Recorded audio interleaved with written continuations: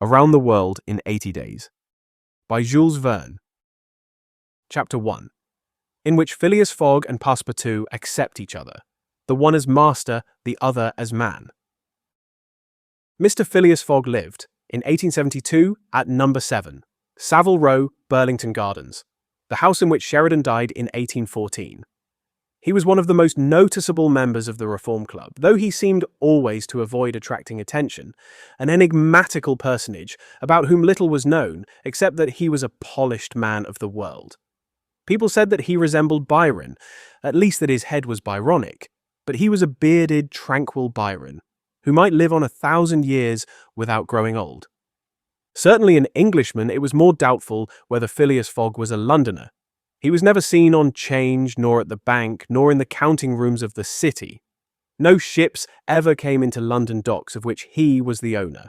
He had no public employment. He had never been entered at any of the Inns of Court, either at the Temple or Lincoln's Inn or Gray's Inn. Nor had his voice ever resounded in the Court of Chancery, or in the Exchequer, or the Queen's Bench, or the ecclesiastical courts. He certainly was not a manufacturer, nor was he a merchant or a gentleman farmer. His name was strange to the scientific and learned societies, and he never was known to take part in the sage deliberations of the Royal Institution or the London Institution, the Artisans' Association, or the Institution of Arts and Sciences. He belonged, in fact, to none of the numerous societies which swarm in the English capital, from the harmonic to that of the entomologists, founded mainly for the purpose of abolishing pernicious insects. Phileas Fogg was a member of the Reform, and that was all. The way in which he got admission to this exclusive club was simple enough. He was recommended by the Barings with whom he had an open credit. His checks were regularly paid at sight from his account current, which was always flush. Was Phileas Fogg rich? Undoubtedly. But those who knew him best could not imagine how he had made his fortune, and Mr. Fogg was the last person to whom to apply for the information. He was not lavish, nor, on the contrary, avaricious. For whenever he knew that money was needed for a noble, useful, or benevolent purpose, he supplied it quietly and sometimes anonymously. He was, in short, the least communicative of men. He talked very little, and seemed all the more mysterious for his taciturn manner. His daily habits were quite open to observation, but whatever he did was so exactly the same thing that he had always done before that the wits of the curious were fairly puzzled. Had he travelled? It was likely, for no one seemed to know the world more familiarly. There was no spot so secluded that he did not appear to have an intimate acquaintance with it. He often corrected, with a few clear words, the 1,000 conjectures advanced by members of the club as to lost and unheard of travellers, pointing out the true probabilities, and seeming as if gifted with a sort of second sight. So often did events justify his predictions. He must have travelled everywhere, at least in the spirit. It was at least certain that Phileas Fogg had not absented himself from London for many years. Those who were honoured by a better acquaintance with him than the rest declared that nobody could pretend to have ever seen him anywhere else. His sole pastimes were reading the papers and playing whist. He often won at this game, which, as a silent one, harmonized with his nature. But his winnings never went into his purse. Being reserved as a fund for his charities, Mr. Fogg played, not to win, but for the sake of playing. The game was in his eyes a contest, a struggle with a difficulty, yet a motionless, unwearying struggle, congenial to his tastes. Phileas Fogg was not known to have either wife or children, which may happen to the most honest people, either relatives or near friends, which is certainly more unusual. He lived alone in his house in Savile Row, whither none penetrated. A single domestic sufficed to serve him. He breakfasted and dined at the club, at hours mathematically fixed, in the same room at the same table, never taking his meals with other members, much less bringing a guest with him, and went home at exactly midnight, only to retire at once to bed. He never used the cosy chambers which the Reform provides for its favoured members. He passed 10 hours out of the 24 in Savile Row, either in sleeping or making his toilet.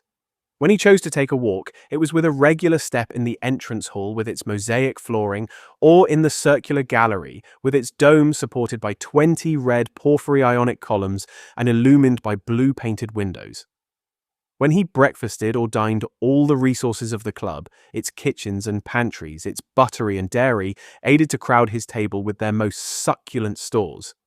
He was served by the gravest waiters in dress coats and shoes with swan-skin soles, who proffered the viands in special porcelain and on the finest linen.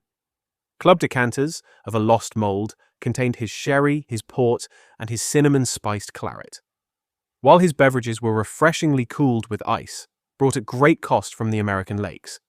If to live in this style is to be eccentric, it must be confessed that there is something good in eccentricity. The mansion in Savile Row, though not sumptuous, was exceedingly comfortable. The habits of its occupant were such as to demand but little from the sole domestic, but Phileas Fogg required him to be almost superhumanly prompt and regular.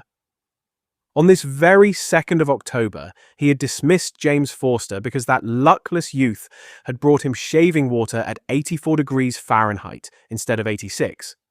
And he was awaiting his successor, who was due at the house between 11 and 1:30.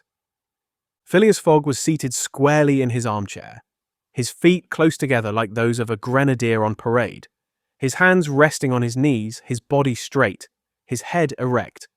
He was steadily watching a complicated clock which indicated the hours, the minutes, the seconds, the days, the months, and the years. At exactly 11:30, Mr. Fogg would, according to his daily habit, quit Savile Row and repair to the Reform. A rap at this moment sounded on the door of the cosy apartment where Phileas Fogg was seated, and James Forster, the dismissed servant, appeared. "The new servant," said he. A young man of 30 advanced and bowed. "You are a Frenchman, I believe," asked Phileas Fogg, "and your name is John." "Jean, if monsieur pleases," replied the newcomer. "Jean Passepartout. A surname which has clung to me because I have a natural aptness for going out of one business into another. I believe I'm honest, monsieur. But, to be outspoken, I've had several trades. I've been an itinerant singer, a circus rider when I used to vault like Leotard and dance on a rope like Blondin. Then I got to be a professor of gymnastics so as to make better use of my talents. And then I was a sergeant fireman at Paris and assisted at many a big fire. But I quitted France 5 years ago and, wishing to taste the sweets of domestic life, took service as a valet here in England. Finding myself out of place, and hearing that Monsieur Phileas Fogg was the most exact and settled gentleman in the United Kingdom, I've come to Monsieur in the hope of living with him a tranquil life, and forgetting even the name of Passepartout." "Passepartout suits me," responded Mr. Fogg. "You are well recommended to me. I hear a good report of you. You know my conditions?" "Yes, monsieur." "Good. What time is it?" 22 minutes after 11, returned Passepartout, drawing an enormous silver watch from the depths of his pocket. "You are too slow," said Mr. Fogg. "Pardon me, monsieur. It is impossible. You are 4 minutes too slow. No matter. It's enough to mention the error. Now, from this moment, 29 minutes after 11 a.m., this Wednesday, 2nd October, you are in my service." Phileas Fogg got up, took his hat in his left hand, put it on his head with an automatic motion, and went off without a word. Passepartout heard the street door shut once. It was his new master going out. He heard it shut again. It was his predecessor, James Forster. Departing in his turn, Passepartout remained alone in the house in Savile Row. Chapter 2, in which Passepartout is convinced that he has at last found his ideal.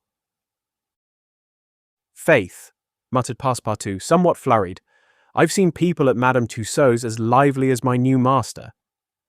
Madame Tussaud's people, let it be said, are of wax and are much visited in London. Speech is all that is wanting to make them human. During his brief interview with Mr. Fogg, Passepartout had been carefully observing him. He appeared to be a man about 40 years of age, with fine, handsome features and a tall, well-shaped figure. His hair and whiskers were light, his forehead compact and unwrinkled, his face rather pale, his teeth magnificent. His countenance possessed in the highest degree what physiognomists call repose in action, a quality of those who act rather than talk. Calm and phlegmatic, with a clear eye, Mr. Fogg seemed a perfect type of that English composure which Angelica Kauffman has so skillfully represented on canvas. Seen in the various phases of his daily life, he gave the idea of being perfectly well-balanced. As exactly regulated as a Leroy chronometer Phileas Fogg was, indeed, exactitude personified. And this was betrayed even in the expression of his very hands and feet. For in men, as well as in animals, the limbs themselves are expressive of the passions. He was so exact that he was never in a hurry, was always ready, and was economical alike of his steps and his motions. He never took one step too many and always went to his destination by the shortest cut. He made no superfluous gestures and was never seen to be moved or agitated. He was the most deliberate person in the world, yet always reached his destination at the exact moment. He lived alone and, so to speak, outside of every social relation. And as he knew that in this world account must be taken of friction and that friction retards, he never rubbed against anybody. As for Passepartout, he was a true Parisian of Paris. Since he had abandoned his own country for England, taking service as a valet, he had in vain searched for a master after his own heart. Passepartout was by no means one of those pert dunces depicted by Molière, with a bold gaze and a nose held high in the air. He was an honest fellow, with a pleasant face, lips a trifle protruding, soft-mannered and serviceable, with a good round head, such as one likes to see on the shoulders of a friend. His eyes were blue, his complexion rubicund, his figure almost portly and well-built, his body muscular, and his physical powers fully developed by the exercises of his younger days.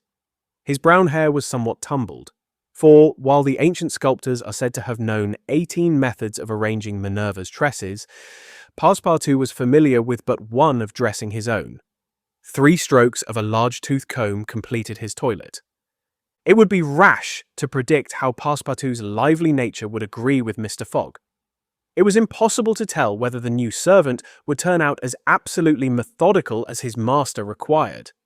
Experience alone could solve the question. Passepartout had been a sort of vagrant in his early years, and now yearned for repose, but so far he had failed to find it, though he had already served in 10 English houses. But he could not take root in any of these. With chagrin, he found his masters invariably whimsical and irregular, constantly running about the country, or on the lookout for adventure. His last master, young Lord Longfrey, Member of Parliament, after passing his nights in the Haymarket taverns, was too often brought home in the morning on policemen's shoulders. Passepartout, desirous of respecting the gentleman whom he served, ventured a mild remonstrance on such conduct, which being ill-received, he took his leave. Hearing that Mr. Phileas Fogg was looking for a servant, and that his life was one of unbroken regularity, that he neither travelled nor stayed from home overnight, he felt sure that this would be the place he was after. He presented himself, and was accepted, as has been seen. At 11:30 then, Passepartout found himself alone in the house in Savile Row. He began its inspection without delay, scouring it from cellar to garret. So clean, well-arranged, solemn a mansion pleased him. It seemed to him like a snail's shell, lighted and warmed by gas, which sufficed for both these purposes. When Passepartout reached the second story, he recognized at once the room which he was to inhabit, and he was well satisfied with it. Electric bells and speaking tubes afforded communication with the lower stories, while on the mantel stood an electric clock, precisely like that in Mr. Fogg's bedchamber, both beating the same second at the same instant. "That's good, that'll do," said Passepartout to himself. He suddenly observed, hung over the clock, a card which, upon inspection, proved to be a programme of the daily routine of the house.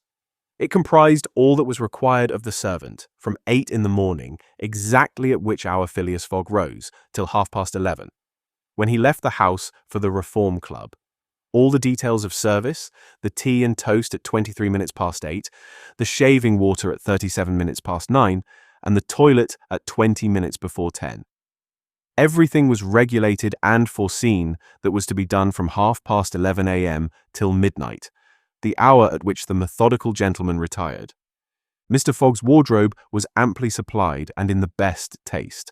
Each pair of trousers, coat, and vest bore a number, indicating the time of year and season at which they were in turn to be laid out for wearing. And the same system was applied to the master's shoes. In short, the house in Savile Row, which must have been a very temple of disorder and unrest under the illustrious but dissipated Sheridan, was coziness, comfort, and method idealized. There was no study, nor were there books, which would have been quite useless to Mr. Fogg. For at the Reform, 2 libraries, one of general literature and the other of law and politics, were at his service. A moderate-sized safe stood in his bedroom, constructed so as to defy fire as well as burglars. But Passepartout found neither arms nor hunting weapons anywhere. Everything betrayed the most tranquil and peaceable habits. Having scrutinized the house from top to bottom, he rubbed his hands. A broad smile overspread his features, and he said joyfully, "This is just what I wanted. Ah, we shall get on together, Mr. Fogg and I. What a domestic and regular gentleman. A real machine. Well, I don't mind serving a machine." Chapter 3, in which a conversation takes place which seems likely to cost Phileas Fogg dear. Phileas Fogg, having shut the door of his house at 11:30, and having put his right foot before his left 575 times, and his left foot before his right 576 times, reached the Reform Club, an imposing edifice in Pall Mall, which could not have cost less than 3 millions. He repaired at once to the dining room, the 9 windows of which open upon a tasteful garden, where the trees were already gilded with an autumn colouring, and took his place at the habitual table, the cover of which had already been laid for him. His breakfast consisted of a side dish, a broiled fish with reading sauce, a scarlet slice of roast beef garnished with mushrooms, a rhubarb and gooseberry tart, and a morsel of Cheshire cheese, the whole being washed down with several cups of tea, for which the Reform is famous. He rose at 1 and directed his steps towards the large hall, a sumptuous apartment adorned with lavishly framed paintings. A flunkey handed him an uncut Times, which he proceeded to cut with a skill which betrayed familiarity with this delicate operation. The perusal of this paper absorbed Phileas Fogg until 4:15, whilst the Standard, his next task, occupied him till the dinner hour. Dinner passed as breakfast had done, and Mr. Fogg reappeared in the reading room and sat down to the Pall Mall at 6:20. Half an hour later, several members of the Reform came in and drew up to the fireplace where a coal fire was steadily burning. They were Mr. Fogg's usual partners at whist, Andrew Stewart, an engineer, John Sullivan and Samuel Fallentin, bankers, Thomas Flanagan, a brewer, and Gauthier Ralph, one of the directors of the Bank of England. All rich and highly respectable personages, even in a club which comprises the princes of English trade and finance. "Well, Ralph," said Thomas Flanagan, "what about that robbery?" "Oh," replied Stewart, "the bank will lose the money." "On the contrary," broke in Ralph, "I hope we may put our hands on the robber. Skillful detectives have been sent to all the principal ports of America and the continent, and he'll be a clever fellow if he slips through their fingers." "But have you got the robber's description?" asked Stewart. "In the first place, he is no robber at all," returned Ralph positively. "What? A fellow who makes off with £55,000, no robber?" "No. Perhaps he's a manufacturer then. The Daily Telegraph says that he is a gentleman."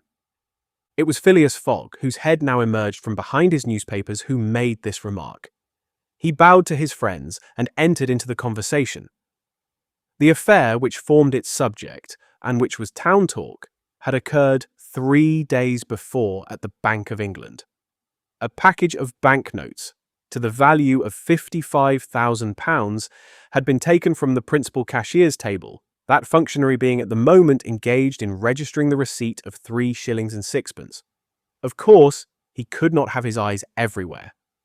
Let it be observed that the Bank of England reposes a touching confidence in the honesty of the public. There are neither guards nor gratings to protect its treasures. Gold, silver banknotes are freely exposed, at the mercy of the first comer. a keen observer of English customs relates that being in one of the rooms of the bank one day, he had the curiosity to examine a gold ingot weighing some 7 or 8 pounds. He took it up, scrutinized it, passed it to his neighbor, he to the next man, and so on, until the ingot, going from hand to hand, was transferred to the end of a dark entry. Nor did it return to its place for half an hour. Meanwhile, the cashier had not so much as raised his head. But in the present instance, things had not gone so smoothly. The package of notes not being found when 5 o'clock sounded from the ponderous clock in the drawing office, the amount was passed to the account of profit and loss. As soon as the robbery was discovered, picked detectives hastened off to Liverpool, Glasgow, Havre, Suez, Brindisi, New York, and other ports, inspired by the proffered reward of £2,000 and 5% on the sum that might be recovered.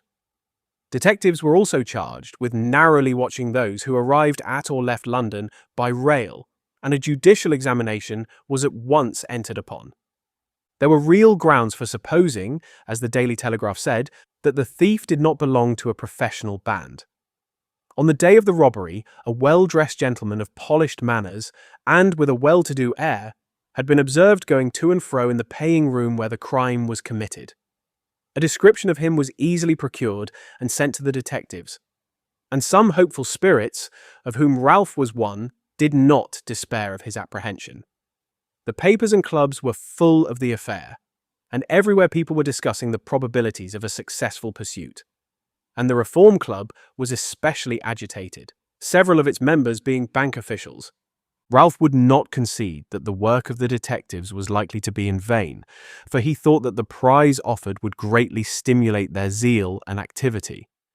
But Stuart was far from sharing this confidence, and as they placed themselves at the whist table, they continued to argue the matter. Stuart and Flanagan played together while Phileas Fogg had Fallontine for his partner. As the game proceeded, the conversation ceased, excepting between the rubbers when it revived again. "I maintain," said Stuart, "that the chances are in favour of the thief, who must be a shrewd fellow." "Well, but where can he fly to?" asked Ralph. "No country is safe for him." "Sure. Where could he go then?" "Oh, I don't know that. The world is big enough." "It was once," said Phileas Fogg in a low tone. "Cut, sir," he added, handing the cards to Thomas Flanagan. The discussion fell during the rubber, after which Stuart took up its thread. "What do you mean by once? Has the world grown smaller?" "Certainly," returned Ralph. "I agree with Mr. Fogg. The world has grown smaller, since a man can now go round it 10 times more quickly than 100 years ago, and that is why the search for this thief will be more likely to succeed. And also why the thief can get away more easily." "Be so good as to play, Mr. Stuart," said Phileas Fogg. But the incredulous Stuart was not convinced, and when the hand was finished, said eagerly, "You have a strange way, Ralph, of proving that the world has grown smaller.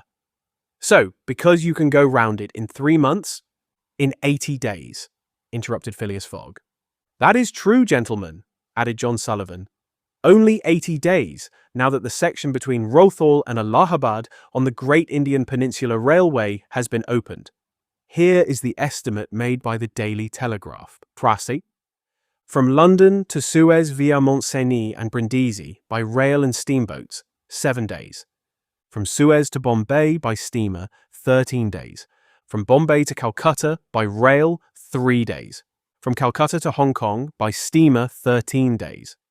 From Hong Kong to Yokohama, Japan, by steamer, 6 days. From Yokohama to San Francisco by steamer, 22 days. From San Francisco to New York by rail, 7 days. From New York to London by steamer and rail, 9 days. Total, 80 days. "Yes, in 80 days, exclaimed Stuart, who in his excitement made a false deal. "But that doesn't take into account bad weather, contrary winds, shipwrecks, railway accidents, and so on." "All included," returned Phileas Fogg, continuing to play despite the discussion. "But suppose the Hindus or Indians pull up the rails," replied Stuart. "Suppose they stop the trains, pillage the luggage vans, and scalp the passengers." "All included," calmly retorted Fogg, adding, as he threw down the cards, 2 trumps. Stuart, whose turn it was to deal, gathered them up, and went on. You are right, theoretically, Mr. Fogg, but practically also, Mr. Stewart. I'd like to see you do it in 80 days. It depends on you. Shall we go? Heaven preserve me, but I would wager £4,000 that such a journey made under these conditions is impossible. Quite possible, on the contrary, returned Mr. Fogg. Well, make it then. The journey round the world in 80 days? Yes. I should like nothing better. When? At once. Only I warn you that I shall do it at your expense. It's absurd, cried Stewart, who was beginning to be annoyed at the persistency of his friend. Come, let's go on with the game. Deal over again, then, said Phileas Fogg. There's a false deal. Stewart took up the pack with a feverish hand, then suddenly put them down again. Well, Mr. Fogg, said he, it shall be so. I will wager the 4,000 on it. Calm yourself, my dear Stewart, said Fallentin. It's only a joke. When I say I'll wager, returned Stewart, I mean it. All right, said Mr. Fogg, and turning to the others, he continued, I have a deposit of 20,000 at Bearings, which I will willingly risk upon it. £20,000, cried Sullivan. £20,000 which you would lose by a single accidental delay. The unforeseen does not exist, quietly replied Phileas Fogg. But, Mr. Fogg, 80 days are only the estimate of the least possible time in which the journey can be made. A well-used minimum suffices for everything.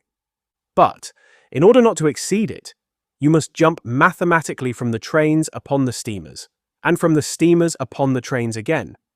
I will jump mathematically. You are joking. A true Englishman doesn't joke when he is talking about so serious a thing as a wager, replied Phileas Fogg solemnly.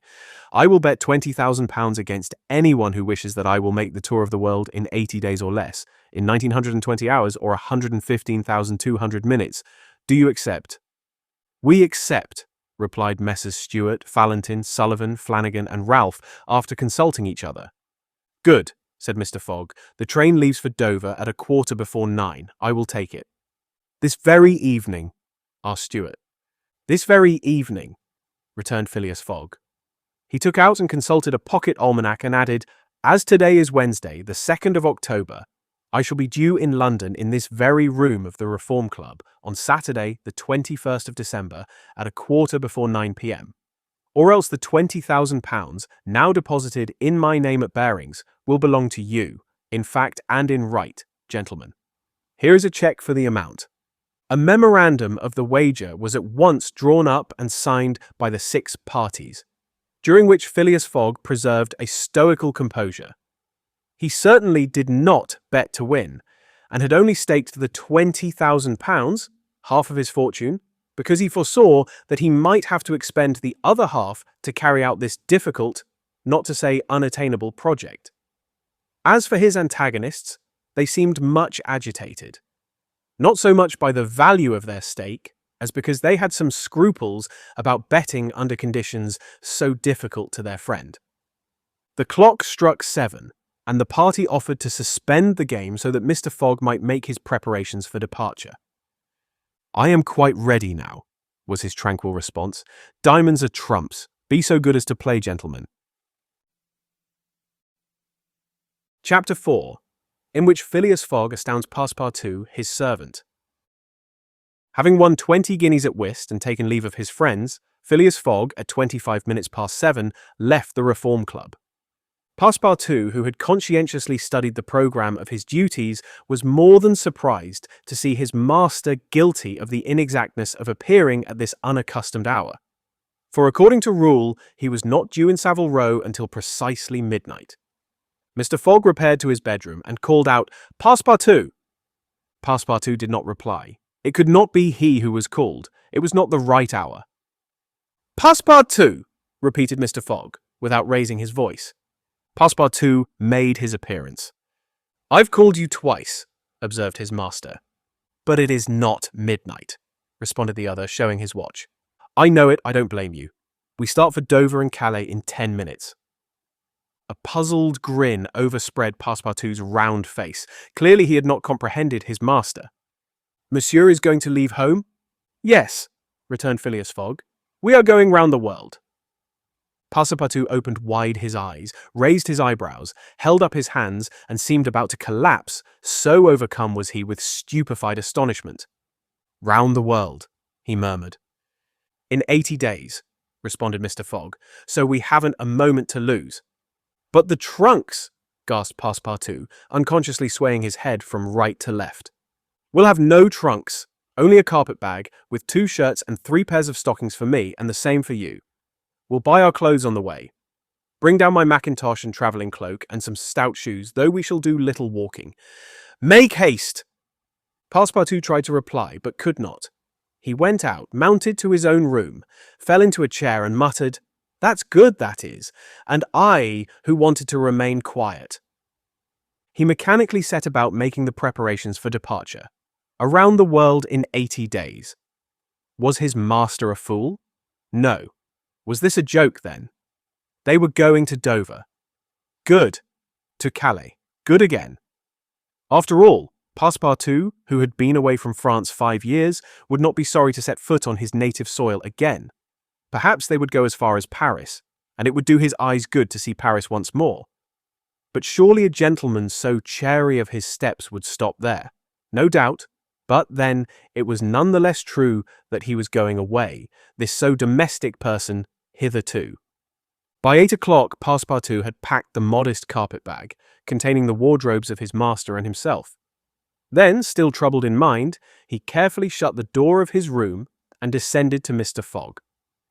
Mr. Fogg was quite ready. Under his arm might have been observed a red-bound copy of Bradshaw's Continental Railway Steam Transit and General Guide, with its timetables showing the arrival and departure of steamers and railways. He took the carpet-bag, opened it, and slipped into it a goodly roll of Bank of England notes, which would pass wherever he might go. "You have forgotten nothing?" asked he. "Nothing, monsieur." "My mackintosh and cloak. Here they are." "Good. Take this carpet-bag," handing it to Passepartout. "Take good care of it, for there are £20,000 in it." Passepartout nearly dropped the bag, as if the £20,000 were in gold, and weighed him down. Master and man then descended. The street door was double locked, and at the end of Savile Row they took a cab and drove rapidly to Charing Cross. The cab stopped before the railway station at 20 minutes past 8. Passepartout jumped off the box and followed his master, who, after paying the cabman, was about to enter the station, when a poor beggar woman, with a child in her arms, her naked feet smeared with mud, her head covered with a wretched bonnet from which hung a tattered feather, and her shoulders shrouded in a ragged shawl, approached and mournfully asked for alms. Mr. Fogg took out the 20 guineas he had just won at whist and handed them to the beggar, saying, "Here, my good woman, I'm glad that I met you," and passed on. Passepartout had a moist sensation about the eyes. His master's action touched his susceptible heart. 2 first-class tickets for Paris having been speedily purchased, Mr. Fogg was crossing the station to the train, when he perceived his 5 friends of the Reform. "Well, gentlemen," said he, "I'm off, you see, and, if you will examine my passport when I get back, you will be able to judge whether I've accomplished the journey agreed upon." "Oh, that would be quite unnecessary, Mr. Fogg," said Ralph politely. "We will trust your word as a gentleman of honour." "You do not forget when you are due in London again?" asked Stuart. "In 80 days. On Saturday, the 21st of December, 1872, at 9:15 p.m. Goodbye, gentlemen." Phileas Fogg and his servant seated themselves in a first-class carriage at 20 minutes before 9. 5 minutes later, the whistle screamed, and the train slowly glided out of the station. The night was dark, and a fine, steady rain was falling. Phileas Fogg, snugly ensconced in his corner, did not open his lips. Passepartout, not yet recovered from his stupefaction, clung mechanically to the carpet-bag with its enormous treasure. Just as the train was whirling through Sydenham, Passepartout suddenly uttered a cry of despair. "What's the matter?" asked Mr. Fogg. "Alas, in my hurry, I forgot—" "What?" "To turn off the gas in my room." "Very well, young man," returned Mr. Fogg coolly. "It will burn at your expense." Chapter 5. in which a new species of funds, unknown to the moneyed men, appears on change. Phileas Fogg rightly suspected that his departure from London would create a lively sensation at the West End. The news of the bet spread through the Reform Club and afforded an exciting topic of conversation to its members. From the club, it soon got into the papers throughout England. The boasted tour of the world was talked about, disputed, argued with as much warmth as if the subject were another Alabama claim. Some took sides with Phileas Fogg, but the large majority shook their heads and declared against him. It was absurd, impossible, they declared, that the tour of the world could be made, except theoretically and on paper, in this minimum of time, and with the existing means of travelling. The Times, Standard, Morning Post, and Daily News, and 20 other highly respectable newspapers scouted Mr. Fogg's project as madness. The Daily Telegraph alone hesitatingly supported him. People in general thought him a lunatic and blamed his Reform Club friends for having accepted a wager which betrayed the mental aberration of its proposer.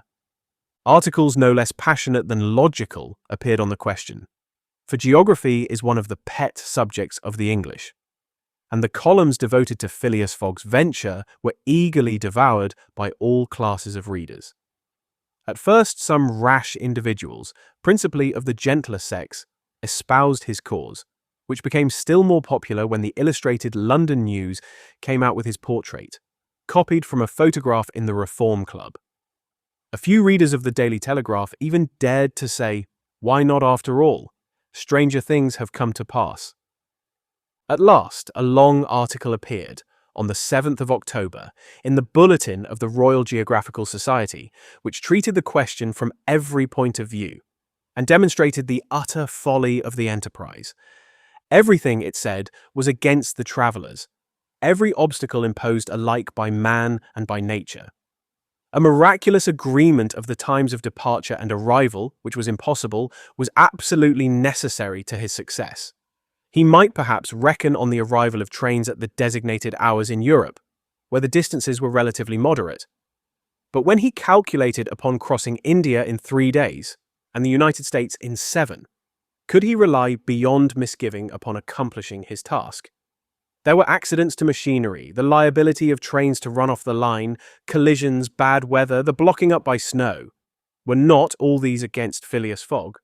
Would he not find himself, when travelling by steamer in winter, at the mercy of the winds and fogs? Is it uncommon for the best ocean steamers to be 2 or 3 days behind time? But a single delay would suffice to fatally break the chain of communication. Should Phileas Fogg once miss even by an hour, a steamer he would have to wait for the next, and that would irrevocably render his attempt vain.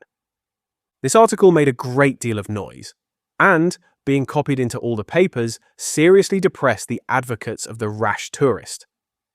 Everybody knows that England is the world of betting men, who are of a higher class than mere gamblers. To bet is in the English temperament.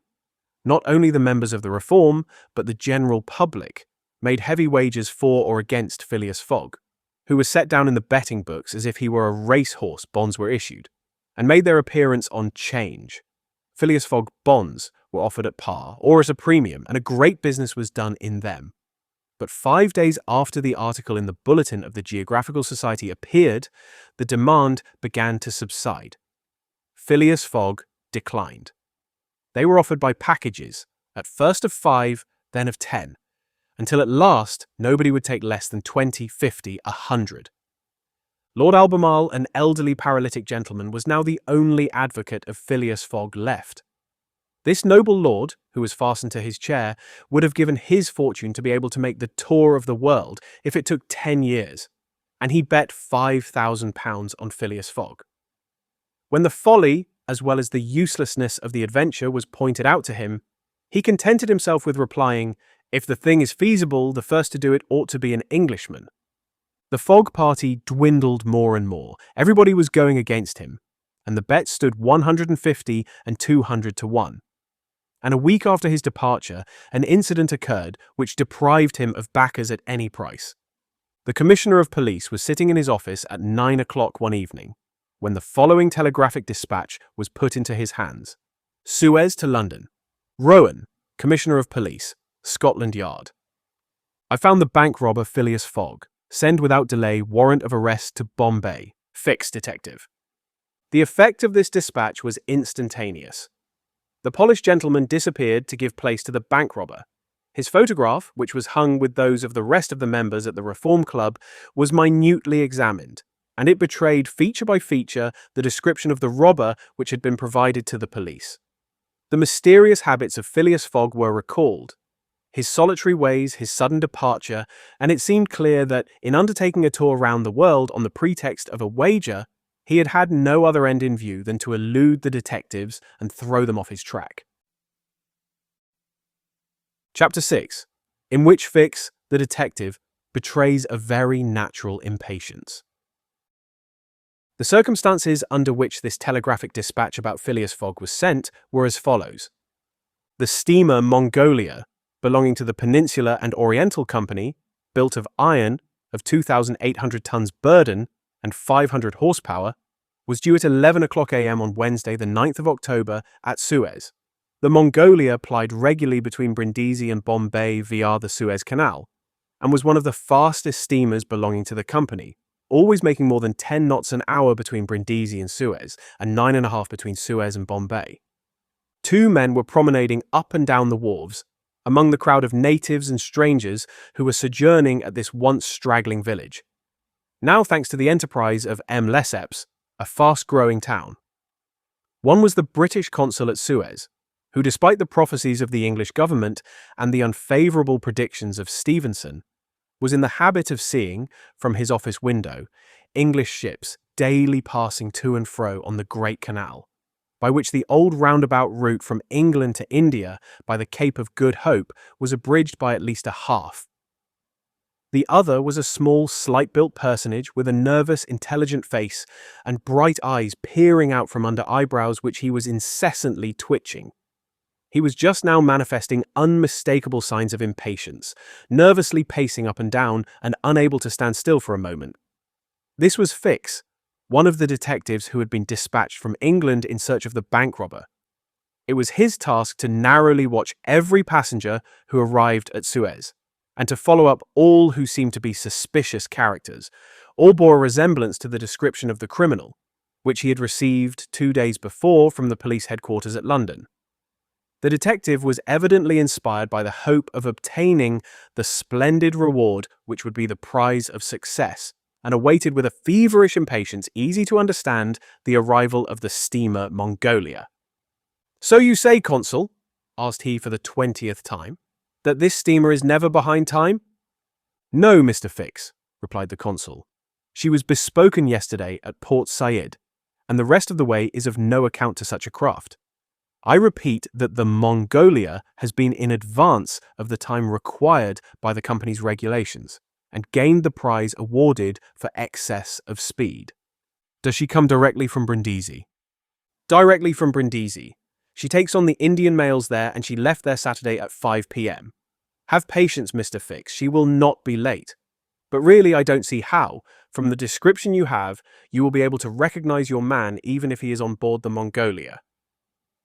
"A man rather feels the presence of these fellows, Consul, than recognizes them. You must have a scent for them, and a scent is like a sixth sense, which combines hearing, seeing, and smelling. I've arrested more than one of these gentlemen in my time, and if my thief is on board, I'll answer for it. He'll not slip through my fingers." "I hope so, Mr. Fix, for it was a heavy robbery." "A magnificent robbery, Consul. £55,000. We don't often have such windfalls. Burglars are getting to be so contemptible nowadays. A fellow gets hung for a handful of shillings." "Mr. Fix," said the Consul, "I like your way of talking, and hope you'll succeed, but I fear you will find it far from easy. Don't you see, the description which you have there has a singular resemblance to an honest man." "Consul," remarked the detective, dogmatically, "great robbers always resemble honest folks. Fellows who have rascally faces have only one course to take, and that is to remain honest, otherwise they would be arrested offhand. The artistic thing is to unmask honest countenances. It's no light task, I admit, but a real art. Mr. Fix evidently was not wanting in a tinge of self-conceit. Little by little, the scene on the quay became more animated. Sailors of various nations, merchants, shipbrokers, porters, fellers, bustled to and fro as if the steamer were immediately expected. The weather was clear and slightly chilly. The minarets of the town loomed above the houses in the pale rays of the sun. A jetty pier some 2,000 yards along extended into the roadstead. A number of fishing smacks and coasting boats, some retaining the fantastic fashion of ancient galleys, were discernible on the Red Sea. As he passed among the busy crowd, Fix, according to habit, scrutinized the passers-by with a keen, rapid glance. It was now 10:30. "The steamer doesn't come," he exclaimed as the port clock struck. "She can't be far off now," returned his companion. "How long will she stop at Suez?" "4 hours, long enough to get in her coal. It is 1,310 miles from Suez to Aden, at the other end of the Red Sea, and she has to take in a fresh coal supply." "And does she go from Suez directly to Bombay?" "Without putting in anywhere." "Good," said Fix. "If the robber is on board, he will no doubt get off at Suez, so as to reach the Dutch or French colonies in Asia by some other route. He ought to know that he would not be safe an hour in India, which is English soil." "Unless," objected the consul, "he is exceptionally shrewd. An English criminal, you know, is always better concealed in London than anywhere else." This observation furnished the detective food for thought, and meanwhile the consul went away to his office. Fix, left alone, was more impatient than ever, having a presentiment that the robber was on board the Mongolia. If he had indeed left London intending to reach the New World, he would naturally take the route via India, which was less watched and more difficult to watch than that of the Atlantic. But Fix's reflections were soon interrupted by a succession of sharp whistles, which announced the arrival of the Mongolia. The porters and fellers rushed down the quay, and a dozen boats pushed off from the shore to go and meet the steamer. Soon, her gigantic hull appeared passing along between the banks, and 11 o'clock struck as she anchored in the road. She brought an unusual number of passengers, some of whom remained on deck to scan the picturesque panorama of the town, while the greater part disembarked in the boats and landed on the quay. Fix took up a position and carefully examined each face and figure which made its appearance.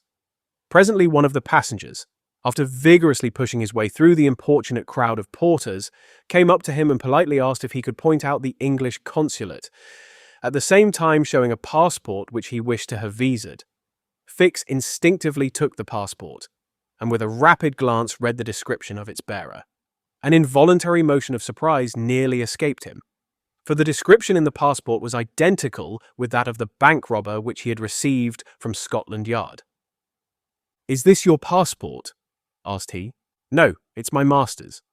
"And your master is—" "He stayed on board." "But he must go to the consul's in person so as to establish his identity." "Oh, is that necessary?" "Quite indispensable." "And where is the consulate?" "There, on the corner of the square," said Fix, pointing to a house 200 steps off. "I'll go and fetch my master, who won't be much pleased, however, to be disturbed." The passenger bowed to Fix and returned to the steamer. Chapter 7, which once more demonstrates the uselessness of passports as aids to detectives. The detective passed down the quay and rapidly made his way to the consul's office, where he was at once admitted to the presence of that official. "Consul," said he without preamble, "I have strong reasons for believing that my man is a passenger on the Mongolia." And he narrated what had just passed concerning the passport. "Well, Mr. Fix," replied the consul, "I shall not be sorry to see the rascal's face, but perhaps he won't come here. That is, if he is the person you suppose him to be. A robber doesn't quite like to leave traces of his flight behind him, and besides, he is not obliged to have his passport countersigned.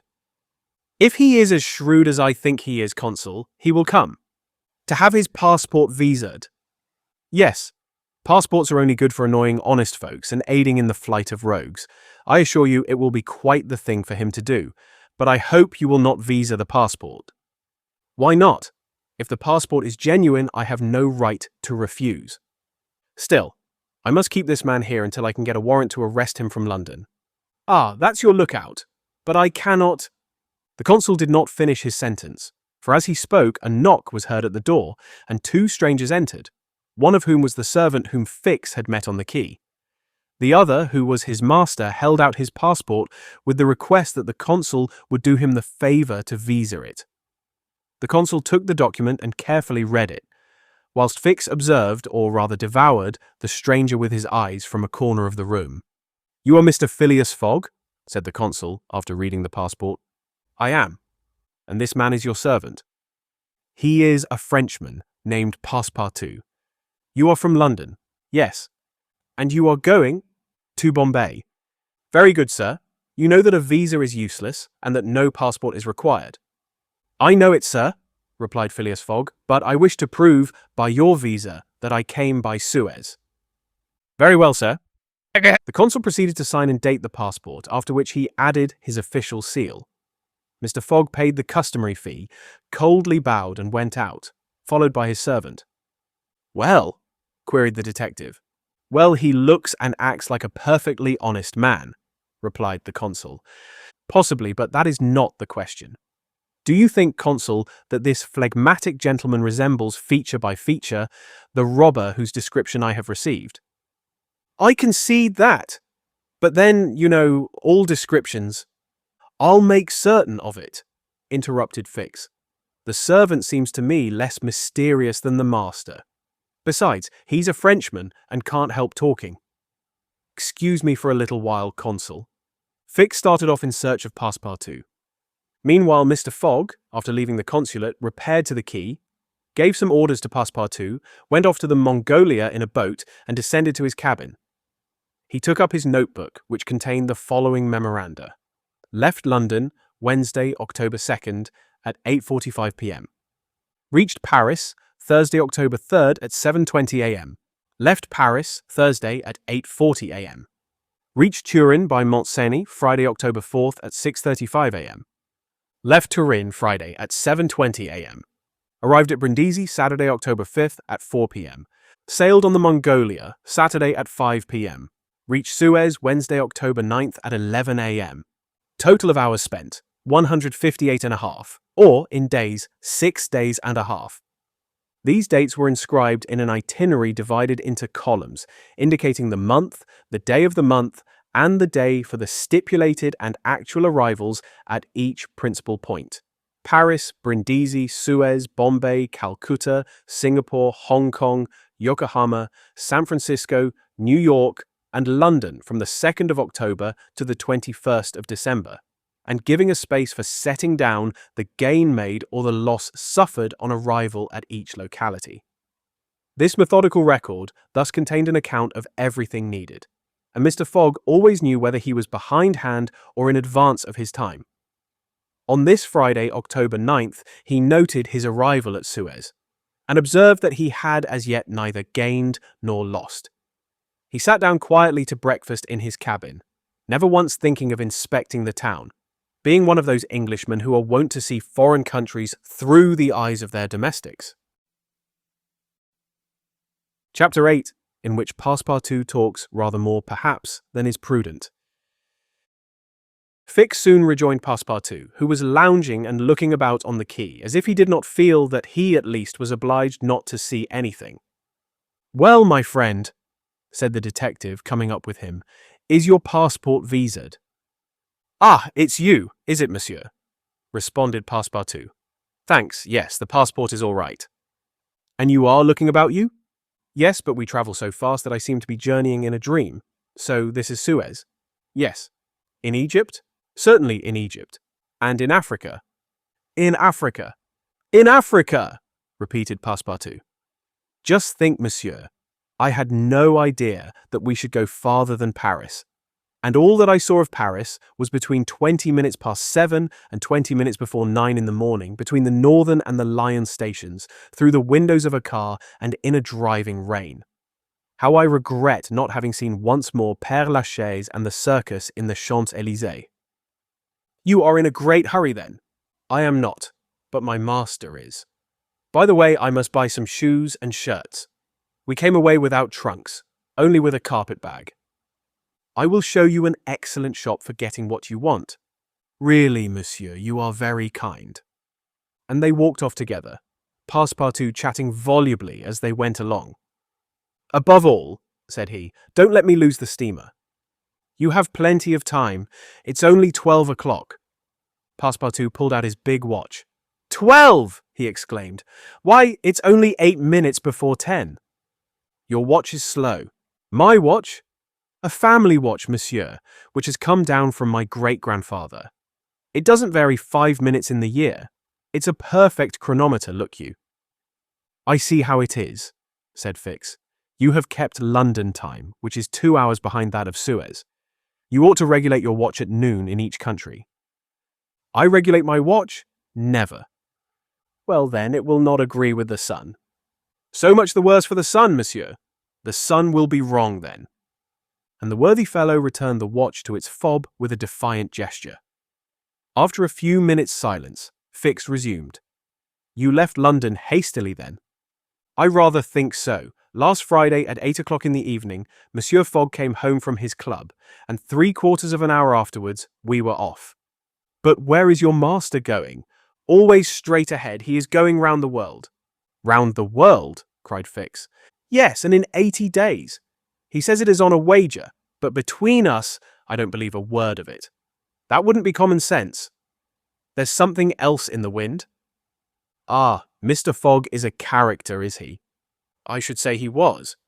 Is he rich? No doubt, for he is carrying an enormous sum in brand new banknotes with him, and he doesn't spare the money on the way either.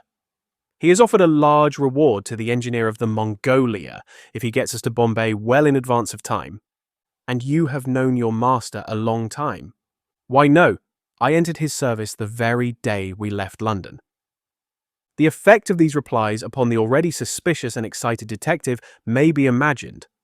The hasty departure from London soon after the robbery, the large sum carried by Mr. Fogg, his eagerness to reach distant countries, the pretext of an eccentric and foolhardy bet, all confirmed Fix in his theory.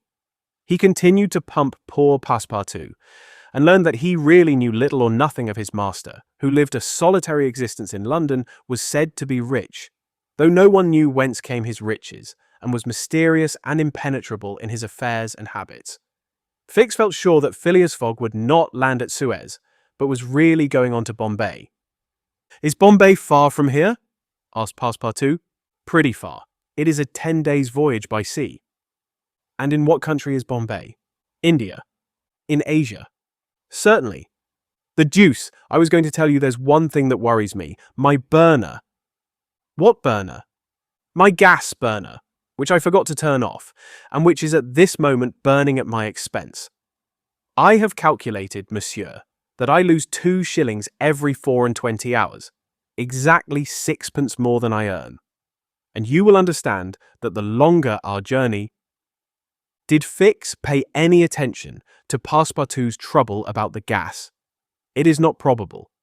He was not listening, but was cogitating a project Passepartout, and he had now reached the shop, where Fix left his companion to make his purchases, after recommending him not to miss the steamer, and hurried back to the consulate. Now that he was fully convinced, Fix had quite recovered his equanimity. "Consul," said he, "I have no longer any doubt. I have spotted my man. He passes himself off as an odd stick who is going round the world in 80 days. Then he's a sharp fellow, returned the consul, and counts on returning to London after putting the police of the 2 countries off his track. We'll see about that, replied Fix. But are you not mistaken? I am not mistaken.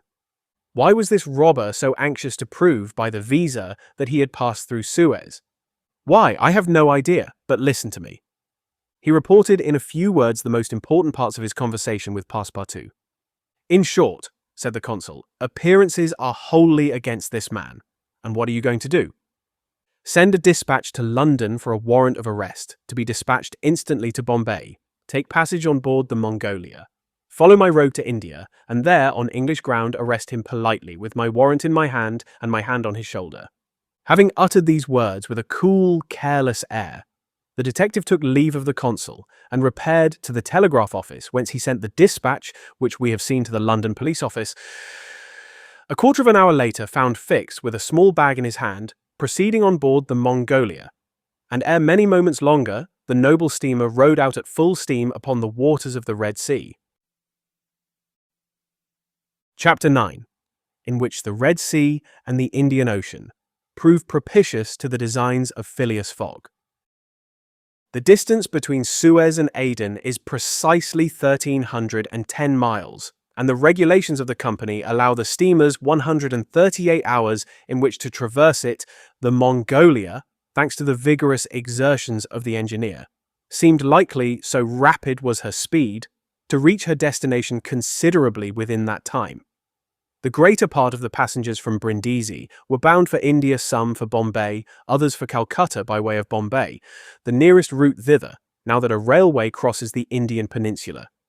Among the passengers was a number of officials and military officers of various grades, the latter being either attached to the regular British forces or commanding the sepoy troops, and receiving high salaries ever since the central government has assumed the powers of the East India Company. For the sub-lieutenants get £280, brigadiers £2,400, and generals of divisions £4,000. What with the military men, a number of rich young Englishmen on their travels, and the hospitable efforts of the purser, the time passed quickly on the Mongolia. The best of fare was spread upon the cabin tables at breakfast, lunch, dinner, and the 8 o'clock supper, and the ladies scrupulously changed their toilets twice a day, and the hours were whirled away when the sea was tranquil with music, dancing, and games. But the Red Sea is full of caprice and often boisterous like most long and narrow gulfs.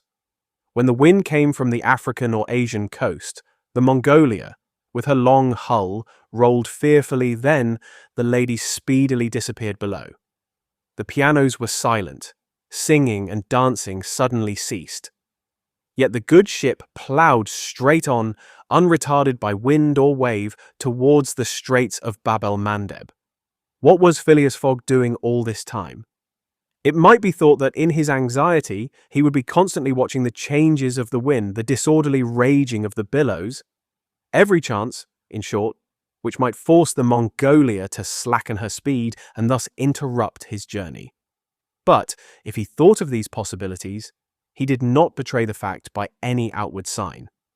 Always the same impassible member of the Reform Club, whom no incident could surprise, as unvarying as the ship's chronometers, and seldom having the curiosity even to go upon the deck, he passed through the memorable scenes of the Red Sea with cold indifference, did not care to recognize the historic towns and villages which, along its borders, raised their picturesque outlines against the sky, and betrayed no fear of the dangers of the Arabic Gulf, which the old historians always spoke of with horror, and upon which the ancient navigators never ventured without propitiating the gods by ample sacrifices.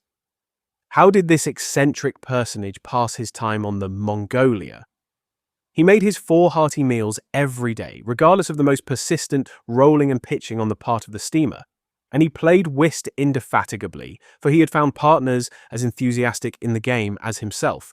A tax collector on the way to his post at Goa, the Reverend Decimus Smith, returning to his parish at Bombay, and a brigadier general of the English army, who was about to rejoin his brigade at Benares, made up the party, and, with Mr. Fogg, played whist by the hour together in absorbing silence.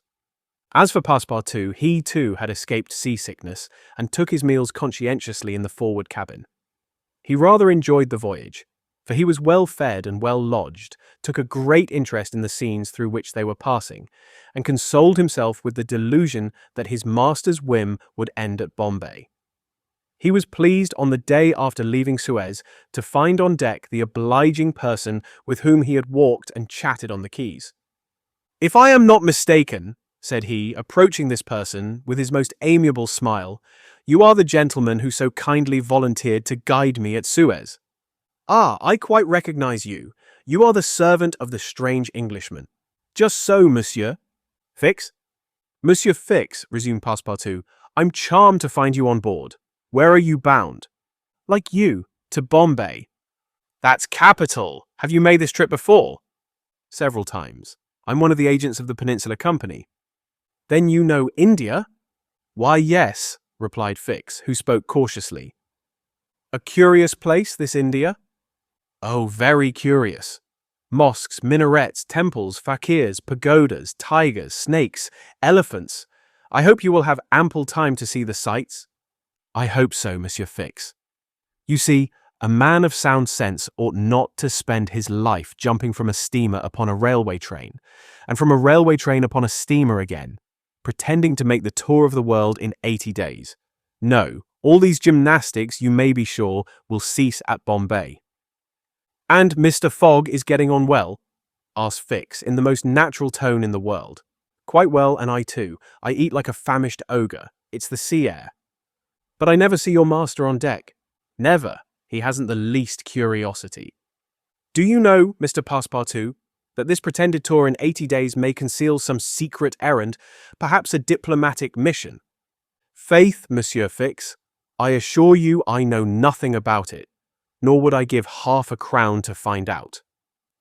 After this meeting, Passepartout and Fix got into the habit of chatting together, the latter making it a point to gain the worthy man's confidence. He frequently offered him a glass of whiskey or pale ale in the steamer bar room, which Passepartout never failed to accept with graceful alacrity, mentally pronouncing Fix the best of good fellows. Meanwhile, the Mongolia was pushing forward rapidly.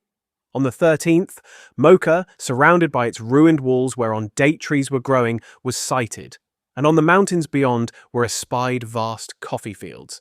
Passepartout was ravished to behold this celebrated place, and thought that with its circular walls and dismantled fort, it looked like an immense coffee cup and saucer. The following night, they passed through the Strait of Bab el-Mandeb, which means in Arabic, the Bridge of Tears, and the next day they put in at Steamer Point, northwest of Aden Harbour, to take in coal. This matter of fueling steamers is a serious one at such distances from the coal mines. It costs the Peninsular Company some £800,000 a year. In these distant seas, coal is worth £3 or £4 sterling a ton. The Mongolia had still 1,650 miles to traverse before reaching Bombay, and was obliged to remain 4 hours at Steamer Point to coal up. But this delay, as it was foreseen, did not affect Phileas Fogg's program.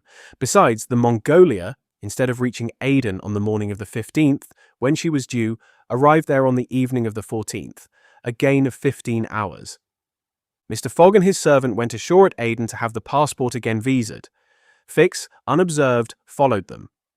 The visa procured, Mr. Fogg returned on board to resume his former habits, while Passepartout, according to custom, sauntered about among the mixed population of Somalis, Banyans, Parsis, Jews, Arabs, and Europeans who comprise the 25,000 inhabitants of Aden.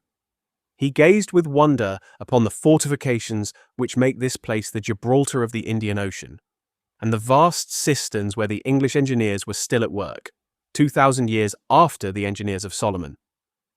Very curious, said Passepartout to himself on returning to the steamer. I see that it is by no means useless to travel, if a man wants to see something new. At 6 p.m., the Mongolia slowly moved out of the roadstead, and was soon once more on the Indian Ocean. She had 168 hours in which to reach Bombay, and the sea was favourable, the wind being in the northwest and all sails aiding the engine. The steamer rolled but little. The ladies, in fresh toilets, reappeared on deck, and the singing and dancing were resumed. The trip was being accomplished most successfully, and Passepartout was enchanted with the congenial companion which chance had secured him in the person of the delightful Fix. On Sunday, October 20th, towards noon, they came in sight of the Indian coast. 2 hours later, the pilot came on board. A range of hills lay against the sky and the horizon, and soon the rows of palms which adorn Bombay came distinctly into view. The steamer entered the road, formed by the islands in the bay, and at 4:30 she hauled up at the quays of Bombay.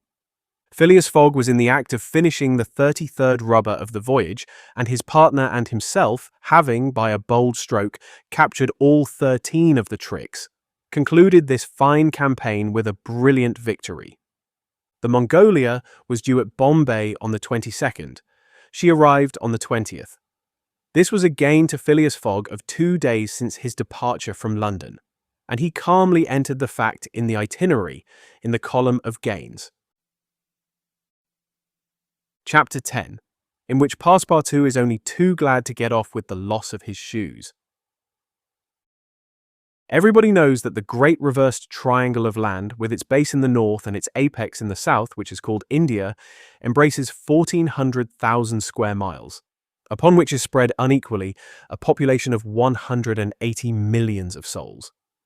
The British Crown exercises a real and despotic dominion over the larger portion of this vast country, and has a Governor-General stationed at Calcutta, governors at Madras, Bombay, and in Bengal, and a Lieutenant Governor at Agra.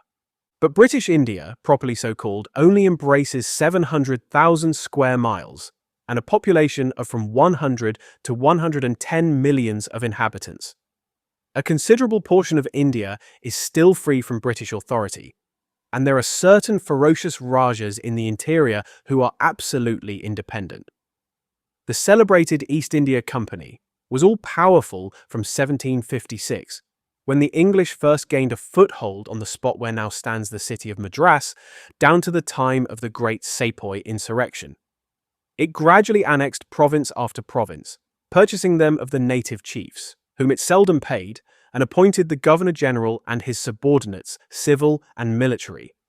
But the East India Company has now passed away, leaving the British possessions in India directly under the control of the Crown. The aspect of the country, as well as the manners and distinctions of race, is daily changing.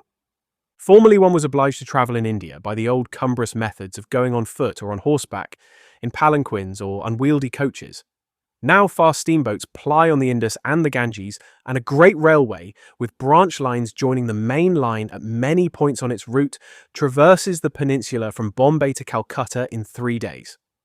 This railway does not run in a direct line across India. The distance between Bombay and Calcutta, as the bird flies, is only from 1,000 to 1,100 miles, but the deflections of the road increase this distance by more than a third. The general route of the Great Indian Peninsula Railway is as follows. Leaving Bombay, it passes through Salsette, crossing to the continent opposite Tanna, goes over the chain of the Western Ghats, runs thence northeast as far as Burhanpur, skirts the nearly independent territory of Bundelkund, ascends to Allahabad, turns thence eastwardly, meeting the Ganges at Benares, then departs from the river a little, and, descending southeastward by Burdavan and the French town of Chandanagar, has its terminus at Calcutta. The passengers of the Mongolia went ashore at 4:30 p.m. At exactly 8, the train would start for Calcutta.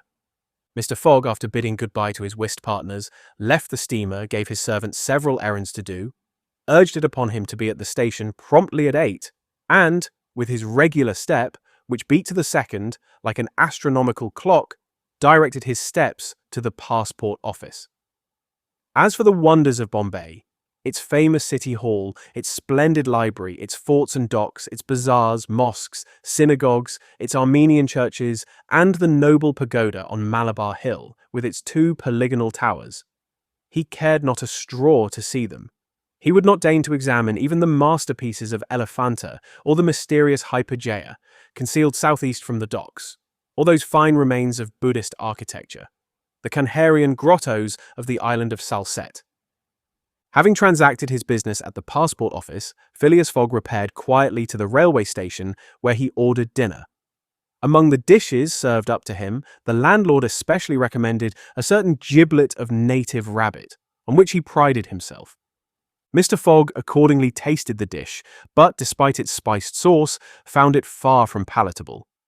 He rang for the landlord, and, on his appearance, said, fixing his clear eyes upon him, "Is this rabbit, sir?" "Yes, my lord," the rogue boldly replied, "rabbit from the jungles." "And this rabbit did not mew when he was killed?" "Mew, my lord! What a rabbit mew! I swear to you—" "Be so good, landlord, as not to swear, but remember this. Cats were formerly considered in India as sacred animals. That was a good time. For the cats, my lord. Perhaps for the travellers as well." After which, Mr. Fogg quietly continued his dinner. Fix had gone on shore shortly after Mr. Fogg, and his first destination was the headquarters of the Bombay police. He made himself known as a London detective, told his business at Bombay and the position of affairs relative to the supposed robber, and nervously asked if a warrant had arrived from London. It had not reached the office. Indeed, there had not yet been time for it to arrive. Fix was sorely disappointed and tried to obtain an order of arrest from the director of the Bombay police. This the director refused, as the matter concerned the London office, which alone could legally deliver the warrant. Fix did not insist and was fain to resign himself to await the arrival of the important document. But he was determined not to lose sight of the mysterious rogue as long as he stayed in Bombay. He did not doubt for a moment, any more than Passepartout, that Phileas Fogg would remain there, at least until it was time for the warrant to arrive. Passepartout, however, had no sooner heard his master's orders on leaving the Mongolia than he saw at once that they were to leave Bombay as they had done Suez and Paris, and that the journey would be extended at least as far as Calcutta, and perhaps beyond that place. He began to ask himself if this bet that Mr. Fogg talked about was not really in good earnest, and whether his fate was not in truth forcing him, despite his love of repose, around the world in 80 days. Having purchased the usual quota of shirts and shoes, he took a leisurely promenade about the streets, where crowds of people of many nationalities, Europeans, Persians with pointed caps, Banyas with round turbans, Sindhis with square bonnets, Parsis with black mitres, and long-robed Armenians were collected. It happened to be the day of a Parsi festival. These descendants of the sect of Zoroaster, the most thrifty, civilized, intelligent, and austere of the East Indians, among whom are counted the richest native merchants of Bombay, were celebrating a sort of religious carnival, with processions and shows, in the midst of which Indian dancing girls, clothed in rose-coloured gauze, looped up with gold and silver, danced airily but with perfect modesty to the sound of viols and the clanging of tambourines. It is needless to say that Passepartout watched these curious ceremonies with staring eyes and gaping mouth, and that his countenance was that of the greenest booby imaginable. Unhappily for his master as well as himself, his curiosity drew him unconsciously farther off than he intended to go. At last, having seen the Parsi carnival wind away in the distance, he was turning his steps towards the station when he happened to espy the splendid pagoda on Malabar Hill, and was seized with an irresistible desire to see its interior. He was quite ignorant that it is forbidden to Christians to enter certain Indian temples, and that even the faithful must not go in without first leaving their shoes outside the door. It may be said here that the wise policy of the British government severely punishes a disregard of the practices of the native religions. Passepartout, however, thinking no harm, went in like a simple tourist, and was soon lost in admiration of the splendid Brahmin ornamentation which everywhere met his eyes, when of a sudden he found himself sprawling on the sacred flagging. He looked up to behold 3 enraged priests, who forthwith fell upon him, tore off his shoes, and began to beat him with loud, savage exclamations. The agile Frenchman was soon upon his feet again, and lost no time in knocking down 2 of his long-gowned adversaries with his fists and a vigorous application of his toes. Then, rushing out of the pagoda as fast as his legs could carry him, he soon escaped the 3rd priest by mingling with the crowd in the streets. At 5 minutes before 8, Passepartout, hatless, shoeless, and having in the squabble lost his package of shirts and shoes, rushed breathlessly into the station. Fix, who had followed Mr. Fogg to the station and saw that he was really going to leave Bombay, was there, upon the platform. He had resolved to follow the supposed robber to Calcutta, and farther, if necessary, Passepartout did not observe the detective, who stood in an obscure corner. But Fix heard him relate his adventures in a few words to Mr. Fogg. "I hope that this will not happen again," said Phileas Fogg coldly as he got into the train. Poor Passepartout, quite crestfallen, followed his master without a word. Fix was on the point of entering another carriage when an idea struck him which induced him to alter his plan. "No, I'll stay," muttered he. "An offence has been committed on Indian soil. I've got my man." Just then the locomotive gave a sharp screech, and the train passed out into the darkness of the night. Chapter 11, in which Phileas Fogg secures a curious means of conveyance at a fabulous price. The train had started punctually, Among the passengers were a number of officers, government officials, and opium and indigo merchants whose business called them to the eastern coast. Passepartout rode in the same carriage with his master, and a third passenger occupied a seat opposite to them. This was Sir Francis Cromarty, one of Mr. Fogg's whist partners on the Mongolia, now on his way to join his corps at Benares. Sir Francis was a tall, fair man of 50 who had greatly distinguished himself in the last Sepoy revolt. He made India his home, only paying brief visits to England at rare intervals, and was almost as familiar as a native with the customs, history, and character of India and its people. But Phileas Fogg, who was not travelling but only describing a circumference, took no pains to inquire into these subjects. He was a solid body, traversing an orbit around the terrestrial globe according to the laws of rational mechanics. He was at this moment calculating in his mind the number of hours spent since his departure from London, and, had it been in his nature to make a useless demonstration, would have rubbed his hands for satisfaction. Sir Francis Cromarty had observed the oddity of his travelling companion, although the only opportunity he had for studying him had been while he was dealing the cards and between two rubbers, and questioned himself whether a human heart really beat beneath this cold exterior and whether Phileas Fogg had any sense of the beauties of nature. The Brigadier General was free to mentally confess that, of all the eccentric persons he had ever met, none was comparable to this product of the exact sciences.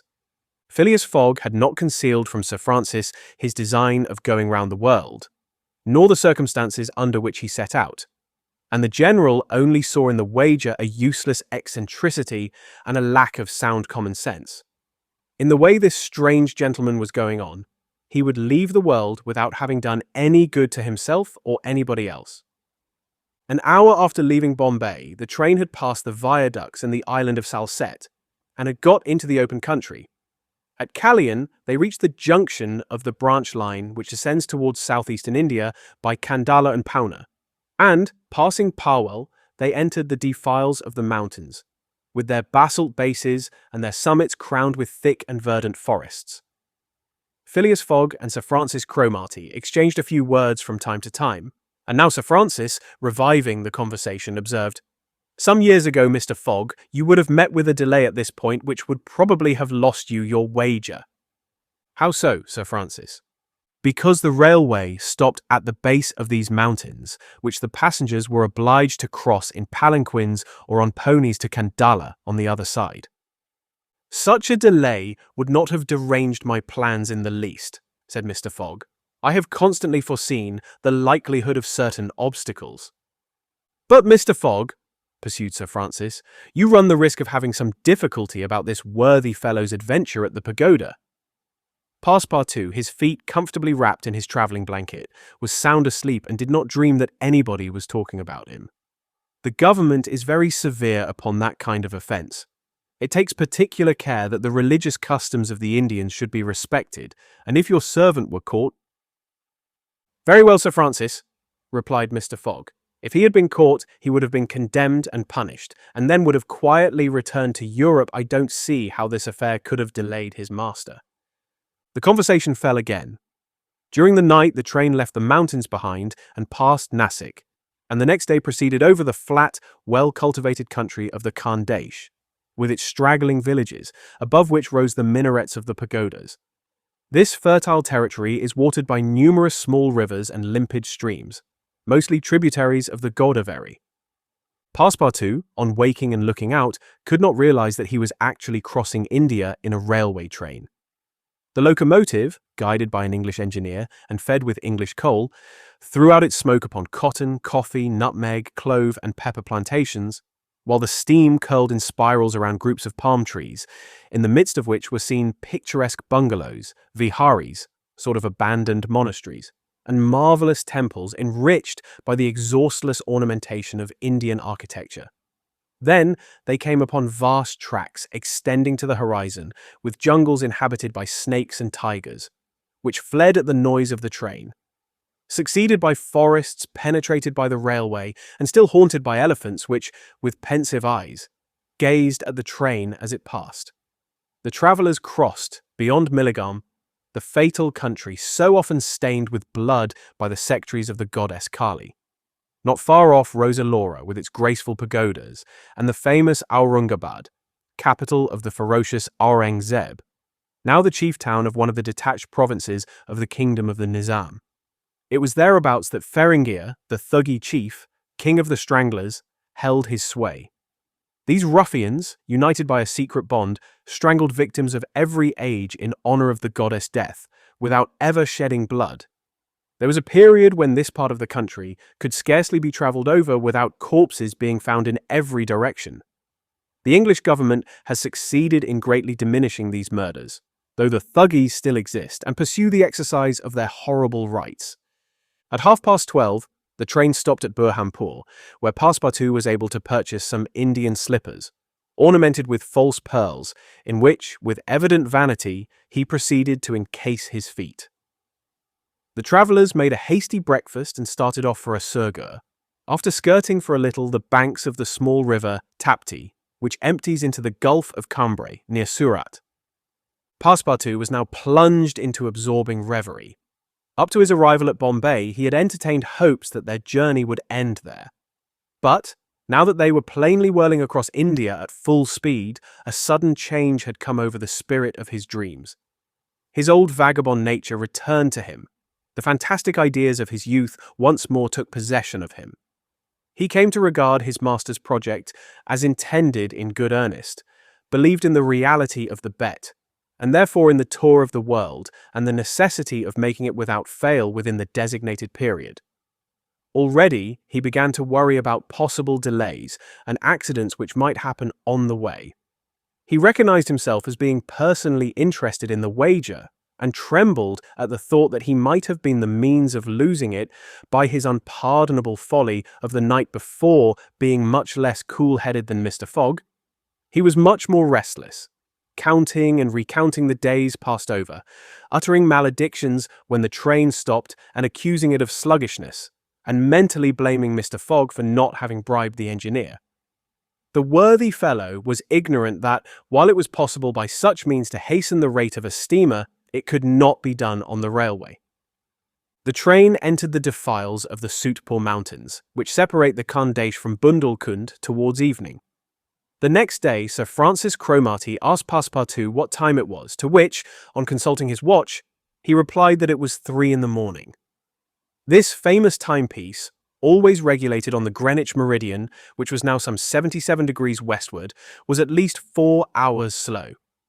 Sir Francis corrected Passepartout's time, whereupon the latter made the same remark that he had done to Fix, and upon the general insisting that the watch should be regulated in each new meridian, since he was constantly going eastward. That is in the face of the sun, and therefore the days were shorter by 4 minutes for each degree gone over. Passepartout obstinately refused to alter his watch, which he kept at London time. It was an innocent delusion which could harm no one. The train stopped at 8 o'clock in the midst of a glade some 15 miles beyond Rothal, where there were several bungalows and workmen's cabins. The conductor, passing along the carriages, shouted, "Passengers will get out here." Phileas Fogg looked at Sir Francis Cromarty for an explanation, but the general could not tell what meant a halt in the midst of this forest of dates and acacias. Passepartout, not less surprised, rushed out and speedily returned, crying, "Monsieur, no more railway." "What do you mean?" asked Sir Francis. "I mean to say that the train isn't going on." The general at once stepped out, while Phileas Fogg calmly followed him, and they proceeded together to the conductor. "Where are we?" asked Sir Francis. "At the hamlet of Colby." "Do we stop here?" "Certainly. The railway isn't finished." "What? Not finished?" "No. There's still a matter of 50 miles to be laid from here to Allahabad, where the line begins again. But the papers announce the opening of the railway throughout." "What would you have, officer? The papers were mistaken." "Yet you sell tickets from Bombay to Calcutta," retorted Sir Francis, who was growing warm. "No doubt," replied the conductor, "but the passengers know that they must provide means of transportation for themselves from Colby to Allahabad." Sir Francis was furious. Passepartout would willingly have knocked the conductor down and did not dare to look at his master. "Sir Francis," said Mr. Fogg quietly, "we will, if you please, look about for some means of conveyance to Allahabad." Mr. Fogg, this is a delay greatly to your disadvantage. No, Sir Francis, it was foreseen. What? You knew that the way? Not at all. But I knew that some obstacle or other would sooner or later arise on my route. Nothing, therefore, is lost. I have 2 days, which I have already gained, to sacrifice. A steamer leaves Calcutta for Hong Kong at noon on the 25th. This is the 22nd, and we shall reach Calcutta in time. There was nothing to say to so confident a response. It was but too true that the railway came to a termination at this point. The papers were like some watches which have a way of getting too fast and had been premature in their announcement of the completion of the line. The greater part of the travellers were aware of this interruption, and, leaving the train, they began to engage such vehicles as the village could provide: four-wheeled palkijaris, wagons drawn by zebus, carriages that looked like perambulating pagodas, palanquins, ponies, and what-not. Mr. Fogg and Sir Francis Cromarty, after searching the village from end to end, came back without having found anything. "I shall go afoot," said Phileas Fogg. Passepartout, who had now rejoined his master, made a wry grimace as he thought of his magnificent but too frail Indian shoes. Happily he too had been looking about him, and after a moment's hesitation said, "Monsieur, I think I have found a means of conveyance." "What?" "An elephant! An elephant that belongs to an Indian who lives but 100 steps from here." "Let's go and see the elephant," replied Mr. Fogg. They soon reached a small hut, near which, enclosed within some high palings, was the animal in question. An Indian came out of the hut and, at their request, conducted them within the enclosure. The elephant, which its owner had reared, not for a beast of burden, but for warlike purposes, was half domesticated. The Indian had begun already, by often irritating him and feeding him every 3 months on sugar and butter, to impart to him a ferocity not in his nature, this method being often employed by those who train the Indian elephants for battle. Happily, however, for Mr. Fogg, the animal's instruction in this direction had not gone far, and the elephant still preserved his natural gentleness. Kiuni, this was the name of the beast, could doubtless travel rapidly for a long time, and, in default of any other means of conveyance, Mr. Fogg resolved to hire him. But elephants are far from cheap in India, where they are becoming scarce. The males, which alone are suitable for circus shows, are much sought, especially as but few of them are domesticated. When therefore Mr. Fogg proposed to the Indian to hire Kiuni, he refused point blank. Mr. Fogg persisted, offering the excessive sum of £10 an hour for the loan of the beast to Allahabad. Refused. £20. Refused also. £40. Still refused. Passepartout jumped at each advance, but the Indian declined to be tempted. Yet the offer was an alluring one, for supposing it took the elephant 15 hours to reach Allahabad, his owner would receive no less than £600 sterling. Phileas Fogg, without getting in the least flurried, then proposed to purchase the animal outright, and at first offered £1,000 for him. The Indian, perhaps thinking he was going to make a great bargain, still refused. Sir Francis Cromarty took Mr. Fogg aside, and begged him to reflect before he went any further, to which that gentleman replied that he was not in the habit of acting rashly, that a bet of £20,000 was at stake, that the elephant was absolutely necessary to him, and that he would secure him if he had to pay 20 times his value. Returning to the Indian, whose small, sharp eyes, glistening with avarice, betrayed that with him it was only a question of how great a price he could obtain, Mr. Fogg offered first £1,200, then £1,500, £1,800, £2,000. Passepartout, usually so rubicund, was fairly white with suspense. At £2,000 the Indian yielded. "What a price, good heavens!" cried Passepartout, "for an elephant!" It only remained now to find a guide, which was comparatively easy. A young Parsee with an intelligent face offered his services, which Mr. Fogg accepted, promising so generous a reward as to materially stimulate his zeal. The elephant was led out and equipped. The Parsee, who was an accomplished elephant driver, covered his back with a sort of saddlecloth, and attached to each of his flanks some curiously uncomfortable howdahs. Phileas Fogg paid the Indian with some banknotes which he extracted from the famous carpet bag. a proceeding that seemed to deprive poor Passepartout of his vitals. Then he offered to carry Sir Francis to Allahabad, which the brigadier gratefully accepted, as one traveller the more would not be likely to fatigue the gigantic beast provisions were purchased at Colby. And, while Sir Francis and Mr. Fogg took the howdahs on either side, Passepartout got astride the saddlecloth between them. The Parsee perched himself on the elephant's neck, and at 9 o'clock they set out from the village, the animal marching off through the dense forest of palms by the shortest cut. Chapter 12, in which Phileas Fogg and his companions venture across the Indian forests and what ensued. In order to shorten the journey, the guide passed to the left of the line where the railway was still in process of being built.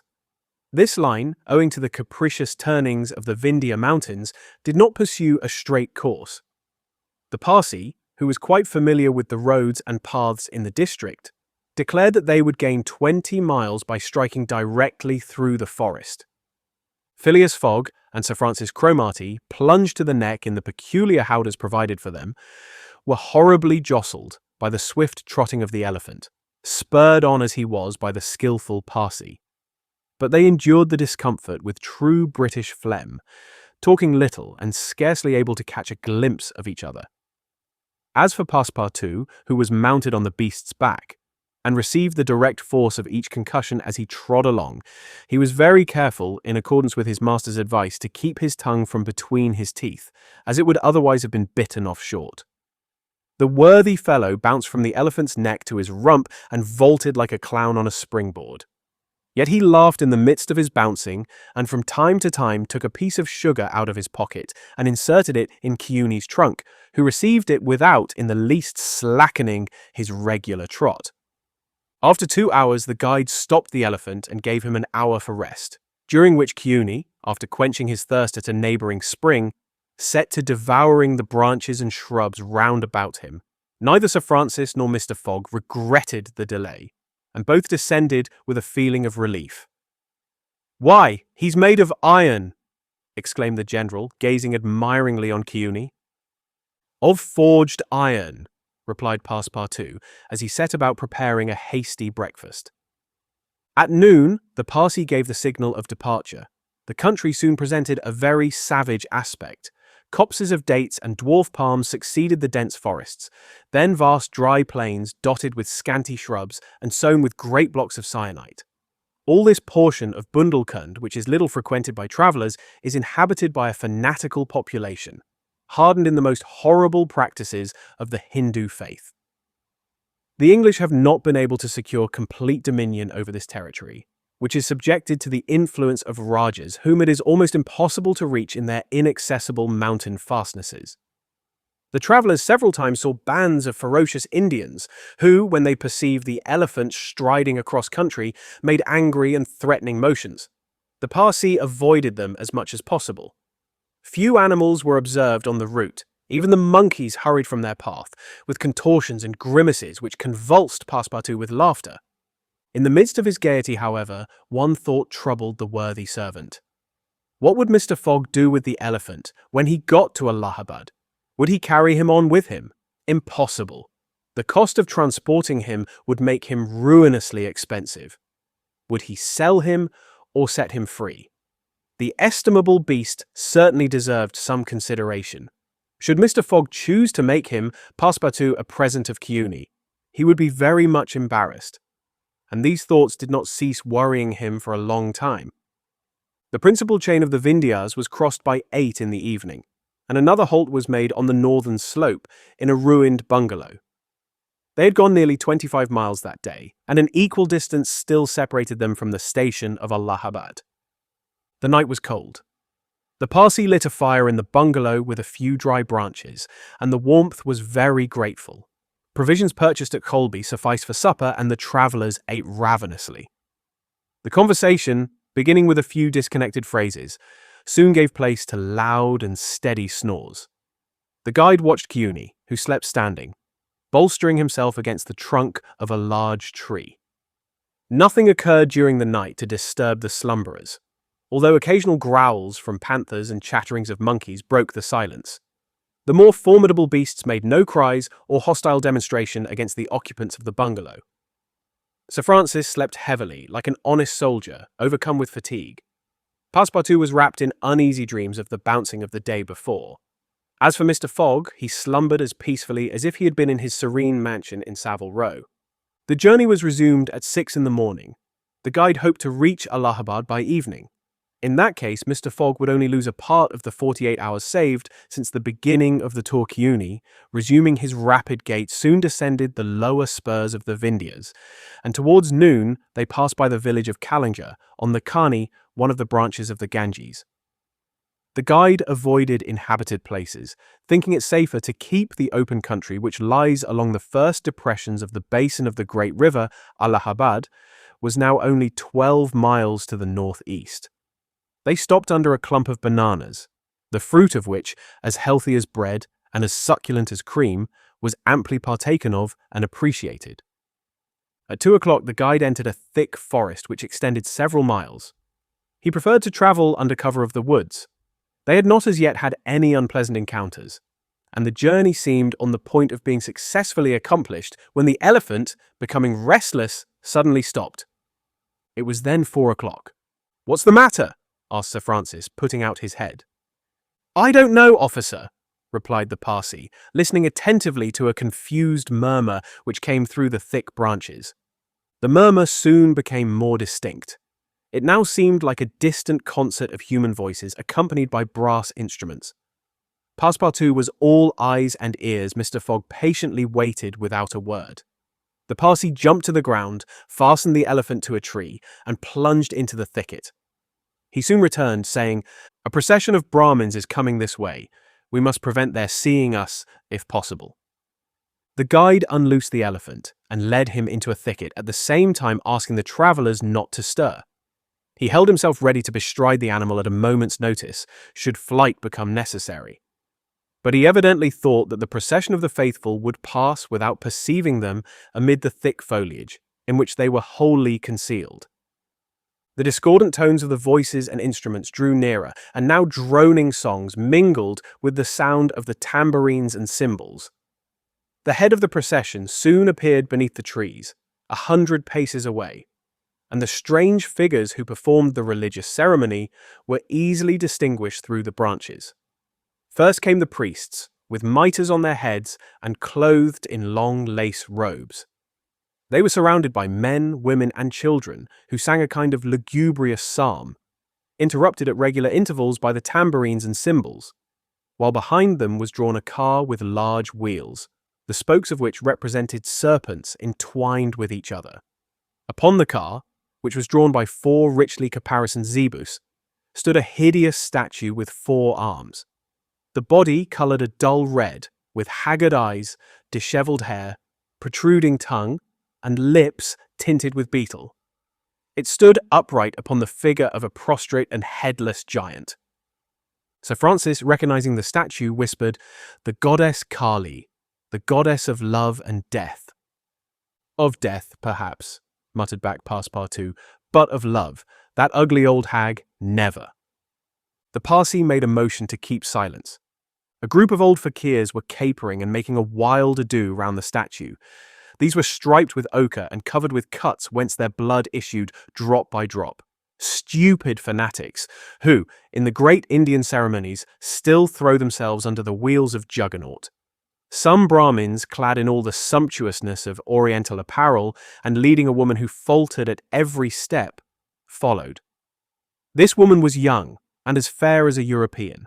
Her head and neck, shoulders, ears, arms, hands and toes were loaded down with jewels and gems, with bracelets, earrings and rings, while a tunic bordered with gold and covered with a light muslin robe betrayed the outline of her form. The guards who followed the young woman presented a violent contrast to her, armed as they were with naked sabres hung at their waists, and long damascened pistols, and bearing a corpse on a palanquin. It was the body of an old man, gorgeously arrayed in the habiliments of a Rajah, wearing as in life a turban embroidered with pearls, a robe of tissue of silk and gold, a scarf of cashmere sewed with diamonds, and the magnificent weapons of a Hindu prince. Next came the musicians and a rearguard of capering fakirs whose cries sometimes drowned the noise of the instruments. These closed the procession. Sir Francis watched the procession with a sad countenance, and turning to the guide said, "A suttee." The Parsee nodded and put his finger to his lips. The procession slowly wound under the trees, and soon its last ranks disappeared in the depths of the wood. The songs gradually died away. Occasionally cries were heard in the distance, until at last all was silence again. Phileas Fogg had heard what Sir Francis said, and, as soon as the procession had disappeared, asked, "What is a suttee?" "A suttee," returned the general, "is a human sacrifice, but a voluntary one. The woman you have just seen will be burned tomorrow at the dawn of day." "Oh, the scoundrels!" cried Passepartout, who could not repress his indignation. "And the corpse?" asked Mr. Fogg. "Is that of the prince, her husband," said the guide, "an independent Rajah of Bundelkund." "Is it possible," resumed Phileas Fogg, his voice betraying not the least emotion, "that these barbarous customs still exist in India, and that the English have been unable to put a stop to them?" "These sacrifices do not occur in the larger portion of India," replied Sir Francis, "but we have no power over these savage territories, and especially here in Bundelkund. The whole district north of the Vindhyas is the theatre of incessant murders and pillage." "The poor wretch!" exclaimed Passepartout. "To be burned alive." "Yes," returned Sir Francis, "burned alive. And if she were not, you cannot conceive what treatment she would be obliged to submit to from her relatives. They would shave off her hair, feed her on a scanty allowance of rice, treat her with contempt. She would be looked upon as an unclean creature, and would die in some corner like a scurvy dog. The prospect of so frightful an existence drives these poor creatures to the sacrifice much more than love or religious fanaticism. Sometimes, however, the sacrifice is really voluntary, and it requires the active interference of the government to prevent it. Several years ago, when I was living at Bombay, a young widow asked permission of the governor to be burned along with her husband's body. But, as you may imagine, he refused. The woman left the town, took refuge with an independent Rajah, and there carried out her self-devoted purpose. While Sir Francis was speaking, the guide shook his head several times and now said, "The sacrifice which will take place tomorrow at dawn is not a voluntary one." "How do you know?" "Everybody knows about this affair in Bundelkund." "But the wretched creature did not seem to be making any resistance," observed Sir Francis. "That was because they had intoxicated her with fumes of hemp and opium." "But where are they taking her?" "To the pagoda of Pillaji, 2 miles from here. She will pass the night there." "And the sacrifice will take place?" "Tomorrow, at the first light of dawn."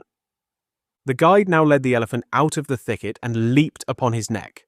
Just at the moment that he was about to urge Kewney forward with a peculiar whistle, Mr. Fogg stopped him, and turning to Sir Francis Cromarty said, "Suppose we save this woman." "Save the woman, Mr. Fogg." "I have yet 12 hours to spare. I can devote them to that." "Why, you are a man of heart." "Sometimes," replied Phileas Fogg quietly, "when I have the time." Chapter 13, in which Passepartout receives a new proof that fortune favours the brave. The project was a bold one, full of difficulty, perhaps impracticable. Mr. Fogg was going to risk life, or at least liberty, and therefore the success of his tour, but he did not hesitate, and he found in Sir Francis Cromarty an enthusiastic ally. As for Passepartout, he was ready for anything that might be proposed. His master's idea charmed him. He perceived a heart, a soul, under that icy exterior. He began to love Phileas Fogg. There remained the guide. What course would he adopt? Would he not take part with the Indians? In default of his assistance, it was necessary to be assured of his neutrality. Sir Francis frankly put the question to him. "Officers," replied the guide, "I am a Parsee, and this woman is a Parsee. Command me as you will." "Excellent," said Mr. Fogg. "However," resumed the guide, "it is certain not only that we shall risk our lives, but horrible tortures if we are taken." "That is foreseen," replied Mr. Fogg. "I think we must wait till night before acting." "I think so," said the guide. The worthy Indian then gave some account of the victim, who, he said, was a celebrated beauty of the Parsi race and the daughter of a wealthy Bombay merchant. She had received a thoroughly English education in that city, and, from her manners and intelligence, would be thought an European. Her name was Auda, left an orphan. She was married against her will to the old Raja of Bundelkund, and knowing the fate that awaited her, she escaped, was retaken and devoted by the Raja's relatives, who had an interest in her death, to the sacrifice from which it seemed she could not escape. The Parsi's narrative only confirmed Mr. Fogg and his companions in their generous design. It was decided that the guide should direct the elephant towards the pagoda of Pillaji, which he accordingly approached as quickly as possible. They halted, half an hour afterwards, in a copse, some 500 feet from the pagoda, where they were well concealed, but they could hear the groans and cries of the fakirs distinctly. They then discussed the means of getting at the victim. The guide was familiar with the pagoda of Pillaji, in which, as he declared, the young woman was imprisoned. Could they enter any of its doors while the whole party of Indians was plunged in a drunken sleep? Or was it safer to attempt to make a hole in the walls? This could only be determined at the moment and the place themselves. But it was certain that the abduction must be made that night, and not when, at break of day, the victim was led to her funeral pyre. Then no human intervention could save her. As soon as night fell, about 6 o'clock, they decided to make a reconnaissance around the pagoda. The cries of the fakirs were just ceasing. The Indians were in the act of plunging themselves into the drunkenness caused by liquid opium mingled with hemp, and it might be possible to slip between them to the temple itself. The Parsi, leading the others, noiselessly crept through the wood, and in 10 minutes they found themselves on the banks of a small stream, whence by the light of the rosan torches they perceived a pyre of wood, on the top of which lay the embalmed body of the Raja, which was to be burned with his wife. The pagoda, whose minarets loomed above the trees in the deepening dusk, stood 100 steps away. "Come," whispered the guide. He slipped more cautiously than ever through the brush, followed by his companions. The silence around was only broken by the low murmuring of the wind among the branches. Soon the Parsi stopped on the borders of the glade, which was lit up by the torches. The ground was covered by groups of the Indians, motionless in their drunken sleep. It seemed a battlefield strewn with the dead men, women, and children lay together. In the background, among the trees, the pagoda of Pillaji loomed distinctly. Much to the guide's disappointment, the guards of the Raja, lighted by torches, were watching at the doors and marching to and fro with naked sabres. Probably the priests, too, were watching within. The Parsi, now convinced that it was impossible to force an entrance to the temple, advanced no farther, but led his companions back again. Phileas Fogg and Sir Francis Cromarty also saw that nothing could be attempted in that direction. They stopped and engaged in a whispered colloquy. "It is only 8 now," said the brigadier, "and these guards may also go to sleep." "It is not impossible," returned the Parsi. They lay down at the foot of a tree and waited. The time seemed long. The guide ever and anon left them to take an observation on the edge of the wood, but the guards watched steadily by the glare of the torches, and a dim light crept through the windows of the pagoda. They waited till midnight, but no change took place among the guards, and it became apparent that their yielding to sleep could not be counted on. The other plan must be carried out. An opening in the walls of the pagoda must be made. It remained to ascertain whether the priests were watching by the side of their victim as assiduously as were the soldiers at the door. After a last consultation, the guide announced that he was ready for the attempt and advanced, followed by the others. They took a roundabout way so as to get at the pagoda on the rear. They reached the walls about 12:30, without having met anyone. Here there was no guard, nor were there either windows or doors. The night was dark. The moon, on the wane, scarcely left the horizon and was covered with heavy clouds. The height of the trees deepened the darkness. It was not enough to reach the walls. An opening in them must be accomplished, and to attain this purpose the party only had their pocket knives. Happily the temple walls were built of brick and wood, which could be penetrated with little difficulty. After one brick had been taken out, the rest would yield easily. They set noiselessly to work, and the Parsi on one side and Passepartout on the other began to loosen the bricks so as to make an aperture 2 feet wide. They were getting on rapidly, when suddenly a cry was heard in the interior of the temple, followed almost instantly by other cries replying from the outside Passepartout, and the guide stopped. Had they been heard? Was the alarm being given? Common prudence urged them to retire, and they did so, followed by Phileas Fogg and Sir Francis. They again hid themselves in the wood and waited till the disturbance, whatever it might be, ceased, holding themselves ready to resume their attempt without delay. But awkwardly enough, the guards now appeared at the rear of the temple, and there installed themselves, in readiness to prevent a surprise. It would be difficult to describe the disappointment of the party, thus interrupted in their work. They could not now reach the victim. How then could they save her? Sir Francis shook his fists. Passepartout was beside himself, and the guide gnashed his teeth with rage. The tranquil Fogg waited, without betraying any emotion. "We have nothing to do but to go away," whispered Sir Francis. "Nothing but to go away," echoed the guide. "Stop," said Fogg. "I'm only due at Allahabad tomorrow before noon." "But what can you hope to do?" asked Sir Francis. "In a few hours it will be daylight, and the chance which now seems lost may present itself at the last moment." Sir Francis would have liked to read Phileas Fogg's eyes. What was this cool Englishman thinking of? Was he planning to make a rush for the young woman at the very moment of the sacrifice and boldly snatch her from her executioners? This would be utter folly, and it was hard to admit that Fogg was such a fool. Sir Francis consented, however, to remain to the end of this terrible drama. The guide led them to the rear of the glade, where they were able to observe the sleeping groups. Meanwhile, Passepartout, who had perched himself on the lower branches of a tree, was resolving an idea which had at first struck him like a flash, and which was now firmly lodged in his brain. He had commenced by saying to himself, "What folly!" And then he repeated, "Why not, after all? It's a chance, perhaps the only one, and with such sots."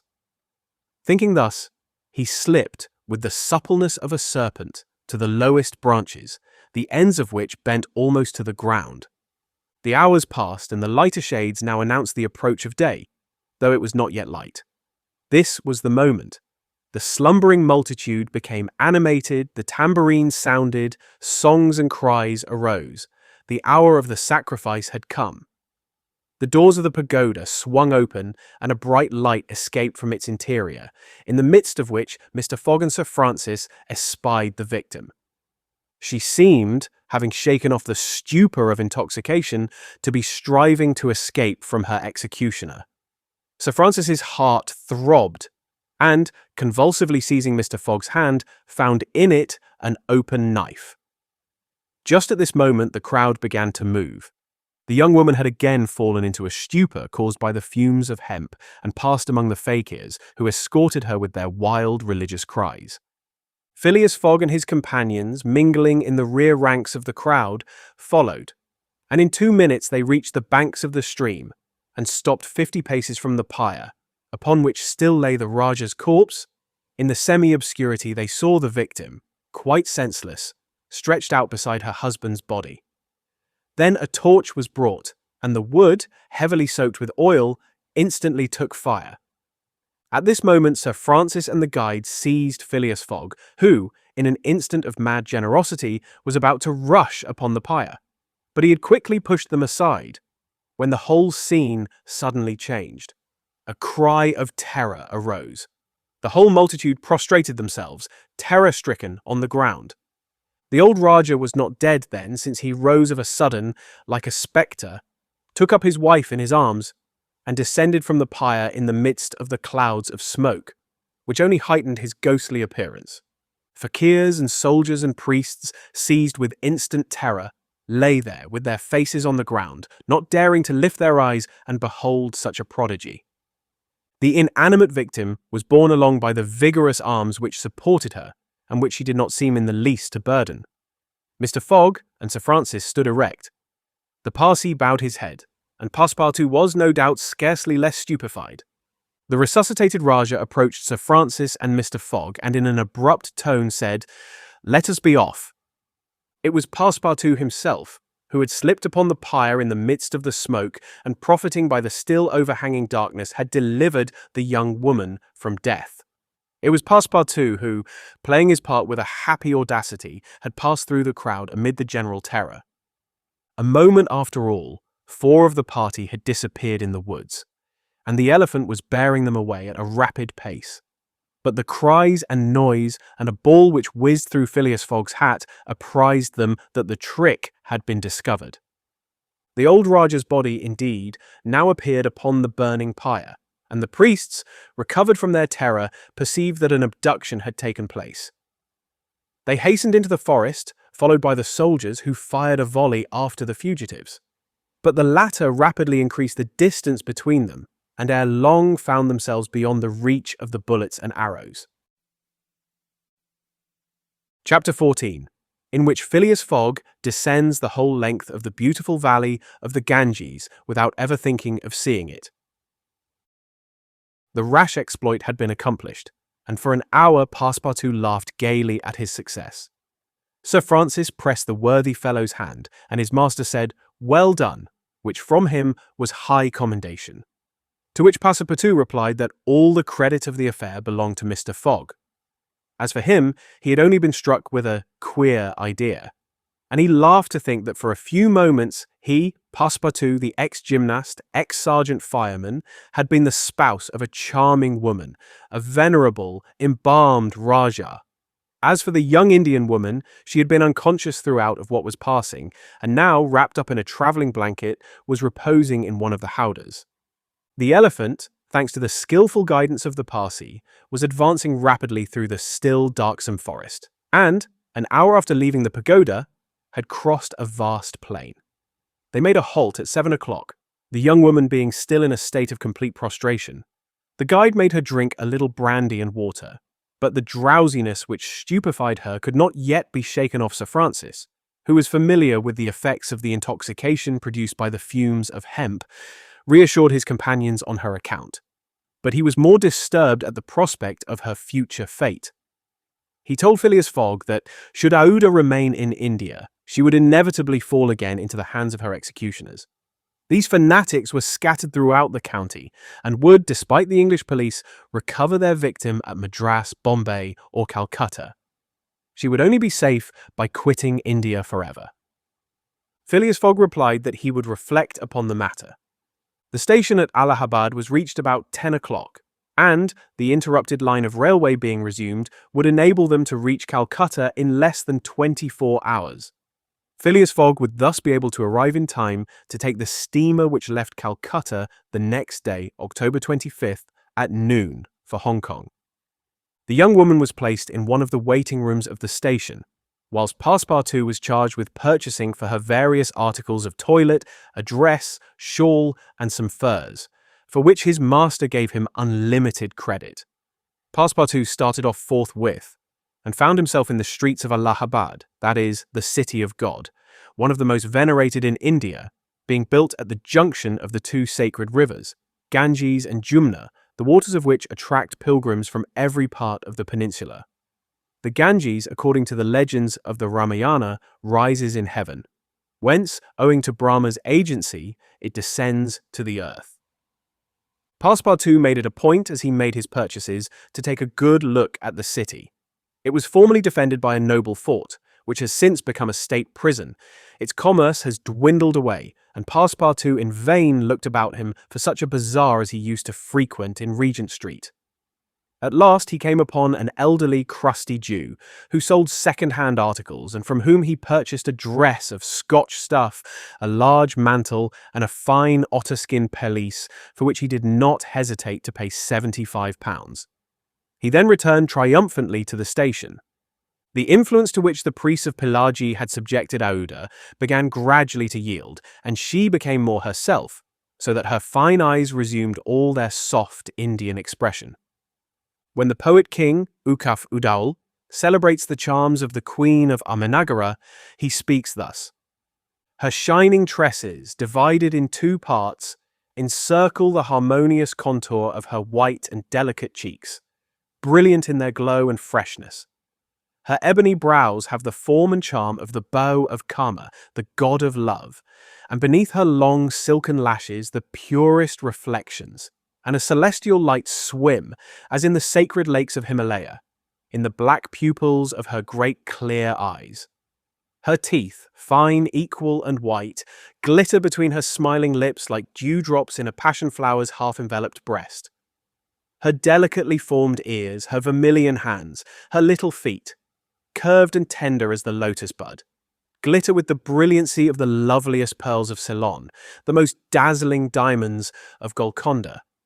Her narrow and supple waist, which a hand may clasp around, sets forth the outline of her rounded figure and the beauty of her bosom, where youth in its flower displays the wealth of its treasures.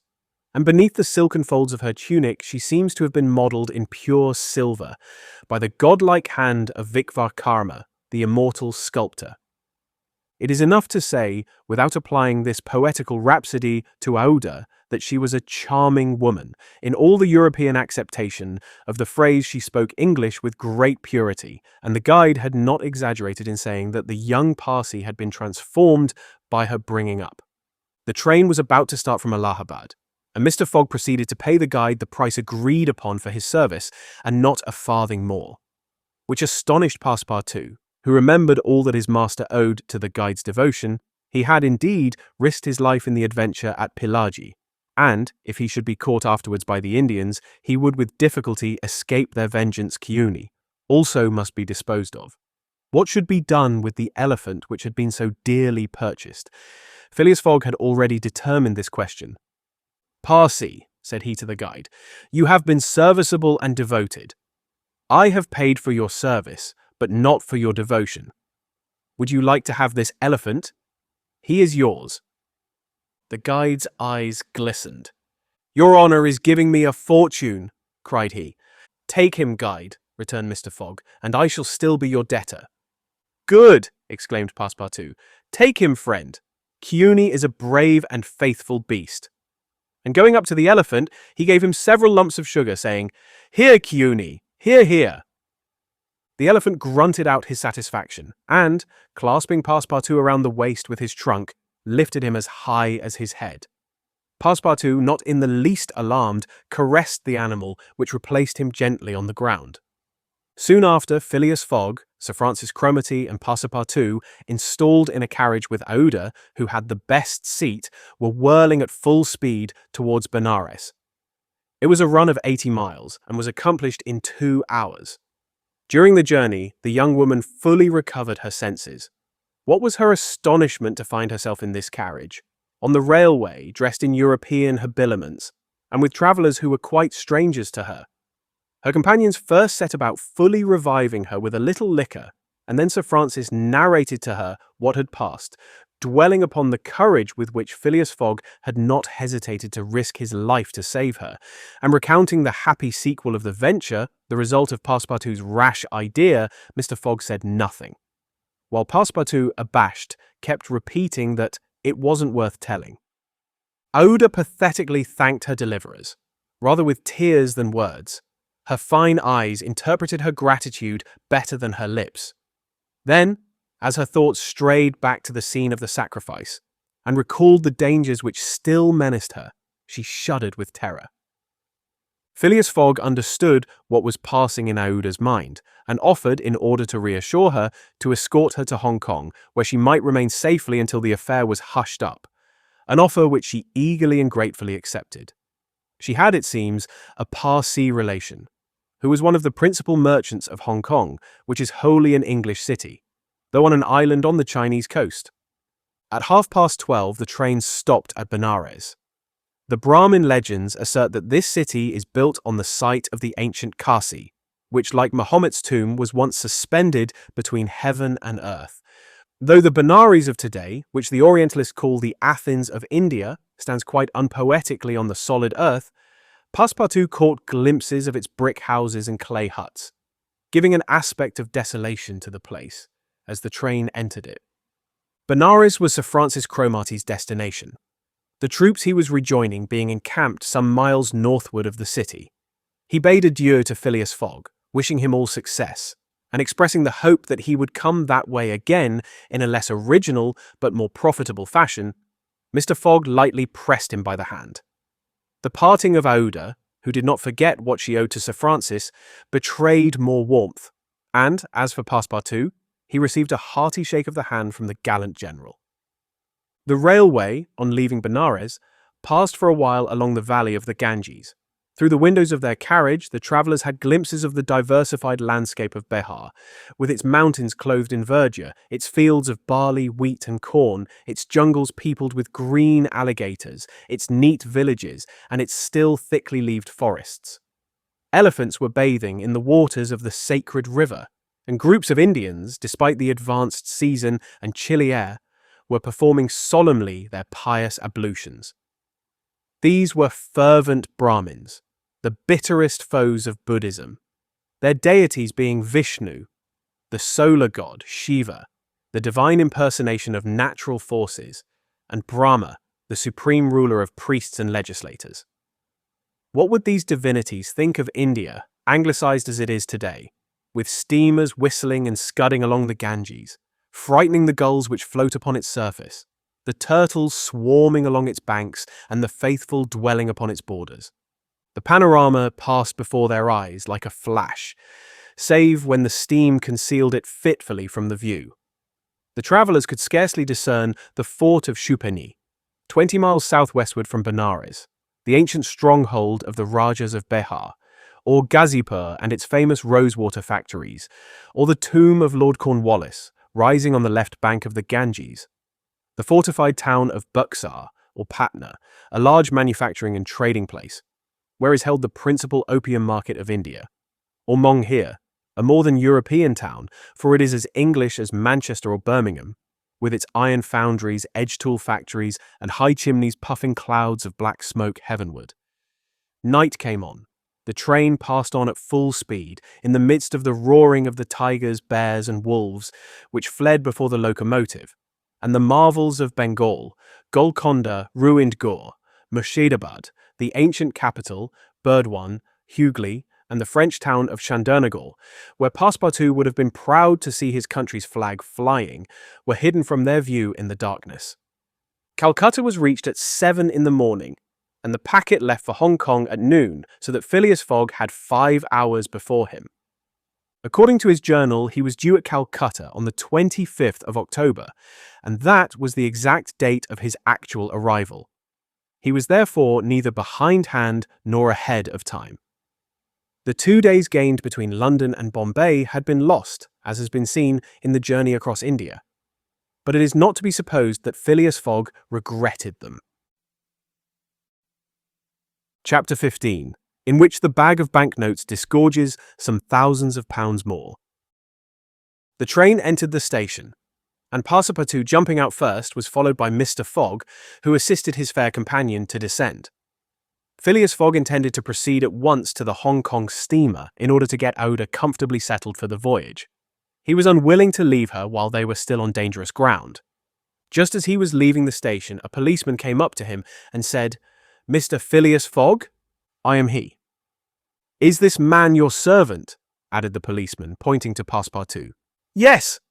"Be so good, both of you, as to follow me." Mr. Fogg betrayed no surprise whatever. The policeman was a representative of the law, and law is sacred to an Englishman. Passepartout tried to reason about the matter, but the policeman tapped him with his stick, and Mr. Fogg made him a signal to obey. "May this young lady go with us?" asked he. "She may," replied the policeman. Mr. Fogg, Aouda, and Passepartout were conducted to a palki-gari, a sort of four-wheeled carriage drawn by 2 horses, in which they took their places and were driven away.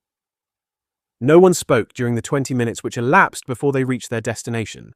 They first passed through the Black Town, with its narrow streets, its miserable dirty huts and squalid population. Then through the European Town, which presented a relief in its bright brick mansions, shaded by coconut trees and bristling with masts, where, although it was early morning, elegantly dressed horsemen and handsome equipages were passing back and forth.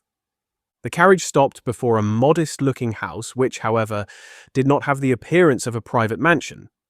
The policeman having requested his prisoners, for so truly they might be called, to descend, conducted them into a room with barred windows, and said, "You will appear before Judge Obadiah at 8:30. He then retired and closed the door. "Why, we are prisoners!" exclaimed Passepartout, falling into a chair. Oda, with an emotion she tried to conceal, said to Mr. Fogg, "Sir, you must leave me to my fate. It is on my account that you receive this treatment. It is for having saved me." Phileas Fogg contented himself with saying that it was impossible. It was quite unlikely that he should be arrested for preventing a suttee. The complainants would not dare present themselves with such a charge. There was some mistake. Moreover, he would not in any event abandon Oda, but would escort her to Hong Kong. "But the steamer leaves at noon," observed Passepartout nervously. "We shall be on board by noon," replied his master placidly. It was said so positively that Passepartout could not help muttering to himself, "Parbleu, that's certain. Before noon we shall be on board." But he was by no means reassured. At 8:30, the door opened, the policeman appeared, and requesting them to follow him, led the way to an adjoining hall. It was evidently a courtroom, and a crowd of Europeans and natives already occupied the rear of the apartment. Mr. Fogg and his two companions took their places on a bench opposite the desks of the magistrate and his clerk. Immediately after, Judge Obadiah, a fat, round man, followed by the clerk, entered. He proceeded to take down a wig which was hanging on a nail and put it hurriedly on his head. "The first case," said he. Then, putting his hand to his head, he exclaimed, "Ha! This is not my wig." "No, your worship," returned the clerk. "It is mine." "My dear Mr. Oysterpuff, how can a judge give a wise sentence in a clerk's wig?" The wigs were exchanged.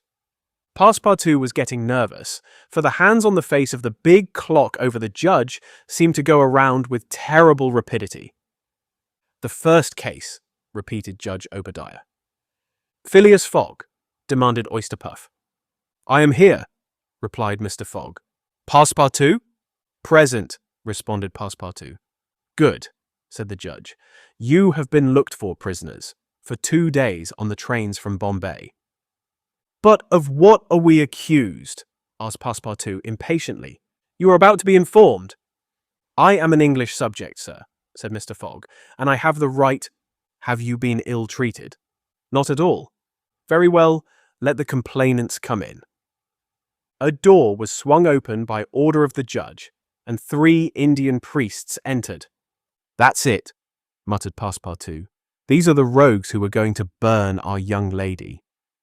The priests took their places in front of the judge, and the clerk proceeded to read in a loud voice a complaint of sacrilege against Phileas Fogg and his servant, who were accused of having violated a place held consecrated by the Brahmin religion. "You hear the charge?" asked the judge.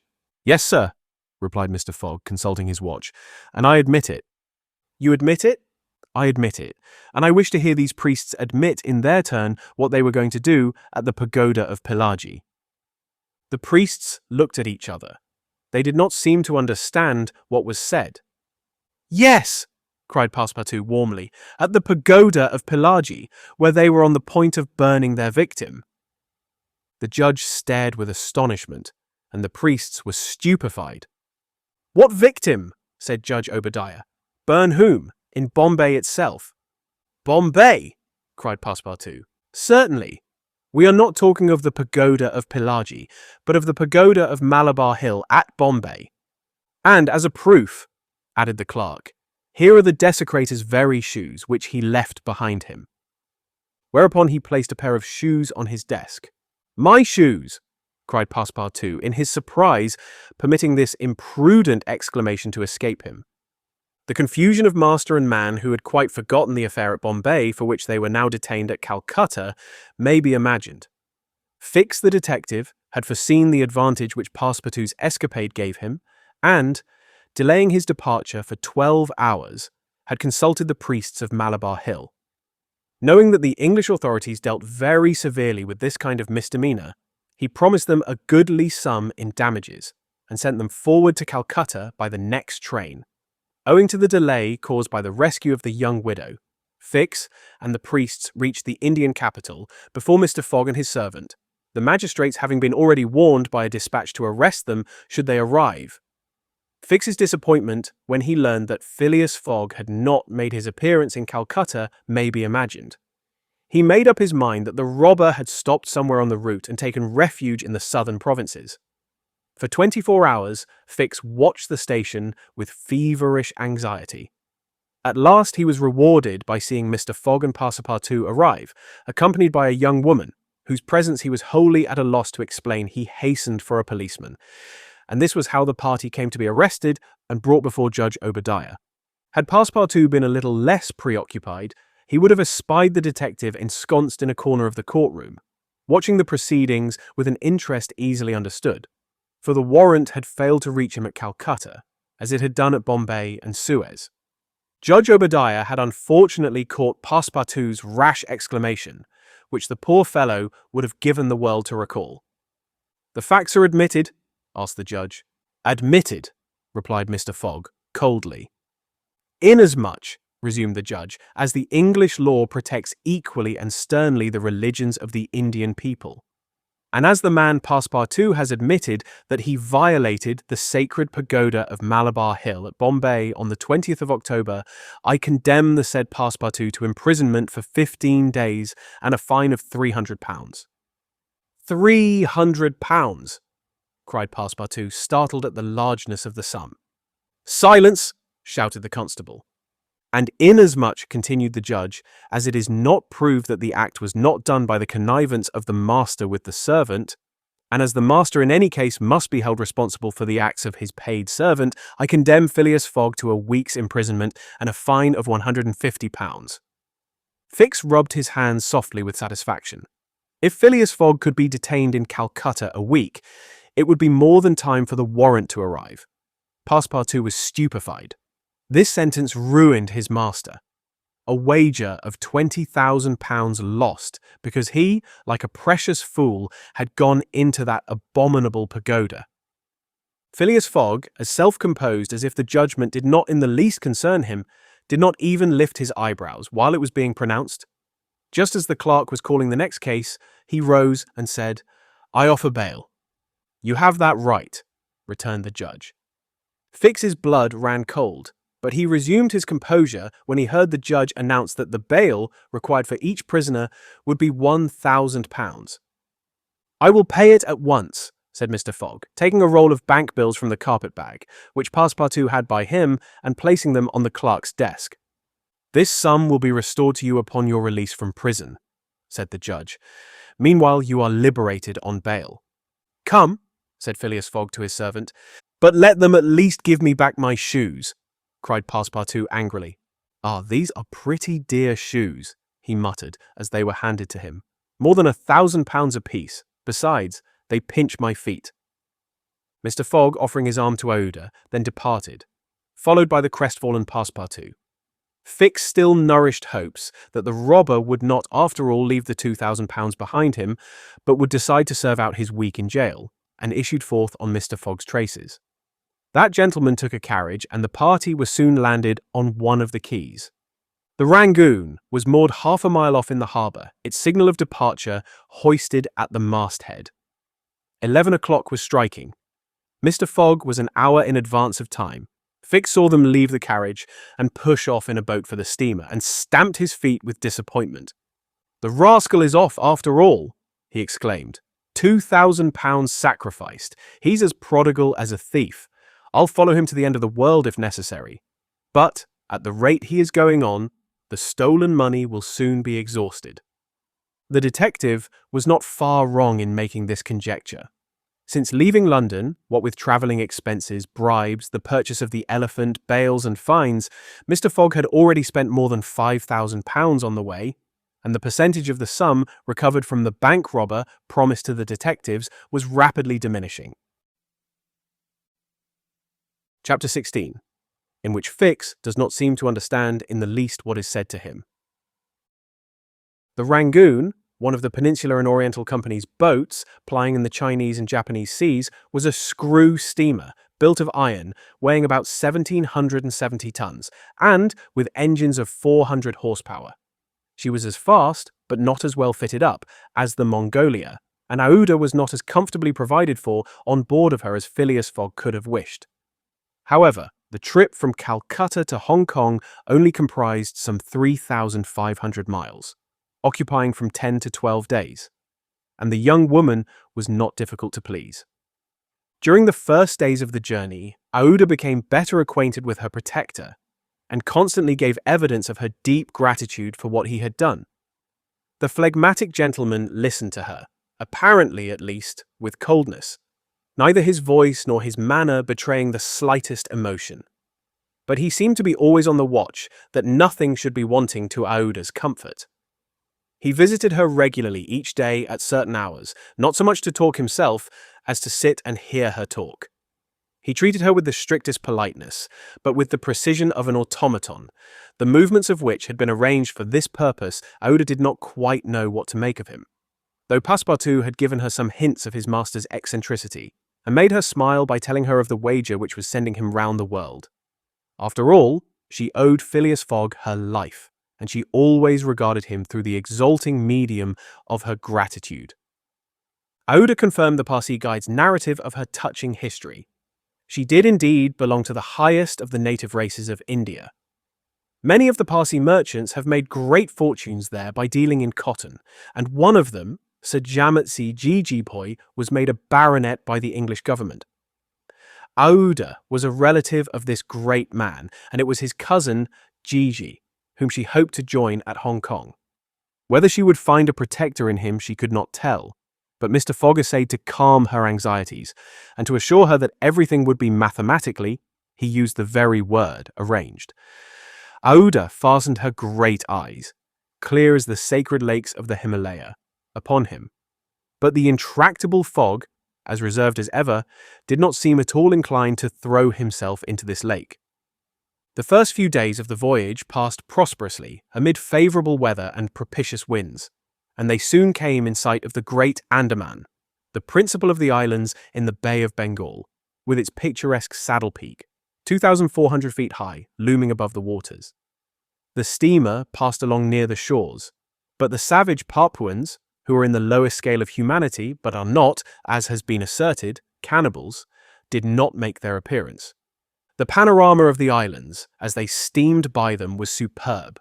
Vast forests of palms, arex, bamboo, teakwood, of the gigantic mimosa, and tree-like ferns covered the foreground, while behind, the graceful outlines of the mountains were traced against the sky.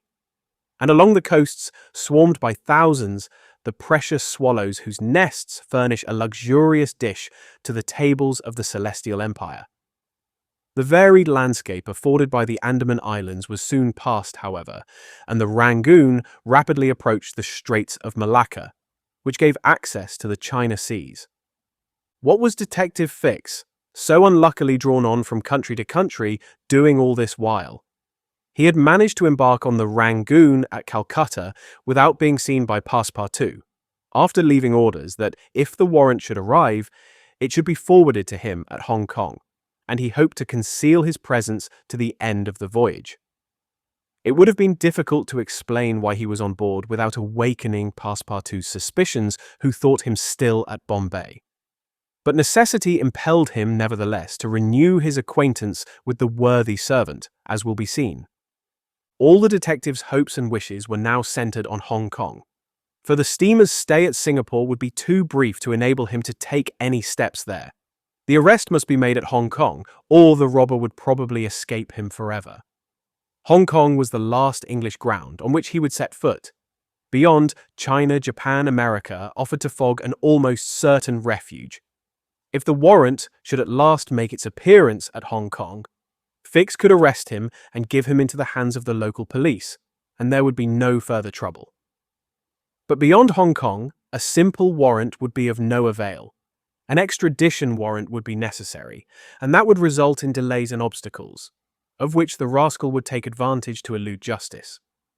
Fix thought over these probabilities during the long hours which he spent in his cabin, and kept repeating to himself, "Now, either the warrant will be at Hong Kong, in which case I shall arrest my man, or it will not be there, and this time it is absolutely necessary that I should delay his departure." I have failed at Bombay, and I have failed at Calcutta. If I fail at Hong Kong, my reputation is lost. Cost what it may, I must succeed. But how shall I prevent his departure if that should turn out to be my last resource? Fix made up his mind that, if worst came to worst, he would make a confidant of Passepartout and tell him what kind of a fellow his master really was. That Passepartout was not Fogg's accomplice, he was very certain. The servant, enlightened by his disclosure and afraid of being himself implicated in the crime, would doubtless become an ally of the detective. But this method was a dangerous one, only to be employed when everything else had failed. A word from Passepartout to his master would ruin all. The detective was therefore in a sore strait. But suddenly, a new idea struck him. The presence of Aouda on the Rangoon, in company with Phileas Fogg, gave him new material for reflection. Who was this woman? What combination of events had made her Fogg's travelling companion? They had evidently met somewhere between Bombay and Calcutta, but where? Had they met accidentally, or had Fogg gone into the interior purposely in quest of this charming damsel? Fix was fairly puzzled. He asked himself whether there had not been a wicked elopement, and this idea so impressed itself upon his mind that he determined to make use of the supposed intrigue. Whether the young woman were married or not, he would be able to create such difficulties for Mr. Fogg at Hong Kong that he could not escape by paying any amount of money. But could he even wait till they reached Hong Kong? Fogg had an abominable way of jumping from one boat to another, and, before anything could be effected, might get full underway again for Yokohama. Fix decided that he must warn the English authorities and signal the Rangoon before her arrival. This was easy to do since the steamer stopped at Singapore, whence there is a telegraphic wire to Hong Kong. He finally resolved, moreover, before acting more positively, to question Passepartout. It would not be difficult to make him talk. And, as there was no time to lose, Fix prepared to make himself known. It was now the 30th of October, and on the following day the Rangoon was due at Singapore. Fix emerged from his cabin and went on deck. Passepartout was promenading up and down in the forward part of the steamer. The detective rushed forward with every appearance of extreme surprise, and exclaimed, "You here on the Rangoon? What, Monsieur Fix, are you on board?" returned the really astonished Passepartout, recognizing his crony of the Mongolia. "Why, I left you at Bombay, and here you are, on the way to Hong Kong. Are you going round the world too?" No, replied Fix. "I shall stop at Hong Kong, at least for some days." Said Passepartout, who seemed for an instant perplexed. "But how is it I have not seen you on board since we left Calcutta?" "Oh, a trifle of seasickness. I've been staying in my berth. The Gulf of Bengal does not agree with me as well as the Indian Ocean. And how is Mr. Fogg?" "As well and as punctual as ever, not a day behind time. But, Monsieur Fix, you don't know that we have a young lady with us." "A young lady?" replied the detective, not seeming to comprehend what was said. Passepartout thereupon recounted Aouda's history.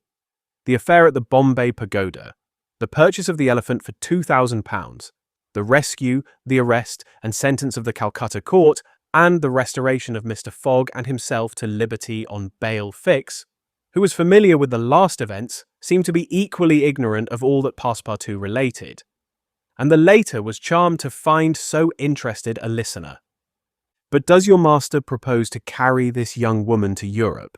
"Not at all. We are simply going to place her under the protection of one of her relatives, a rich merchant at Hong Kong." "Nothing to be done there," said Fix to himself, concealing his disappointment. "A glass of gin, Mr. Passepartout." "Willingly, Monsieur Fix. We must at least have a friendly glass on board the Rangoon." Chapter 17. Showing what happened on the voyage from Singapore to Hong Kong. The detective and Passepartout met often on deck after this interview, though Fix was reserved and did not attempt to induce his companion to divulge any more facts concerning Mr. Fogg. He caught a glimpse of that mysterious gentleman once or twice, but Mr. Fogg usually confined himself to the cabin where he kept Aouda company, or, according to his inveterate habit, took a hand at whist.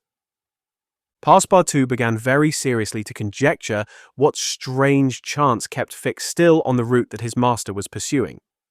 It was really worth considering why this certainly very amiable and complacent person whom he had first met at Suez had then encountered on board the Mongolia, who disembarked at Bombay, which he announced as his destination, and now turned up so unexpectedly on the Rangoon, was following Mr. Fogg's tracks step by step. What was Fix's object? Passepartout was ready to wager his Indian shoes, which he religiously preserved, that Fix would also leave Hong Kong at the same time with them and probably on the same steamer. Passepartout might have cudgelled his brain for a century without hitting upon the real object which the detective had in view.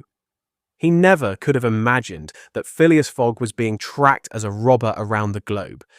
But, as it is in human nature to attempt the solution of every mystery, Passepartout suddenly discovered an explanation of Fix's movements, which was in truth far from unreasonable. Fix, he thought, could only be an agent of Mr. Fogg's friends at the Reform Club, sent to follow him up, and to ascertain that he really went round the world, as had been agreed upon.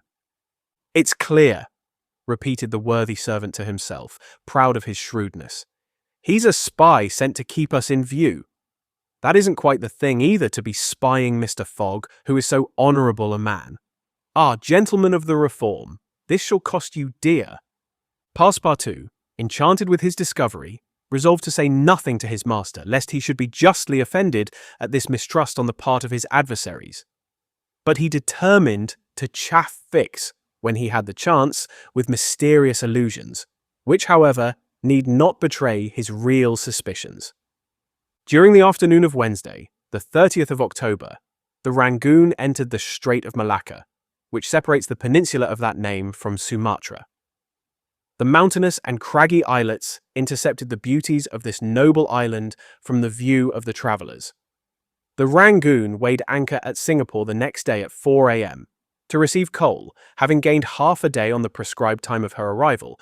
Phileas Fogg noted this gain in his journal, and then, accompanied by Oda, who betrayed a desire for a walk on shore, disembarked. Fix, who suspected Mr. Fogg's every movement, followed them cautiously, without being himself perceived, while Passepartout, laughing in his sleeve at Fix's manoeuvres, went about his usual errands. The island of Singapore is not imposing in aspect, for there are no mountains, yet its appearance is not without attractions. It is a park checkered by pleasant highways and avenues. A handsome carriage, drawn by a sleek pair of New Holland horses, carried Phileas Fogg and Aouda into the midst of rows of palms with brilliant foliage, and of clove trees, whereof the cloves form the heart of a half-open flower.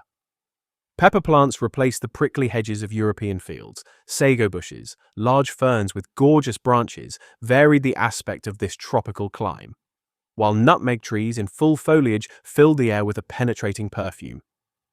Agile and grinning bands of monkeys skipped about in the trees, nor were tigers wanting in the jungles.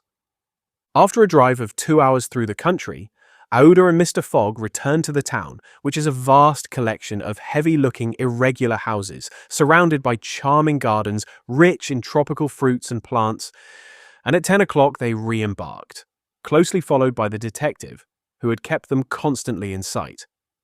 Passepartout, who had been purchasing several dozen mangoes, a fruit as large as good-sized apples, of a dark brown colour outside and a bright red within, and whose white pulp, melting in the mouth, affords gourmands a delicious sensation, was waiting for them on deck.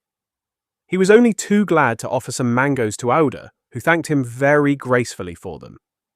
At 11 o'clock, the Rangoon rode out of Singapore harbour, and in a few hours the high mountains of Malacca, with their forests inhabited by the most beautifully furred tigers in the world, were lost to view. Singapore is distant some 1,300 miles from the island of Hong Kong, which is a little English colony near the Chinese coast. Phileas Fogg hoped to accomplish the journey in 6 days, so as to be in time for the steamer which would leave on the 6th of November for Yokohama, the principal Japanese port. The Rangoon had a large quota of passengers, many of whom disembarked at Singapore, among them a number of Indians, Ceylonese, Chinamen, Malays and Portuguese, mostly second-class travellers. The weather, which had hitherto been fine, changed with the last quarter of the moon. The sea rolled heavily, and the wind at intervals rose almost to a storm, but happily blew from the southwest, and thus aided the steamer's progress. The captain, as often as possible, put up his sails, and under the double action of steam and sail, the vessel made rapid progress along the coasts of Annam and Cochin China. Owing to the defective construction of the Rangoon, however, unusual precautions became necessary in unfavorable weather. But the loss of time which resulted from this cause, while it nearly drove Passepartout out of his senses, did not seem to affect his master in the least. Passepartout blamed the captain, the engineer, and the crew, and consigned all who were connected with the ship to the land where the pepper grows. Perhaps the thought of the gas, which was remorselessly burning at his expense in Savile Row, had something to do with his hot impatience. "You are in a great hurry, then," said Fix to him one day, "to reach Hong Kong." "A very great hurry." "Mr. Fogg, I suppose, is anxious to catch the steamer for Yokohama." "Terribly anxious." "You believe in this journey around the world, then?" "Absolutely, don't you, Mr. Fix?" I don't believe a word of it." "You're a sly dog," said Passepartout, winking at him. This expression rather disturbed Fix without his knowing why. Had the Frenchman guessed his real purpose? He knew not what to think. But how could Passepartout have discovered that he was a detective? Yet, in speaking as he did, the man evidently meant more than he expressed. Passepartout went still further the next day. He could not hold his tongue. "Mr. Fix," said he in a bantering tone, "shall we be so unfortunate as to lose you when we get to Hong Kong?" "Why?" responded Fix, a little embarrassed. "I don't know, perhaps—" "Ah, if you would only go on with us. An agent of the Peninsular Company, you know, can't stop on the way. You were only going to Bombay, and here you are in China. America is not far off, and from America to Europe is only a step." Fix looked intently at his companion, whose countenance was as serene as possible, and laughed with him. But Passepartout persisted in chaffing him by asking him if he made much by his present occupation. "Yes and no," returned Fix. "There is good and bad luck in such things. But you must understand that I don't travel at my own expense." "Oh, I am quite sure of that," cried Passepartout, laughing heartily. Fix, fairly puzzled, descended to his cabin and gave himself up to his reflections. He was evidently suspected. Somehow or other the Frenchman had found out that he was a detective, but had he told his master? What part was he playing in all this? Was he an accomplice or not? Was the game then up? Fix spent several hours turning these things over in his mind, sometimes thinking that all was lost, then persuading himself that Fogg was ignorant of his presence, and then undecided what course it was best to take. Nevertheless, he preserved his coolness of mind, and at last resolved to deal plainly with Passepartout. If he did not find it practicable to arrest Fogg at Hong Kong, and if Fogg made preparations to leave that last foothold of English territory, he, Fix, would tell Passepartout all. Either the servant was the accomplice of his master, and in this case the master knew of his operations, and he should fail, or else the servant knew nothing about the robbery, and then his interest would be to abandon the robber. Such was the situation between Fix and Passepartout. Meanwhile, Phileas Fogg moved about above them in the most majestic and unconscious indifference. He was passing methodically in his orbit around the world, regardless of the lesser stars which gravitated around him. Yet there was nearby what the astronomers would call a disturbing star, which might have produced an agitation in this gentleman's heart. But no, the charms of Aouda failed to act, to Passepartout's great surprise, and the disturbances, if they existed, would have been more difficult to calculate than those of Uranus which led to the discovery of Neptune. It was every day an increasing wonder to Passepartout, who read in Aouda's eyes the depths of her gratitude to his master. Phileas Fogg, though brave and gallant, must be, he thought, quite heartless. As to the sentiment which this journey might have awakened in him, there was clearly no trace of such a thing, while poor Passepartout existed in perpetual reveries. One day he was leaning on the railing of the engine room and was observing the engine when a sudden pitch of the steamer threw the screw out of the water. The steam came hissing out of the valves, and this made Passepartout indignant. "The valves are not sufficiently charged," he exclaimed. "We are not going. Oh, these English! If this was an American craft, we should blow up perhaps, but we should at all events go faster." Chapter 18, in which Phileas Fogg, Passepartout, and Fix go each about his business. The weather was bad during the latter days of the voyage. The wind, obstinately remaining in the northwest, blew a gale and retarded the steamer. The Rangoon rolled heavily, and the passengers became impatient of the long, monstrous waves which the wind raised before their path. A sort of tempest arose on the 3rd of November, the squall knocking the vessel about with fury, and the waves running high. The Rangoon reefed all her sails, and even the rigging proved too much, whistling and shaking amid the squall. The steamer was forced to proceed slowly, and the captain estimated that she would reach Hong Kong 20 hours behind time, and more if the storm lasted. Phileas Fogg gazed at the tempestuous sea, which seemed to be struggling especially to delay him with his habitual tranquillity. He never changed countenance for an instant, though a delay of 20 hours, by making him too late for the Yokohama boat, would almost inevitably cause the loss of the wager. But this man of nerve manifested neither impatience nor annoyance. It seemed as if the storm were a part of his program and had been foreseen. Oda was amazed to find him as calm as he had been from the first time she saw him. Fix did not look at the state of things in the same light. The storm greatly pleased him. His satisfaction would have been complete had the Rangoon been forced to retreat before the violence of wind and waves. Each delay filled him with hope, for it became more and more probable that Fogg would be obliged to remain some days at Hong Kong. And now the heavens themselves became his allies, with the gusts and squalls. It mattered not that they made him seasick, he made no account of this inconvenience, and whilst his body was writhing under their effects, his spirit bounded with hopeful exultation. Passepartout was enraged beyond expression by the unpropitious weather. Everything had gone so well till now. Earth and sea had seemed to be at his master's service. Steamers and railways obeyed him. Wind and steam united to speed his journey. Had the hour of adversity come? Passepartout was as much excited as if the £20,000 were to come from his own pocket. The storm exasperated him. The gale made him furious, and he longed to lash the obstinate sea into obedience, poor fellow. Fix carefully concealed from him his own satisfaction, for, had he betrayed it, Passepartout could scarcely have restrained himself from personal violence. Passepartout remained on deck as long as the tempest lasted, being unable to remain quiet below, and taking it into his head to aid the progress of the ship by lending a hand with the crew. He overwhelmed the captain, officers, and sailors who could not help laughing at his impatience, with all sorts of questions. He wanted to know exactly how long the storm was going to last, whereupon he was referred to the barometer, which seemed to have no intention of rising. Passepartout shook it, but with no perceptible effect, for neither shaking nor maledictions could prevail upon it to change its mind. On the 4th, however, the sea became more calm and the storm lessened its violence. The wind veered southward and was once more favourable. Passepartout cleared up with the weather. Some of the sails were unfurled, and the Rangoon resumed its most rapid speed. The time lost could not, however, be regained. Land was not signalled until 5 o'clock on the morning of the 6th.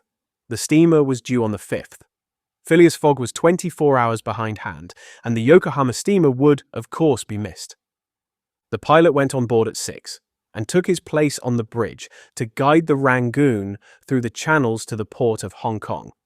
Passepartout longed to ask him if the steamer had left for Yokohama, but he dared not, for he wished to preserve the spark of hope which still remained till the last moment. He'd confided his anxiety to Fix, who, the sly rascal, tried to console him by saying that Mr. Fogg would be in time if he took the next boat. But this only put Passepartout in a passion. Mr. Fogg, bolder than his servant, did not hesitate to approach the pilot, and tranquilly ask him if he knew when a steamer would leave Hong Kong for Yokohama. "At high tide tomorrow morning," answered the pilot. "Ah," said Mr. Fogg, without betraying any astonishment. Passepartout, who heard what passed, would willingly have embraced the pilot, while Fix would have been glad to twist his neck. "What is the steamer's name?" asked Mr. Fogg. "The Carnatic. Ought she not to have gone yesterday?" "Yes, sir, but they had to repair one of her boilers, and so her departure was postponed till tomorrow. "Thank you," returned Mr. Fogg, descending mathematically to the saloon. Passepartout clasped the pilot's hand and shook it heartily in his delight, exclaiming, "Pilot, you are the best of good fellows!" The pilot probably does not know to this day why his responses won him this enthusiastic greeting. He remounted the bridge and guided the steamer through the flotilla of junks, tankers, and fishing boats which crowd the harbor of Hong Kong. At 1 o'clock, the Rangoon was at the quay, and the passengers were going ashore. Chance had strangely favoured Phileas Fogg, for had not the Carnatic been forced to lie over for repairing her boilers, she would have left on the 6th of November, and the passengers for Japan would have been obliged to await for a week the sailing of the next steamer. Mr. Fogg was, it is true, 24 hours behind his time, but this could not seriously imperil the remainder of his tour. The steamer which crossed the Pacific from Yokohama to San Francisco made a direct connection with that from Hong Kong, and it could not sail until the latter reached Yokohama. And if Mr. Fogg was 24 hours late on reaching Yokohama, this time would no doubt be easily regained in the voyage of 22 days across the Pacific. He found himself, then, about 24 hours behindhand, 35 days after leaving London. The Carnatic was announced to leave Hong Kong at 5 the next morning. Mr. Fogg had 16 hours in which to attend to his business there, which was to deposit Oda safely with her wealthy relative. On landing, he conducted her to a palanquin in which they repaired to the Club Hotel. A room was engaged for the young woman, and Mr. Fogg, after seeing that she wanted for nothing, set out in search of her cousin, Gigi. He instructed Passepartout to remain at the hotel until his return, that Oda might not be left entirely alone. Mr. Fogg repaired to the Exchange, where, he did not doubt, everyone would know so wealthy and considerable a personage as the Parsi merchant meeting a broker. He made the inquiry, to learn that Gigi had left China 2 years before, and, retiring from business with an immense fortune, had taken up his residence in Europe, in Holland the broker thought, with the merchants of which country he had principally traded. Phileas Fogg returned to the hotel, begged a moment's conversation with Oda, and without more ado, apprised her that Gigi was no longer at Hong Kong, but probably in Holland. Oda at first said nothing. She passed her hand across her forehead and reflected a few moments. Then, in her sweet, soft voice, she said, "What ought I to do, Mr. Fogg?" "It is very simple," responded the gentleman. "Go on to Europe." "But I cannot intrude." "You do not intrude, nor do you in the least embarrass my project. Passepartout. Monsieur, go to the Carnatic and engage 3 cabins." Passepartout, delighted that the young woman, who was very gracious to him, was going to continue the journey with them, went off at a brisk gait to obey his master's order. Chapter 19, in which Passepartout takes a too great interest in his master and what comes of it. Hong Kong is an island which came into the possession of the English by the Treaty of Nankin after the War of 1842, and the colonizing genius of the English has created upon it an important city and an excellent port. The island is situated at the mouth of the Canton River and is separated by about 60 miles from the Portuguese town of Macau.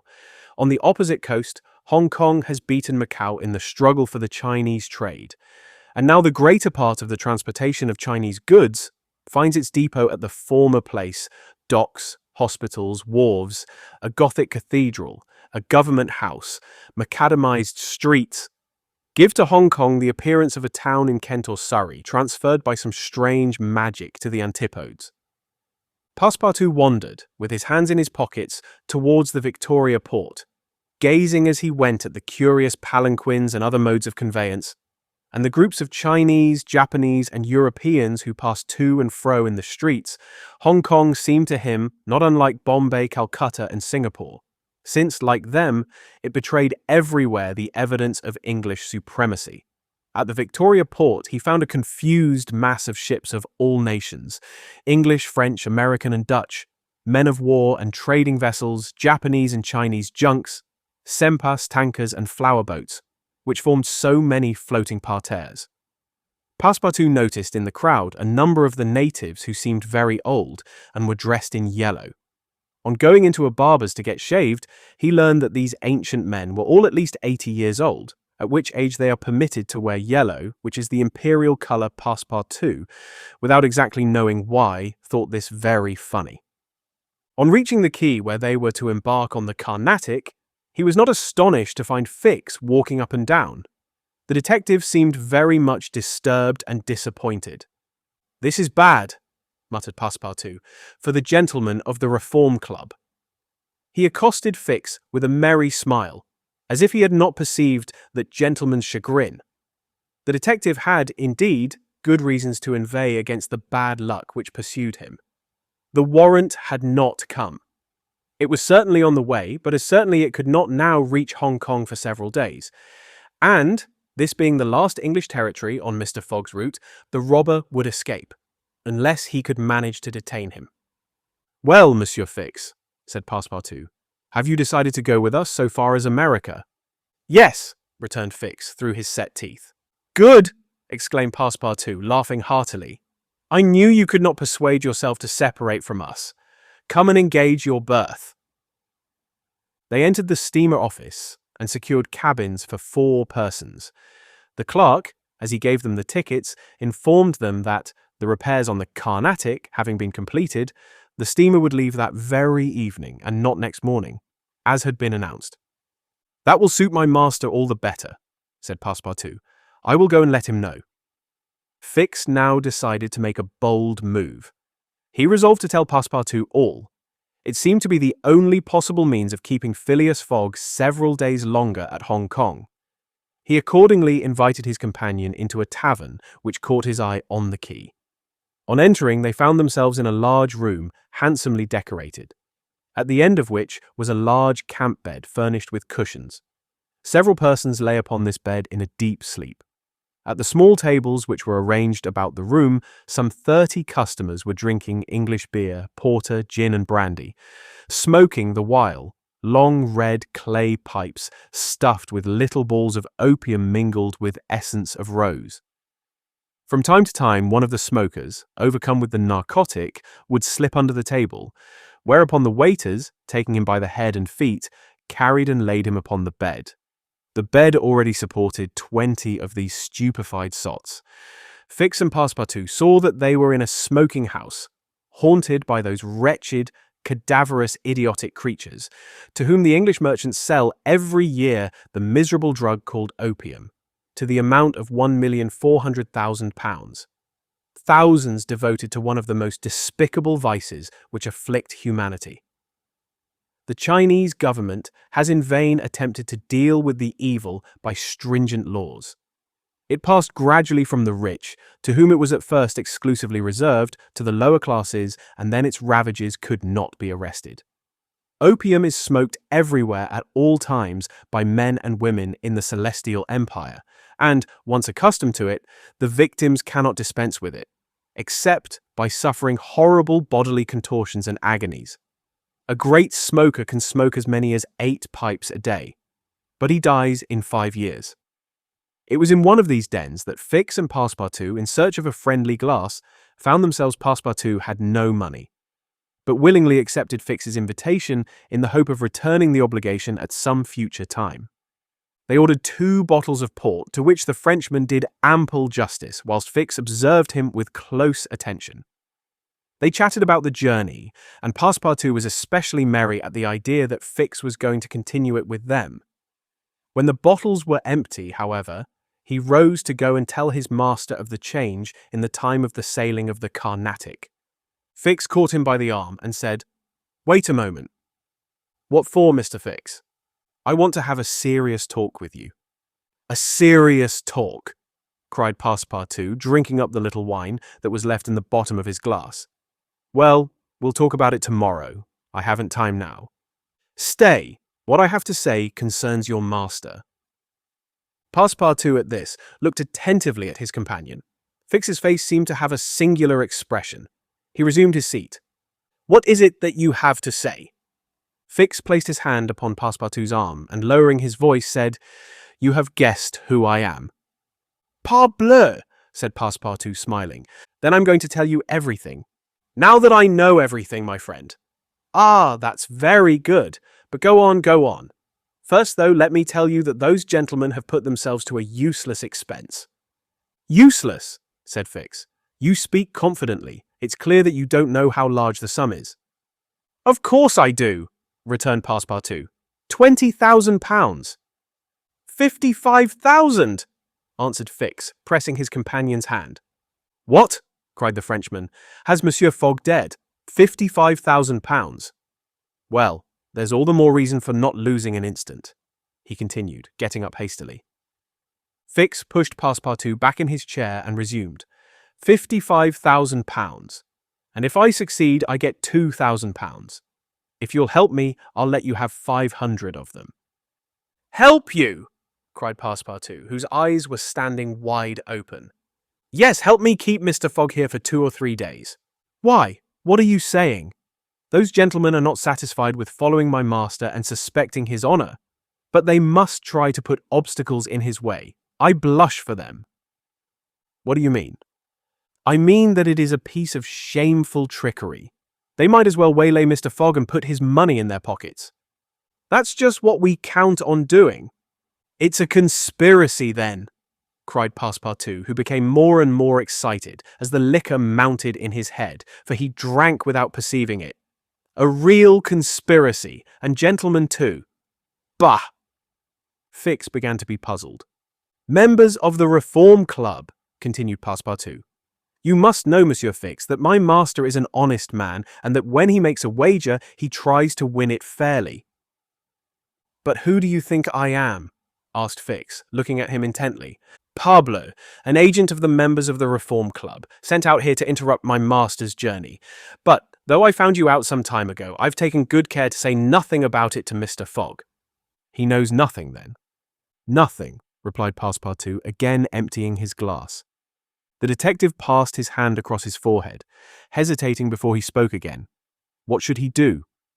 Passepartout's mistake seemed sincere, but it made his design more difficult.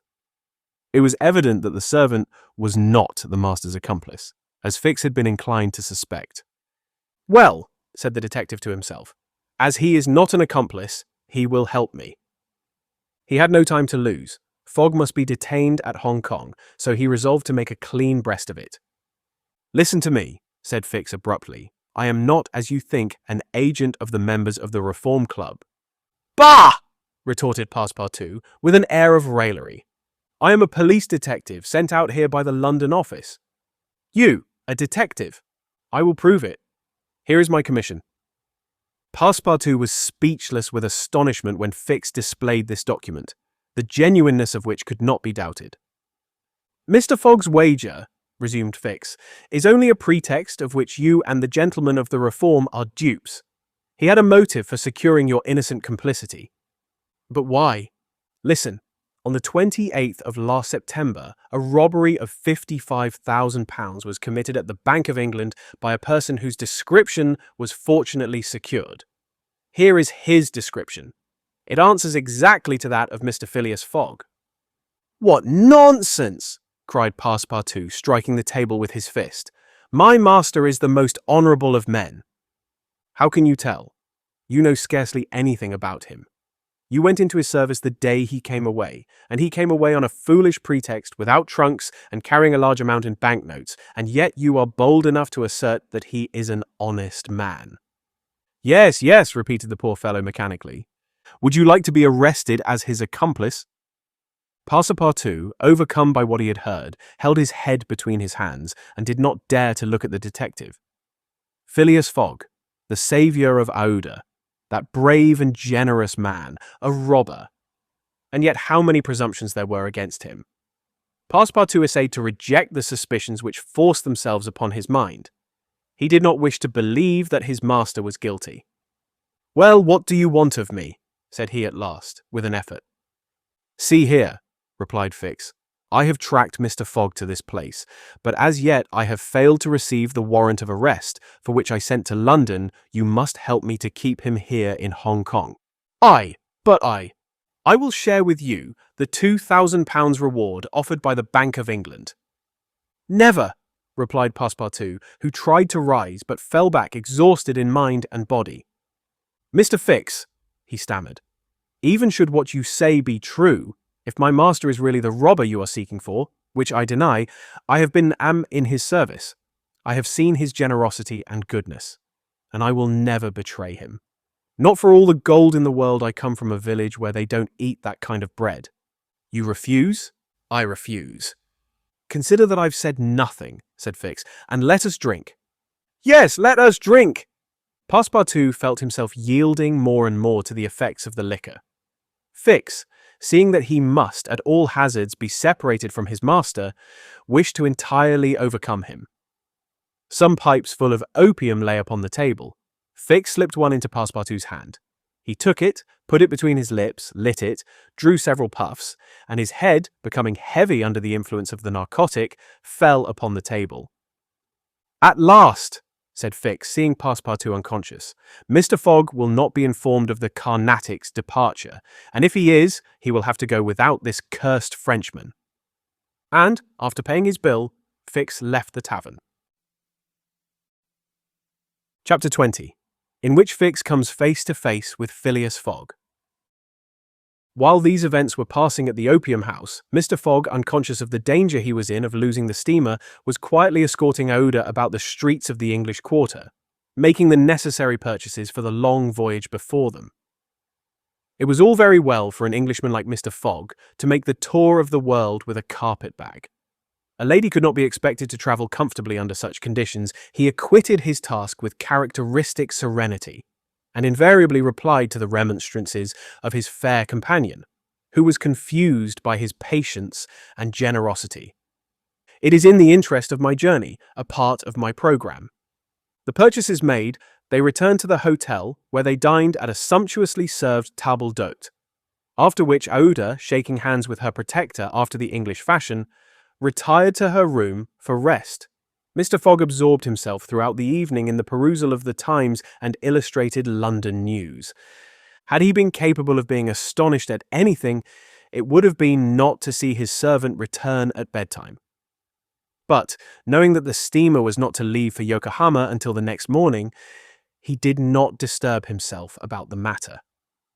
When Passepartout did not appear the next morning to answer his master's bell, Mr. Fogg, not betraying the least vexation, contented himself with taking his carpet-bag, calling Aouda, and sending for a palanquin. It was then 8 o'clock. At 9:30, it being then high tide, the Carnatic would leave the harbour. Mr. Fogg and Aouda got into the palanquin, their luggage being brought after on a wheelbarrow, and half an hour later stepped upon the quay whence they were to embark. Mr. Fogg then learned that the Carnatic had sailed the evening before. He had expected to find not only the steamer, but his domestic, and was forced to give up both. But no sign of disappointment appeared on his face, and he merely remarked to Aouda, "It is an accident, madam, nothing more." At this moment, a man who had been observing him attentively approached. It was Fix, who, bowing, addressed Mr. Fogg. "Were you not, like me, sir, a passenger by the Rangoon, which arrived yesterday?" "I was, sir," replied Mr. Fogg coldly, "but I have not the honour—" "Pardon me, I thought I should find your servant here." "Do you know where he is, sir?" asked Aouda anxiously. "What?" responded Fix, feigning surprise. "Is he not with you?" "No," said Aouda. "He has not made his appearance since yesterday. Could he have gone on board the Carnatic without us?" "Without you, madam," answered the detective. "Excuse me, did you intend to sail in the Carnatic?" "Yes, sir." "So did I, madam, and I am excessively disappointed. The Carnatic, its repairs being completed, left Hong Kong 12 hours before the stated time without any notice being given, and we must now wait a week for another steamer." As he said, "a week," Fix felt his heart leap for joy. Fogg detained at Hong Kong for a week. There would be time for the warrant to arrive, and fortune at last favoured the representative of the law. His horror may be imagined when he heard Mr. Fogg say in his placid voice, "But there are other vessels besides the Carnatic, it seems to me, in the harbour of Hong Kong." And, offering his arm to Aouda, he directed his steps toward the docks in search of some craft about to start. Fix, stupefied, followed. It seemed as if he were attached to Mr. Fogg by an invisible thread. Chance, however, appeared really to have abandoned the man it had hitherto served so well. For 3 hours, Phileas Fogg wandered about the docks, with the determination, if necessary, to charter a vessel to carry him to Yokohama.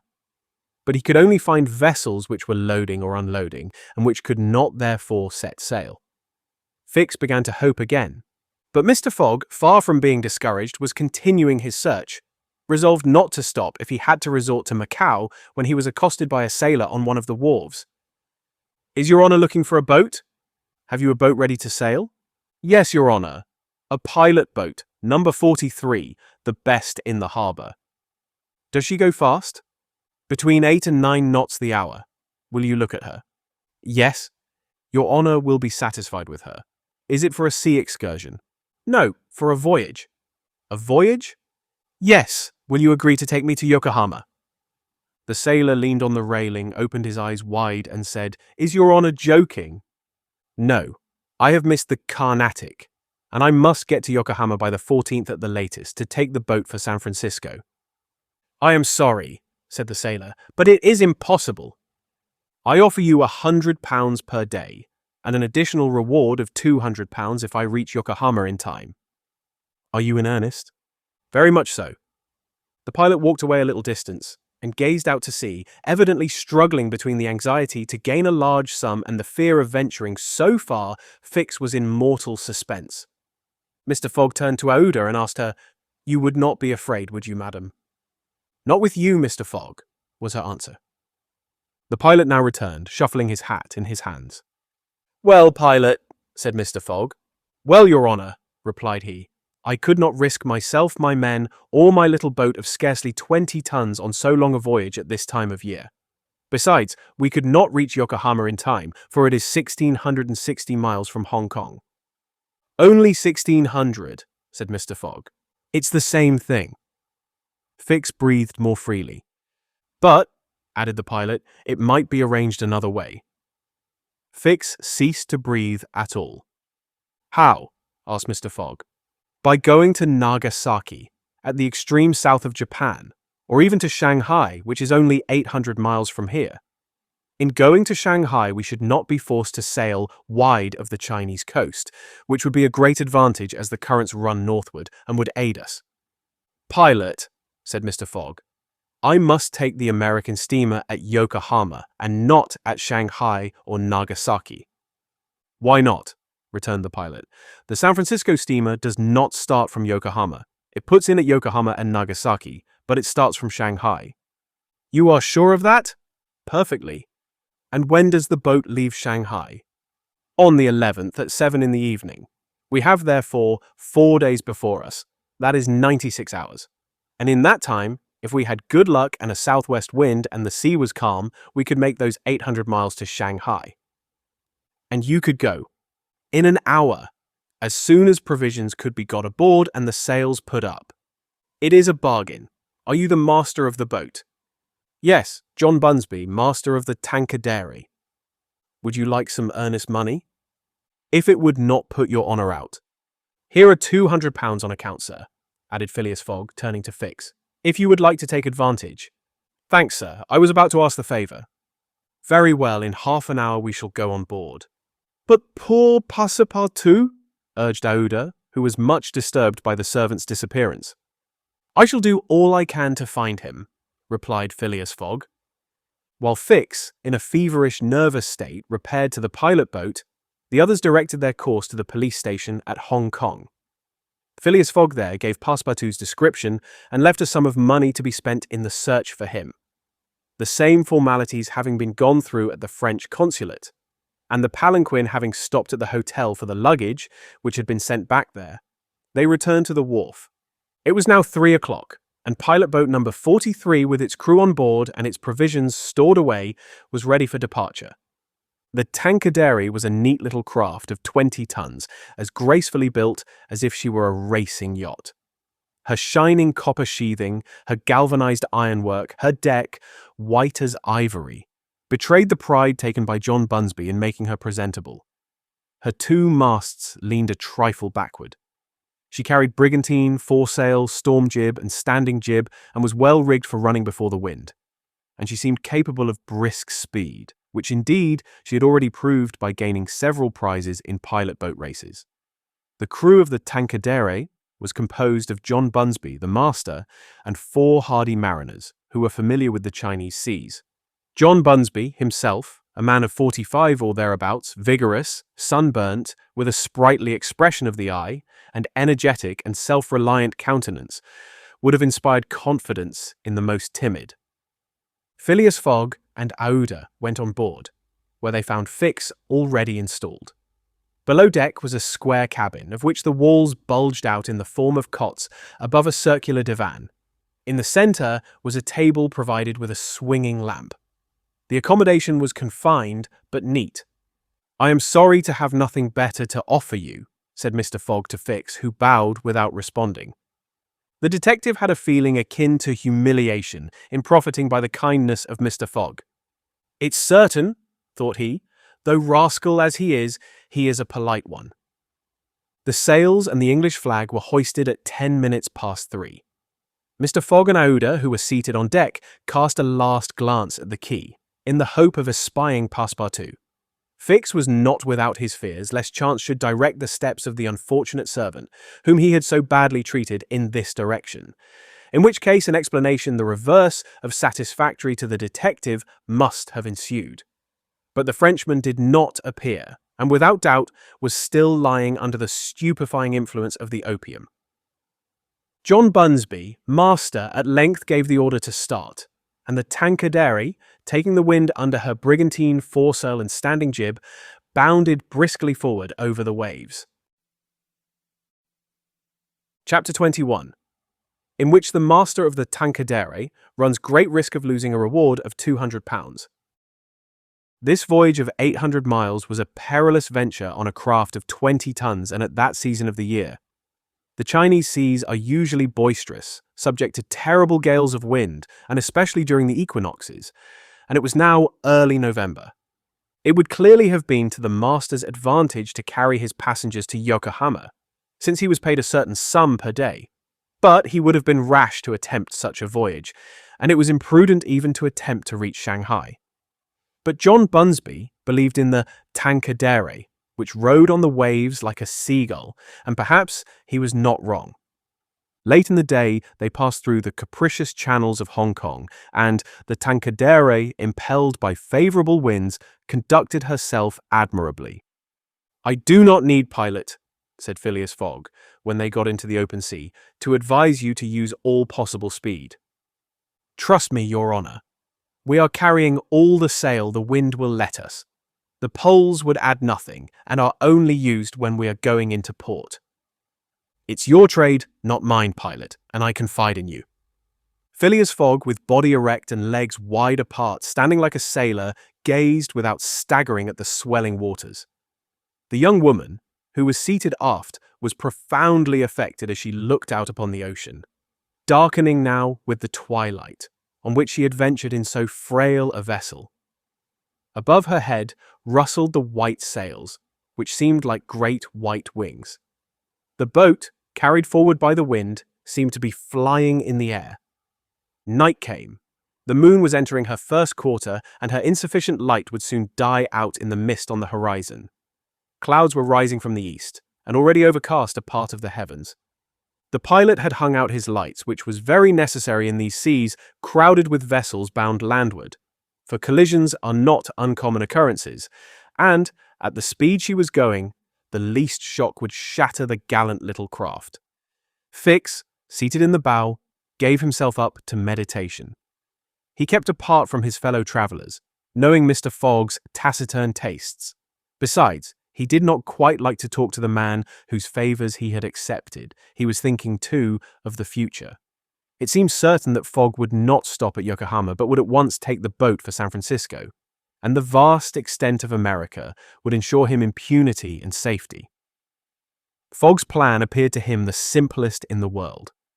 Instead of sailing directly from England to the United States, like a common villain, he had traversed 3/4 of the globe so as to gain the American continent more surely.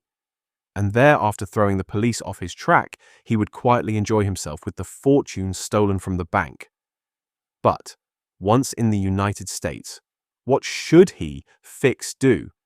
Should he abandon this man? No, 100 times no. Until he had secured his extradition, he would not lose sight of him for an hour. It was his duty, and he would fulfill it to the end. At all events, there was one thing to be thankful for. Passepartout was not with his master, and it was above all important, after the confidences Fix had imparted to him, that the servant should never have speech with his master. Phileas Fogg was also thinking of Passepartout, who had so strangely disappeared. Looking at the matter from every point of view, it did not seem to him impossible that, by some mistake, the man might have embarked on the Carnatic at the last moment. And this was also Aouda's opinion, who regretted very much the loss of the worthy fellow to whom she owed so much. They might then find him at Yokohama, for if the Carnatic was carrying him thither, it would be easy to ascertain if he had been on board. A brisk breeze arose about 10 o'clock, but though it might have been prudent to take in a reef, the pilot, after carefully examining the heavens, let the craft remain rigged as before. The Tankadere bore sail admirably, as she drew a great deal of water, and everything was prepared for high speed in case of a gale. Mr. Fogg and Aouda descended into the cabin at midnight, having been already preceded by Fix, who had lain down on one of the cots. The pilot and crew remained on deck all night. At sunrise the next day, which was the 8th of November, the boat had made more than 100 miles. The log indicated a mean speed of between 8 and 9 miles. The Tankadere still carried all sail and was accomplishing her greatest capacity of speed. If the wind held as it was, the chances would be in her favour.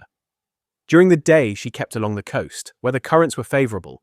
The coast, irregular in profile and visible sometimes across the clearings, was at most 5 miles distant. The sea was less boisterous, since the wind came off land. A fortunate circumstance for the boat, which would suffer, owing to its small tonnage, by a heavy surge on the sea. The breeze subsided a little towards noon, and set in from the southwest.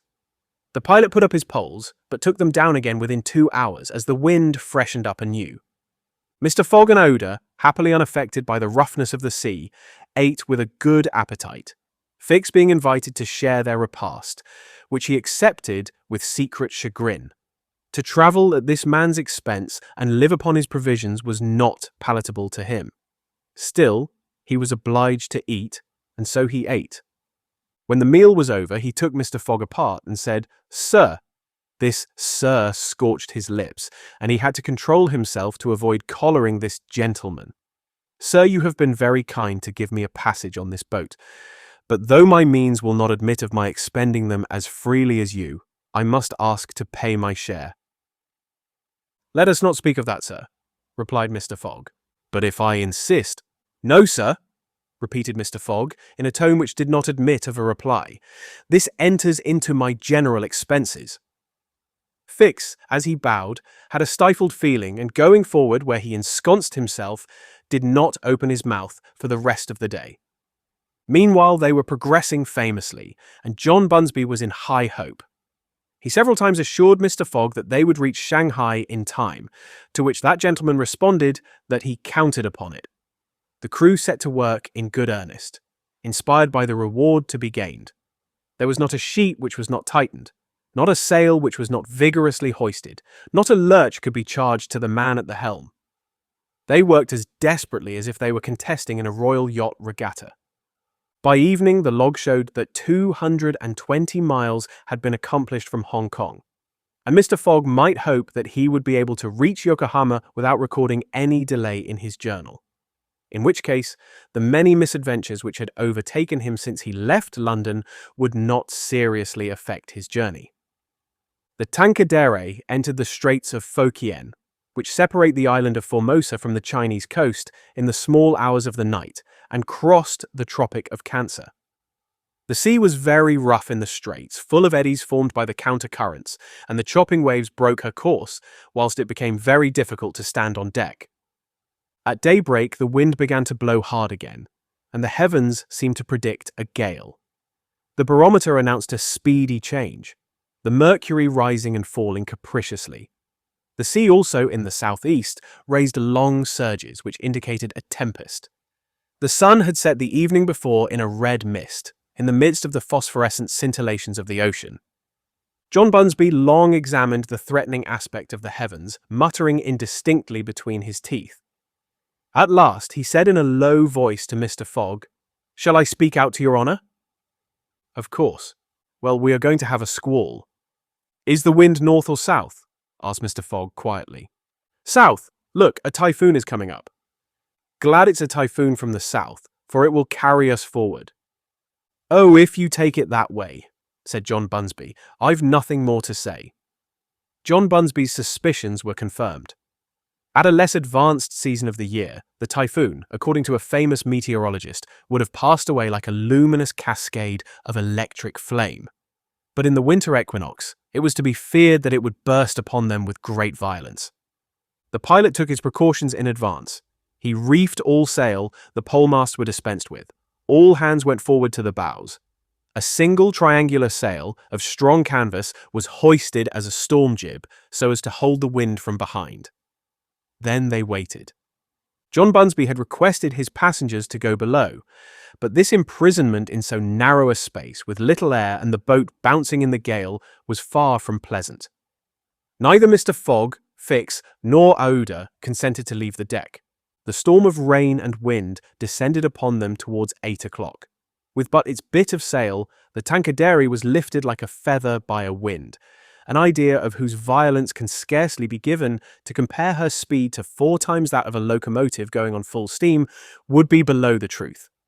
The boat scudded thus northward during the whole day, borne on by monstrous waves, preserving always, fortunately, a speed equal to theirs. 20 times she seemed almost to be submerged by these mountains of water which rose behind her, but the adroit management of the pilot saved her. The passengers were often bathed in spray, but they submitted to it philosophically. Fix cursed it, no doubt, but Aouda, with her eyes fastened upon her protector, whose coolness amazed her, showed herself worthy of him, and bravely weathered the storm. As for Phileas Fogg, it seemed just as if the typhoon were a part of his programme. Up to this time, the Tankadere had always held her course to the north, but towards evening the wind, veering 3/4, bore down from the northwest. The boat, now lying in the trough of the waves, shook and rolled terribly. The sea struck her with fearful violence. At night, the tempest increased in violence. John Bunsby saw the approach of darkness and the rising of the storm with dark misgivings. He thought a while and then asked his crew if it was not time to slacken speed. After a consultation, he approached Mr. Fogg and said, "I think, Your Honour, that we should do well to make for one of the ports on the coast." "I think so too." "Ah," said the pilot, "but which one?" "I know of but one," returned Mr. Fogg tranquilly, "and that is Shanghai." The pilot at first did not seem to comprehend. He could scarcely realize so much determination and tenacity. Then he cried, "Well, yes, Your Honour is right to Shanghai." So the Tankadere kept steadily on her northward track. The night was really terrible. It would be a miracle if the craft did not founder. Twice it could have been all over with her if the crew had not been constantly on the watch. Aouda was exhausted, but did not utter a complaint. More than once, Mr. Fogg rushed to protect her from the violence of the waves. Day reappeared. The tempest still raged with undiminished fury, but the wind now returned to the southeast. It was a favourable change, and the Tankadere again bounded forward on this mountainous sea, though the waves crossed each other and imparted shocks and countershocks which would have crushed a craft less solidly built. From time to time, the coast was visible through the broken mist, but no vessel was in sight. The Tankadere was alone upon the sea. There were some signs of a calm at noon, and these became more distinct as the sun descended toward the horizon. The tempest had been as brief as terrific. The passengers, thoroughly exhausted, could now eat a little and take some repose. The night was comparatively quiet. Some of the sails were again hoisted, and the speed of the boat was very good. The next morning at dawn, they espied the coast, and John Bunsby was able to assert that they were not 100 miles from Shanghai, 100 miles, and only one day to traverse them. That very evening, Mr. Fogg was due at Shanghai, if he did not wish to miss the steamer to Yokohama. Had there been no storm, during which several hours were lost, they would be at this moment within 30 miles of their destination. The wind grew decidedly calmer, and happily the sea fell with it. All sails were now hoisted, and at noon the Tankadere was within 45 miles of Shanghai. There remained yet 6 hours in which to accomplish that distance. All on board feared that it could not be done, and everyone, Phileas Fogg no doubt excepted, felt his heart beat with impatience. The boat must keep up an average of 9 miles an hour, and the wind was becoming calmer every moment. It was a capricious breeze, coming from the coast, and after it passed the sea became smooth. Still the Tankadere was so light, and her fine sails caught the fickle zephyrs so well that with the aid of the currents, John Bunsby found himself at 6 o'clock not more than 10 miles from the mouth of Shanghai River. Shanghai itself is situated at least 12 miles up the stream. At 7, they were still 3 miles from Shanghai. The pilot swore an angry oath. The reward of £200 was evidently on the point of escaping him. He looked at Mr. Fogg. Mr. Fogg was perfectly tranquil, and yet his whole fortune was at this moment at stake. At this moment also a long black funnel, crowned with wreaths of smoke, appeared on the edge of the waters. It was the American steamer, leaving for Yokohama at the appointed time. "Confound her!" cried John Bunsby, pushing back the rudder with a desperate jerk. "Signal her," said Phileas Fogg quietly. A small brass cannon stood on the forward deck of the Tankadere, for making signals in the fogs. It was loaded to the muzzle, but just as the pilot was about to apply a red-hot coal to the touch-hole, Mr. Fogg said, "Hoist your flag." The flag was run up at half-mast, and this being the signal of distress, it was hoped that the American steamer, perceiving it, would change her course a little, so as to succour the pilot boat. "Fire!" said Mr. Fogg, and the booming of the little cannon resounded in the air. Chapter 22, in which Passepartout finds out that, even at the Antipodes, it is convenient to have some money in one's pocket. The Carnatic, setting sail from Hong Kong at 6:30 on the 7th of November, directed her course at full steam towards Japan. She carried a large cargo and a well-filled cabin of passengers. 2 staterooms in the rear were, however, unoccupied, those which had been engaged by Phileas Fogg. The next day, a passenger with a half-stupefied eye, staggering gait and disordered hair was seen to emerge from the second cabin and to totter to a seat on deck. It was Passepartout, and what had happened to him was as follows. Shortly after Fix left the opium den, 2 waiters had lifted the unconscious Passepartout and had carried him to the bed reserved for the smokers. 3 hours later, pursued even in his dreams by a fixed idea, the poor fellow awoke and struggled against the stupefying influence of the narcotic. The thought of a duty unfulfilled shook off his torpor, and he hurried from the abode of drunkenness, staggering and holding himself up by keeping against the walls, falling down and creeping up again, and irresistibly impelled by a kind of instinct, he kept crying out, "The Carnatic! The Carnatic!" The steamer lay puffing alongside the quay, on the point of starting. Passepartout had but few steps to go, and, rushing upon the plank, he crossed it and fell unconscious on the deck just as the Carnatic was moving off. Several sailors, who were evidently accustomed to this sort of scene, carried the poor Frenchman down into the second cabin, and Passepartout did not wake until they were 150 miles away from China. Thus he found himself the next morning on the deck of the Carnatic, and eagerly inhaling the exhilarating sea breeze. The pure air sobered him. He began to collect his sense, which he found a difficult task, but at last he recalled the events of the evening before, Fix's revelation, and the opium house. "It is evident," said he to himself, "that I have been abominably drunk. What will Mr. Fogg say? At least I have not missed the steamer, which is the most important thing." Then, as Fix occurred to him, "As for that rascal, I hope we are well rid of him, and that he has not dared, as he proposed, to follow us on board the Carnatic. A detective on the track of Mr. Fogg, accused of robbing the Bank of England. Pshaw! Mr. Fogg is no more a robber than I am a murderer." Should he divulge Fix's real errand to his master? Would it do to tell the part the detective was playing? Would it not be better to wait until Mr. Fogg reached London again and then impart to him that an agent of the Metropolitan Police had been following him round the world and have a good laugh over it? No doubt. At least it was worth considering. The first thing to do was to find Mr. Fogg and apologize for his singular behavior.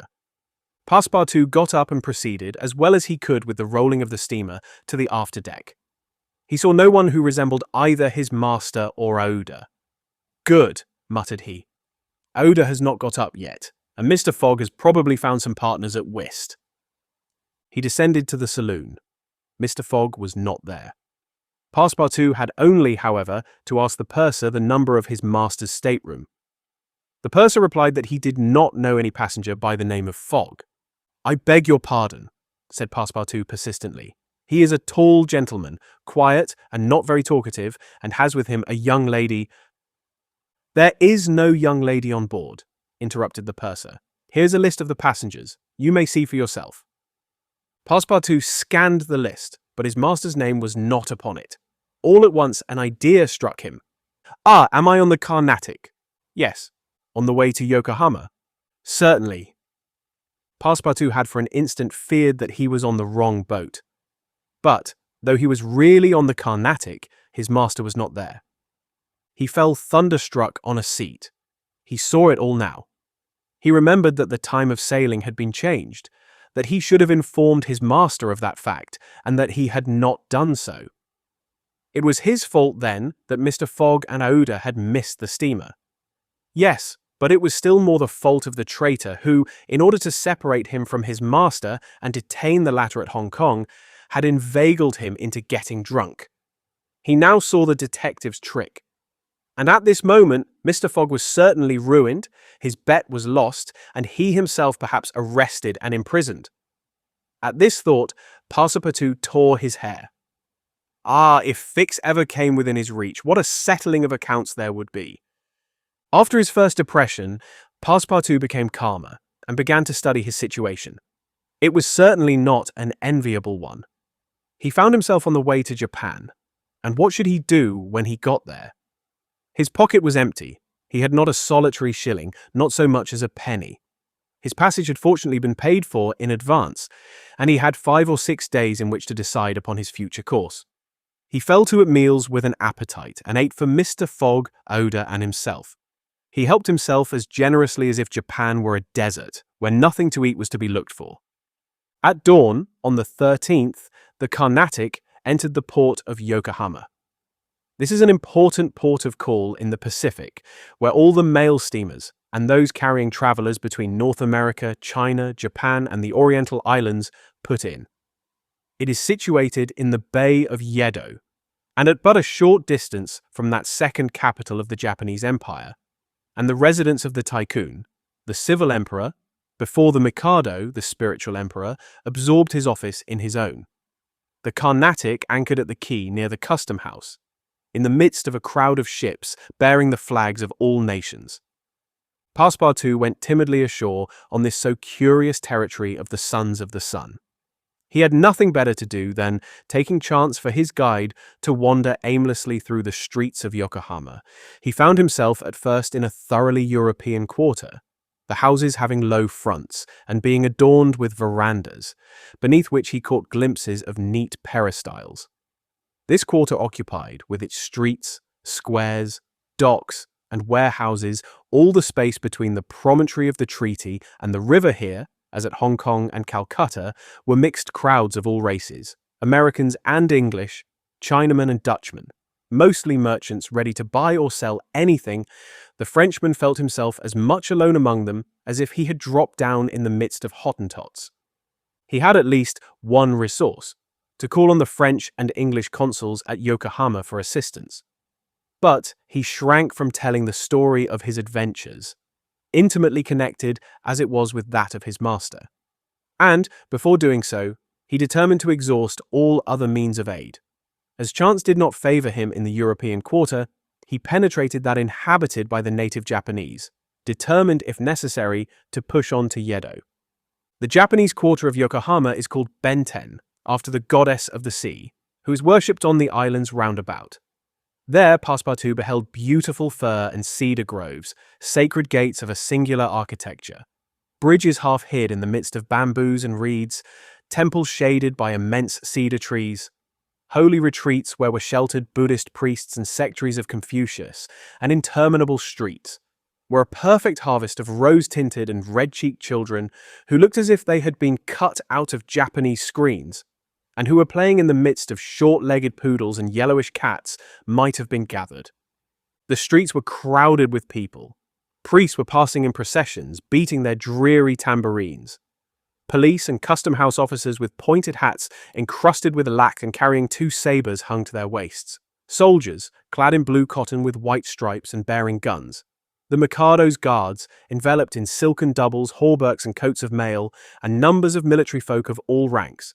For the military profession is as much respected in Japan as it is despised in China, went hither and thither in groups and pairs. Passepartout saw too begging friars, long-robed pilgrims, and simple civilians, with their warped and jet-black hair, big heads, long busts, slender legs, short stature, and complexions varying from copper color to a dead white, but never yellow like the Chinese, from whom the Japanese widely differ. He did not fail to observe the curious equipages, carriages and palanquins, barrows supplied with sails, and litters made of bamboo, nor the women, whom he thought not especially handsome, who took little steps with their little feet, whereon they wore canvas shoes, straw sandals, and clogs of worked wood, and who displayed tight-looking eyes, flat chests, teeth fashionably blackened, and gowns crossed with silken scarfs tied in an enormous knot, behind an ornament which the modern Parisian ladies seem to have borrowed from the dames of Japan.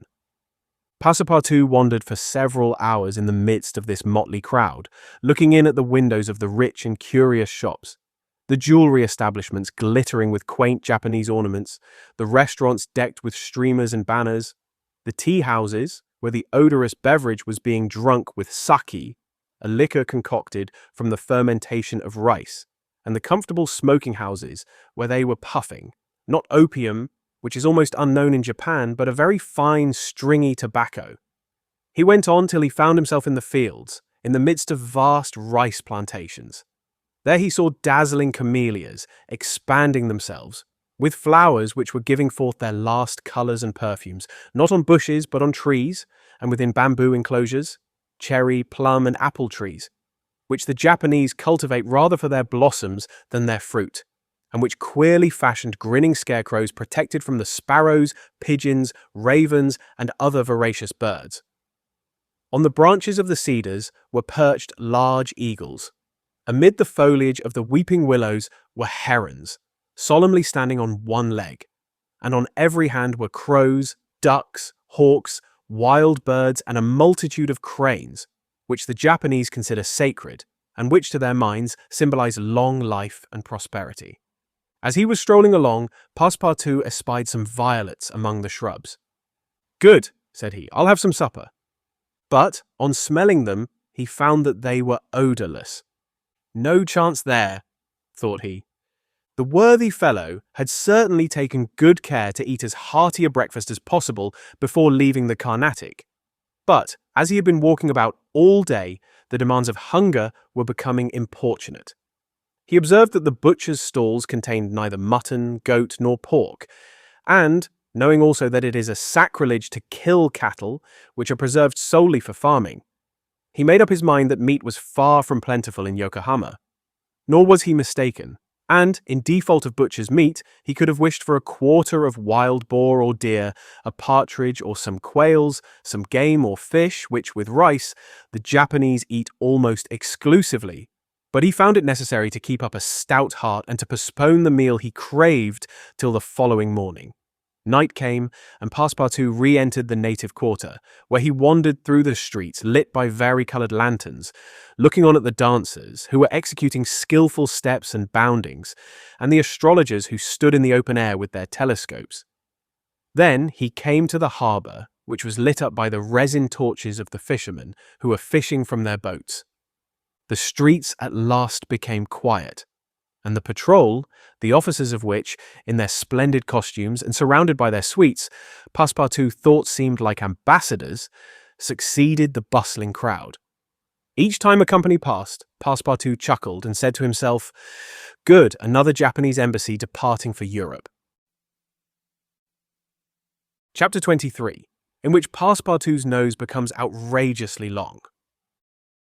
The next morning, poor, jaded, famished Passepartout said to himself that he must get something to eat at all hazards, and the sooner he did so, the better he might, indeed, sell his watch. But he would have starved first. Now or never he must use the strong, if not melodious voice which nature had bestowed upon him. He knew several French and English songs, and resolved to try them upon the Japanese, who must be lovers of music, since they were forever pounding on their cymbals, tam-tams and tambourines, and could not but appreciate European talent. It was perhaps rather early in the morning to get up a concert, and the audience, prematurely aroused from their slumbers, might not possibly pay their entertainer with coin bearing the Mikado's features. Passepartout therefore decided to wait several hours, and, as he was sauntering along, it occurred to him that he would seem rather too well dressed for a wandering artist. The idea struck him to change his garments for clothes more in harmony with his project, by which he might also get a little money to satisfy the immediate cravings of hunger. The resolution taken, it remained to carry it out. It was only after a long search that Passepartout discovered a native dealer in old clothes to whom he applied for an exchange. The man liked the European costume, and ere long Passepartout issued from his shop, accoutered in an old Japanese coat and a sort of one-sided turban, faded with long use. A few small pieces of silver, moreover, jingled in his pocket. "Good," thought he, "I will imagine I am at the carnival." His first care, after being thus Japanesed, was to enter a tea-house of modest appearance, and upon half a bird and a little rice to breakfast like a man for whom dinner was as yet a problem to be solved. "Now," thought he, when he had eaten heartily, "I mustn't lose my head. I can't sell this costume again for one still more Japanese. I must consider how to leave this country of the sun, of which I shall not retain the most delightful of memories, as quickly as possible." It occurred to him to visit the steamers, which were about to leave for America. He would offer himself as a cook or servant in payment of his passage and meals. Once at San Francisco, he would find some means of going on. The difficulty was how to traverse the 4,700 miles of the Pacific which lay between Japan and the New World. Passepartout was not the man to let an idea go begging, and directed his steps towards the docks. But, as he approached them, his project, which at first had seemed so simple, began to grow more and more formidable to his mind. What need would they have of a cook or servant on an American steamer? And what confidence would they put in him, dressed as he was? What references could he give? As he was reflecting in this wise, his eyes fell upon an immense placard which a sort of clown was carrying through the streets. This placard, which was in English, read as follows: "Acrobatic Japanese Troupe Honorable William Battlecar, Proprietor, last representations, prior to their departure to the United States, of the Long Noses, under the direct patronage of the god Tingu. Great attraction." "The United States," said Passepartout. "That's just what I want." He followed the clown and soon found himself once more in the Japanese quarter. A quarter of an hour later, he stopped before a large cabin, adorned with several clusters of streamers, the exterior walls of which were designed to represent, in violent colours and without perspective, a company of jugglers. This was the Honourable William Batulcar's establishment. That gentleman was a sort of Barnum, the director of a troupe of mountebanks, jugglers, clowns, acrobats, equilibrists, and gymnasts, who, according to the placard, was giving his last performances before leaving the Empire of the Sun for the States of the Union. Passepartout entered and asked for Mr. Batulcar, who straightway appeared in person. "What do you want?" said he to Passepartout, whom he at first took for a native. "Would you like a servant, sir?" asked Passepartout. "A servant!" cried Mr. Batulcar, caressing the thick grey beard which hung from his chin. "I already have two who are obedient and faithful, have never left me, and serve me for their nourishment, and here they are." added he, holding out his two robust arms, furrowed with veins as large as the strings of a bass viol. So I can be of no use to you? None. The devil, I should so like to cross the Pacific with you. Ah, said the Honourable Mr. Battlecar, you are no more a Japanese than I am a monkey. Who are you dressed up in that way? A man dresses as he can. That's true, you are a Frenchman, aren't you? Yes, a Parisian of Paris. Then you ought to know how to make grimaces. Why? Replied Passepartout, a little vexed that his nationality should cause this question. We Frenchmen know how to make grimaces. It is true, but not any better than the Americans do. True. Well, if I can't take you as a servant, I can as a clown. You see, my friend, in France they exhibit foreign clowns, and in foreign parts French clowns. Ah, you are pretty strong, eh? Especially after a good meal. And you can sing? Yes, returned Passepartout, who had formerly been wont to sing in the streets.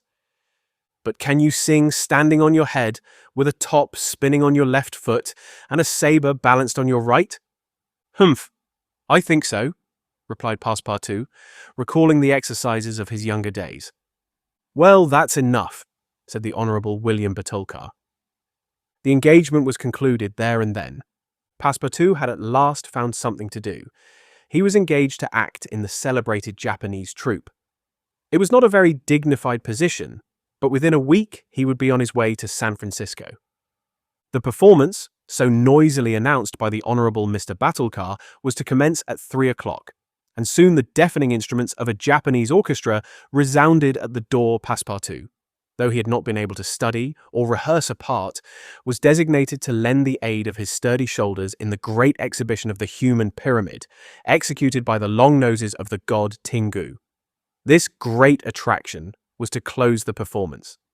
Before 3 o'clock, the large shed was invaded by the spectators, comprising Europeans and natives, Chinese and Japanese, men, women and children, who precipitated themselves upon the narrow benches and into the boxes opposite the stage. The musicians took up a position inside and were vigorously performing on their gongs, tam-tams, flutes, bones, tambourines, and immense drums. The performance was much like all acrobatic displays, but it must be confessed that the Japanese are the first equilibrists in the world. One, with a fan and some bits of paper, performed the graceful trick of the butterflies and the flowers.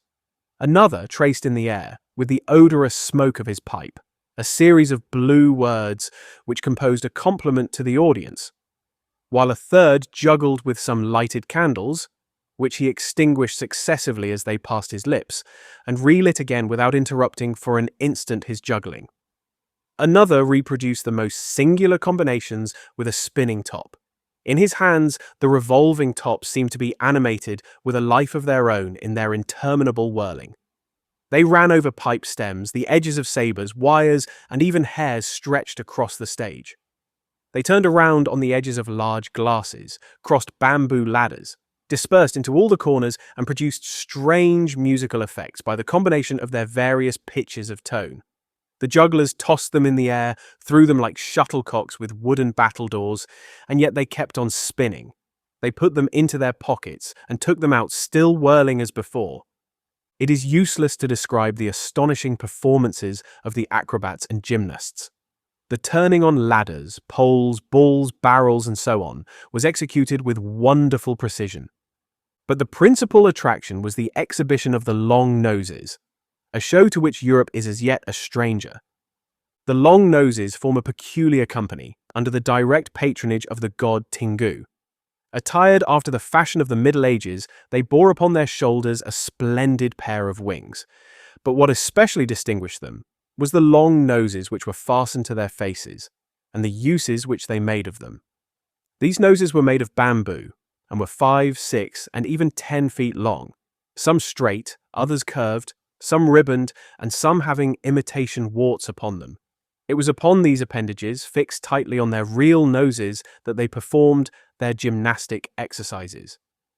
A dozen of these sectaries of Tingu lay flat upon their backs, while others, dressed to represent lightning rods, came and frolicked on their noses, jumping from one to another, and performing the most skillful leapings and somersaults. As a last scene, a human pyramid had been announced, in which 50 long noses were to represent the car of Juggernaut. But, instead of forming a pyramid by mounting each other's shoulders, the artists were to group themselves on top of the noses. It happened that the performer who had hitherto formed the base of the car had quitted the troupe, and as to fill this part only strength and adroitness were necessary, Passepartout had been chosen to take his place. The poor fellow really felt sad when, melancholy reminiscence of his youth, he donned his costume, adorned with vari-coloured wings, and fastened to his natural feature a false nose 6 feet long. But he cheered up when he thought that this nose was winning him something to eat. He went upon the stage and took his place beside the rest who were to compose the base of the car of Juggernaut. They all stretched themselves on the floor, their noses pointing to the ceiling. A second group of artists disposed themselves on these long appendages, then a third above these, then a fourth, until a human monument reaching to the very cornices of the theatre soon arose on top of the noses. This elicited loud applause, in the midst of which the orchestra was just striking up a deafening air. When the pyramid tottered, the balance was lost. One of the lower noses vanished from the pyramid, and the human monument was shattered like a castle built of cards. It was Passepartout's fault. Abandoning his position, clearing the footlights without the aid of his wings, and clambering up to the right-hand gallery, he fell at the feet of one of the spectators, crying, "Ah, my master, my master!" "You here?" "Myself." "Very well, then let us go to the steamer, young man." Mr. Fogg, Oda, and Passepartout passed through the lobby of the theatre to the outside, where they encountered the Honourable Mr. Battlecar. Furious with rage, he demanded damages for the breakage of the pyramid, and Phileas Fogg appeased him by giving him a handful of banknotes. At 6:30, the very hour of departure, Mr. Fogg and Oda, followed by Passepartout, who in his hurry had retained his wings and nose 6 feet long, stepped upon the American steamer. Chapter 24, during which Mr. Fogg and party crossed the Pacific Ocean. What happened when the pilot boat came in sight of Shanghai will be easily guessed. The signals made by the Tankadere had been seen by the captain of the Yokohama steamer, who, espying the flag at half-mast, had directed his course towards the little craft. Phileas Fogg, after paying the stipulated price of his passage to John Busby, and rewarding that worthy with the additional sum of £550, ascended the steamer with Aouda and Fix, and they started at once for Nagasaki and Yokohama. They reached their destination on the morning of the 14th of November. Phileas Fogg lost no time in going on board the Carnatic, where he learned to Aouda's great delight and perhaps to his own, though he betrayed no emotion, that Passepartout, a Frenchman, had really arrived on her the day before. The San Francisco steamer was announced to leave that very evening, and it became necessary to find Passepartout, if possible. Without delay, Mr. Fogg applied in vain to the French and English consuls, and, after wandering through the streets a long time, began to despair of finding his missing servant Chance, or perhaps a kind of presentiment, at last led him into the Honourable Mr. Battlecar's theatre.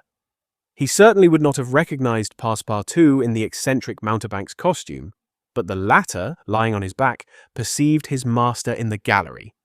He could not help starting, which so changed the position of his nose as to bring the pyramid pell-mell upon the stage. All this Passepartout learned from Aouda, who recounted to him what had taken place on the voyage from Hong Kong to Shanghai on the Tankadere, in company with one Mr. Fix. Passepartout did not change countenance on hearing this name. He thought that the time had not yet arrived to divulge to his master what had taken place between the detective and himself, and, in the account he gave of his absence, he simply excused himself for having been overtaken by drunkenness in smoking opium at a tavern in Hong Kong. Mr. Fogg heard this narrative coldly, without a word, and then furnished his man with funds necessary to obtain clothing more in harmony with his position. Within an hour, the Frenchman had cut off his nose and parted with his wings, and retained nothing about him which recalled the secretary of the god Tingu. The steamer which was about to depart from Yokohama to San Francisco belonged to the Pacific Mail Steamship Company and was named the General Grant. She was a large paddle-wheel steamer of 2,500 tons, well equipped and very fast. The massive walking beam rose and fell above the deck, At one end, a piston rod worked up and down, and at the other was a connecting rod which, in changing the rectilinear motion to a circular one, was directly connected with the shaft of the paddles. The General Grant was rigged with 3 masts, giving a large capacity for sails, and thus materially aiding the steam power. By making 12 miles an hour, she would cross the ocean in 21 days. Phileas Fogg was therefore justified in hoping that he would reach San Francisco by the 2nd of December, New York by the 11th, and London on the 20th, thus gaining several hours on the fatal date of the 21st of December. There was a full complement of passengers on board, among them English, many Americans, a large number of coolies on their way to California, and several East Indian officers, who were spending their vacation in making the tour of the world.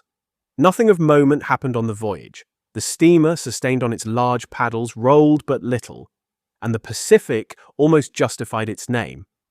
Mr. Fogg was as calm and taciturn as ever. His young companion felt herself more and more attached to him by other ties than gratitude. His silent but generous nature impressed her more than she thought, and it was almost unconsciously that she yielded to emotions which did not seem to have the least effect upon her protector. Aouda took the keenest interest in his plans, and became impatient at any incident which seemed likely to retard his journey. She often chatted with Passepartout, who did not fail to perceive the state of the lady's heart. And, being the most faithful of domestics, he never exhausted his eulogies of Phileas Fogg's honesty, generosity, and devotion. He took pains to calm Aouda's doubts of a successful termination of the journey, telling her that the most difficult part of it had passed, that now they were beyond the fantastic countries of Japan and China and were fairly on their way to civilized places again. A railway train from San Francisco to New York and a transatlantic steamer from New York to Liverpool would doubtless bring them to the end of this impossible journey round the world within the period agreed upon. On the 9th day after leaving Yokohama, Phileas Fogg had traversed exactly 1/2 of the terrestrial globe. The General Grant passed on the 23rd of November the 181st meridian, and was at the very antipodes of London.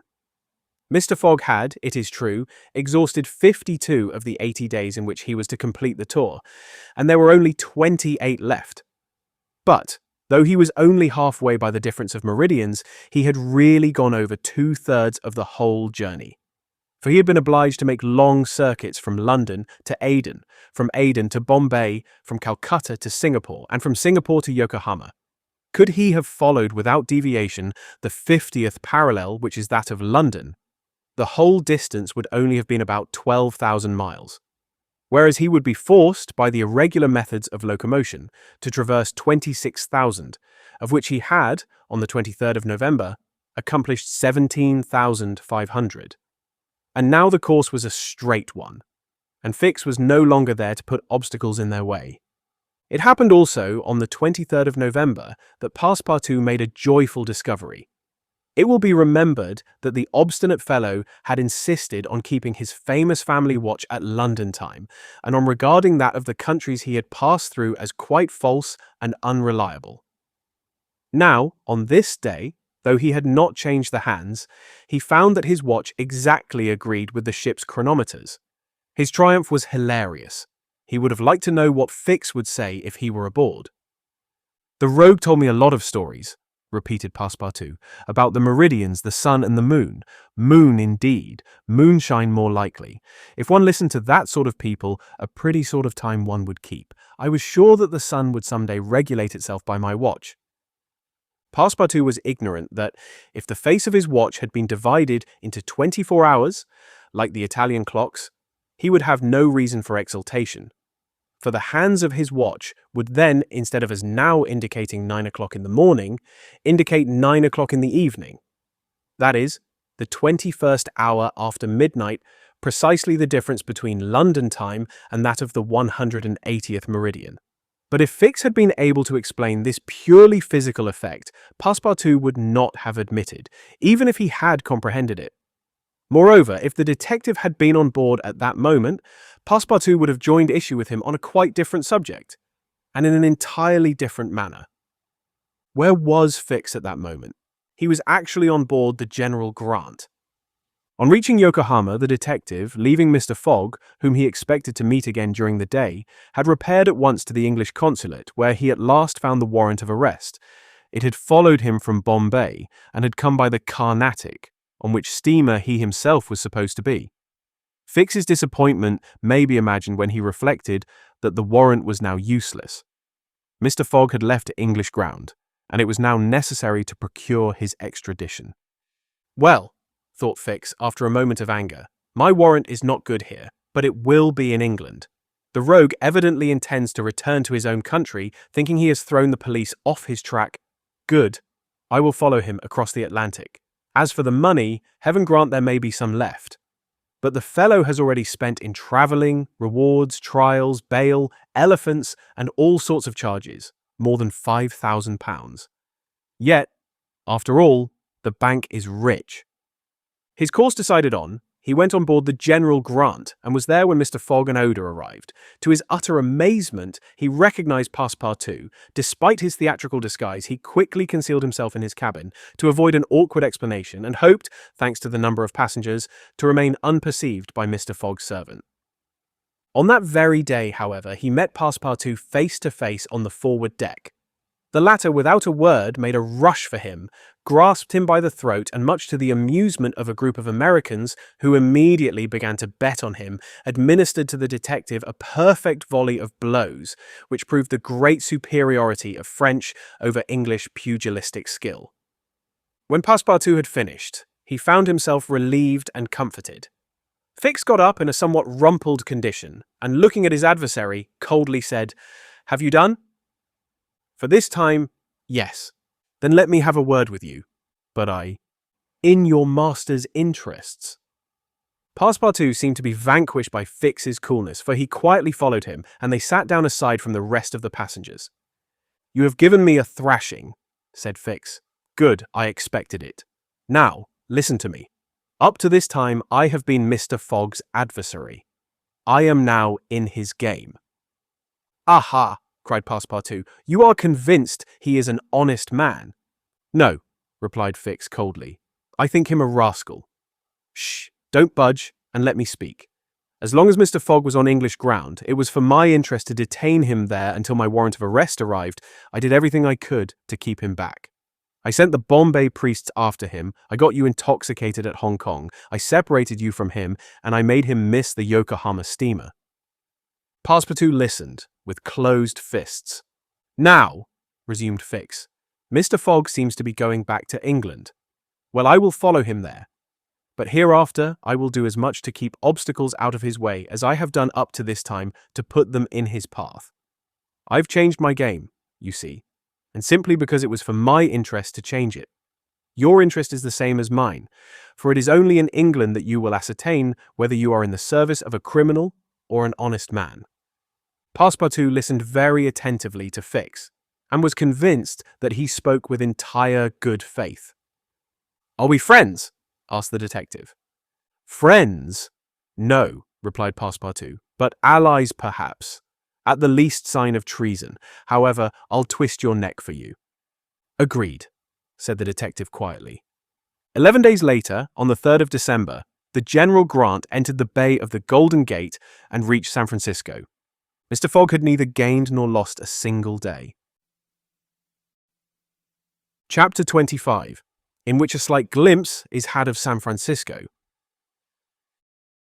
It was 7 in the morning when Mr. Fogg, Aouda, and Passepartout set foot upon the American continent, if this name can be given to the floating quay upon which they disembarked. These quays, rising and falling with the tide, thus facilitate the loading and unloading of vessels. Alongside them were clippers of all sizes, steamers of all nationalities, and the steamboats, with several decks rising one above the other, which ply on the Sacramento and its tributaries. There were also heaped up the products of a commerce which extends to Mexico, Chile, Peru, Brazil, Europe, Asia, and all the Pacific islands. Passepartout, in his joy on reaching at last the American continent, thought he would manifest it by executing a perilous vault in fine style. But, tumbling upon some worm-eaten planks, he fell through them, put out of countenance by the manner in which he thus set foot upon the New World. he uttered a loud cry, which so frightened the innumerable cormorants and pelicans that are always perched upon these movable quays, that they flew noisily away.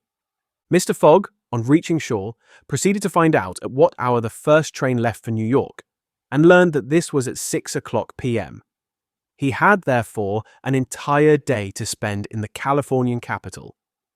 Taking a carriage at a charge of $3, he and Aouda entered it, while Passepartout mounted the box beside the driver, and they set out for the International Hotel.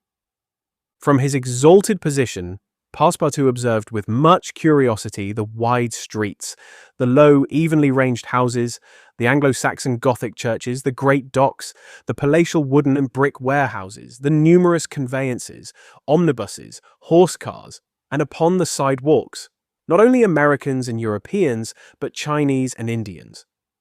Passepartout was surprised at all he saw.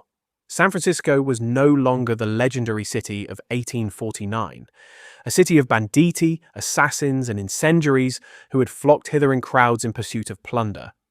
A paradise of outlaws where they gambled with gold dust, a revolver in one hand and a Bowie knife in the other. It was now a great commercial emporium.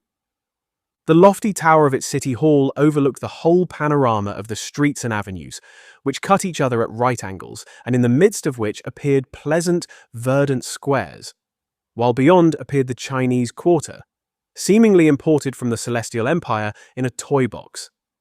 Sombreros and red shirts and plumed Indians were rarely to be seen, but there were silk hats and black coats everywhere worn by a multitude of nervously active, gentlemanly-looking men.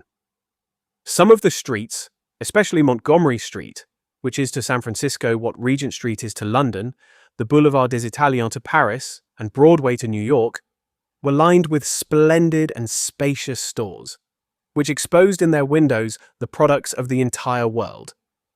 When Passepartout reached the International Hotel, it did not seem to him as if he had left England at all. The ground floor of the hotel was occupied by a large bar, a sort of restaurant freely open to all passers-by who might partake of dried beef, oyster soup, biscuits and cheese.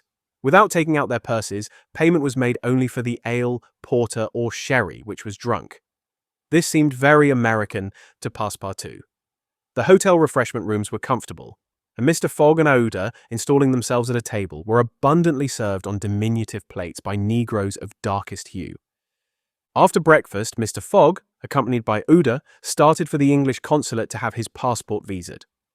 As he was going out, he met Passepartout, who asked him if it would not be well, before taking the train, to purchase some dozens of Enfield rifles and Colt's revolvers. He had been listening to stories of attacks upon the trains by the Sioux and Pawnees.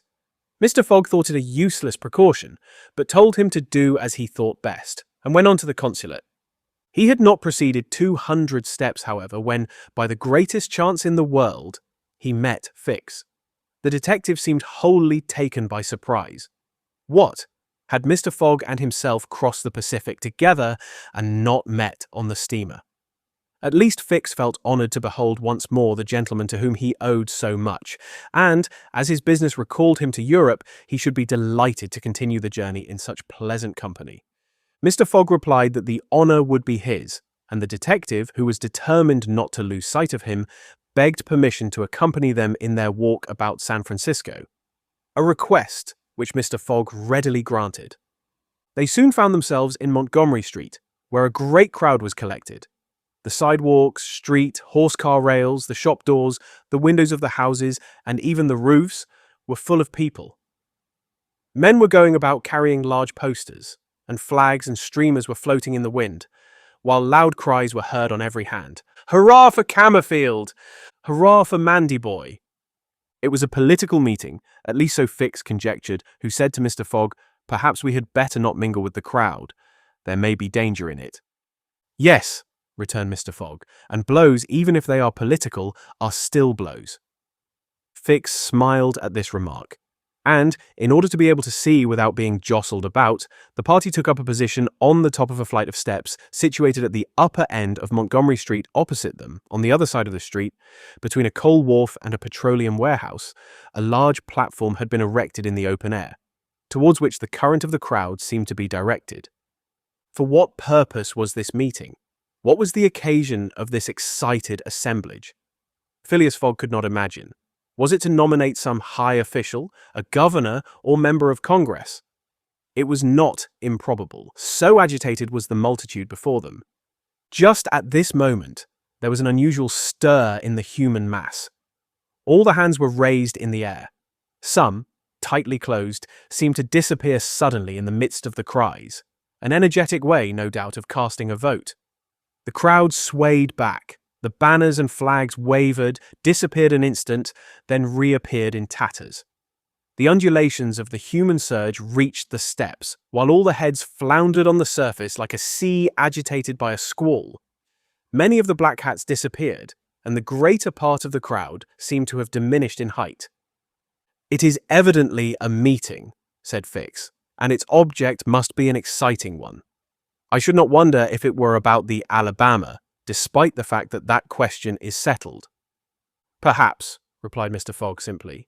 "At least there are two champions in presence of each other, the Honourable Mr. Camerfield and the Honourable Mr. Mandiboy."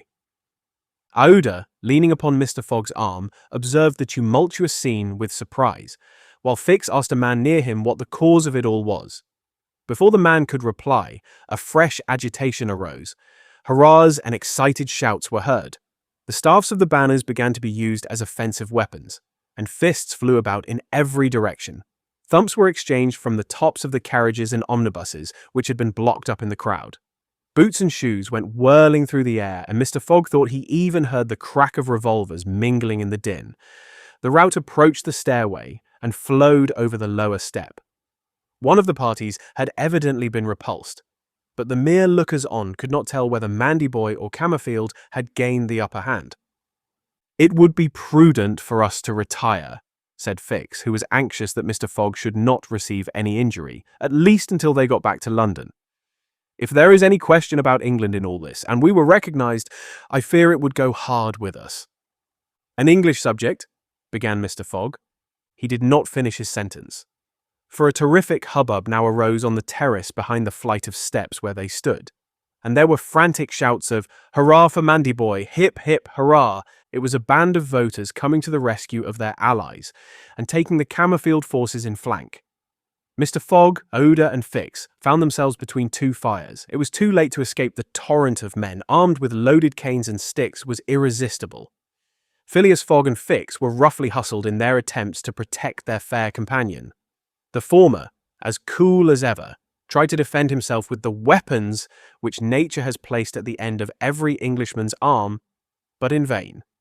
A big, brawny fellow with a red beard, flushed face, and broad shoulders, who seemed to be the chief of the band, raised his clenched fist to strike Mr. Fogg, whom he would have given a crushing blow, had not Fix rushed in and received it in his stead. An enormous bruise immediately made its appearance under the detective's silk hat, which was completely smashed in. "Yankee!" exclaimed Mr. Fogg, darting a contemptuous look at the ruffian. "Englishman," returned the other. "We will meet again." "When you please. What is your name?" "Phileas Fogg. And yours?" "Colonel Stamp Proctor." The human tide now swept by after overturning Fix, who speedily got upon his feet again, though with tattered clothes. Happily, he was not seriously hurt. His travelling overcoat was divided into two unequal parts, and his trousers resembled those of certain Indians, which fit less compactly than they are easy to put on. Aouda had escaped unharmed, and Fix alone bore marks of the fray in his black and blue bruise. "Thanks," said Mr. Fogg to the detective as soon as they were out of the crowd. "No thanks are necessary," replied Fix, "but let us go." "Where?" "To a tailor's." Such a visit was indeed opportune. The clothing of both Mr. Fogg and Fix was in rags, as if they had themselves been actively engaged in the contest between Camerfield and Mandiboy. An hour after, they were once more suitably attired, and with Aouda returned to the International Hotel. Passepartout was waiting for his master, armed with half a dozen six-barreled revolvers. When he perceived Fix, he knit his brows, but Aouda having in a few words told him of their adventure, his countenance resumed its placid expression. Fix evidently was no longer an enemy, but an ally. He was faithfully keeping his word. Dinner over, the coach which was to convey the passengers and their luggage to the station drew up to the door. As he was getting in, Mr. Fogg said to Fix, "You have not seen this Colonel Proctor again?" "No. I will come back to America to find him," said Phileas Fogg calmly. It would not be right for an Englishman to permit himself to be treated in that way, without retaliating. The detective smiled but did not reply.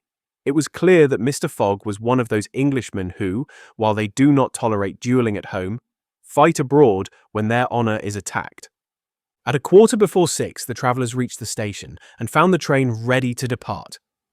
As he was about to enter it, Mr. Fogg called a porter and said to him, "My friend, was there not some trouble today in San Francisco?" "It was a political meeting, sir," replied the porter. "But I thought there was a great deal of disturbance in the streets." "It was only a meeting assembled for an election." "The election of a general-in-chief, no doubt?" asked Mr. Fogg. "No, sir, of a justice of the peace." Phileas Fogg got into the train, which started off at full speed. Chapter 26, in which Phileas Fogg and party travel by the Pacific Railroad. From ocean to ocean, so say the Americans, and these four words compose the general designation of the Great Trunk Line, which crosses the entire width of the United States. The Pacific Railroad is, however, really divided into two distinct lines: the Central Pacific between San Francisco and Ogden, and the Union Pacific between Ogden and Omaha. 5 main lines connect Omaha with New York. New York and San Francisco are thus united by an uninterrupted metal ribbon, which measures no less than 3,786 miles. Between Omaha and the Pacific, the railway crosses a territory which is still infested by Indians and wild beasts, and a large tract which the Mormons, after they were driven from Illinois in 1845, began to colonize. The journey from New York to San Francisco consumed formerly, under the most favorable conditions, at least 6 months. It is now accomplished in 7 days. It was in 1862 that, in spite of the Southern members of Congress, who wished a more southerly route, it was decided to lay the road between the 41st and 42nd parallels. President Lincoln himself fixed the end of the line at Omaha in Nebraska. The work was at once commenced and pursued with true American energy, nor did the rapidity with which it went on injuriously affect its good execution. The road grew, on the prairies, 1.5 miles a day. A locomotive, running on the rails laid down the evening before, brought the rails to be laid on the morrow, and advanced upon them as fast as they were put in position. The Pacific Railroad is joined by several branches in Iowa, Kansas, Colorado, and Oregon.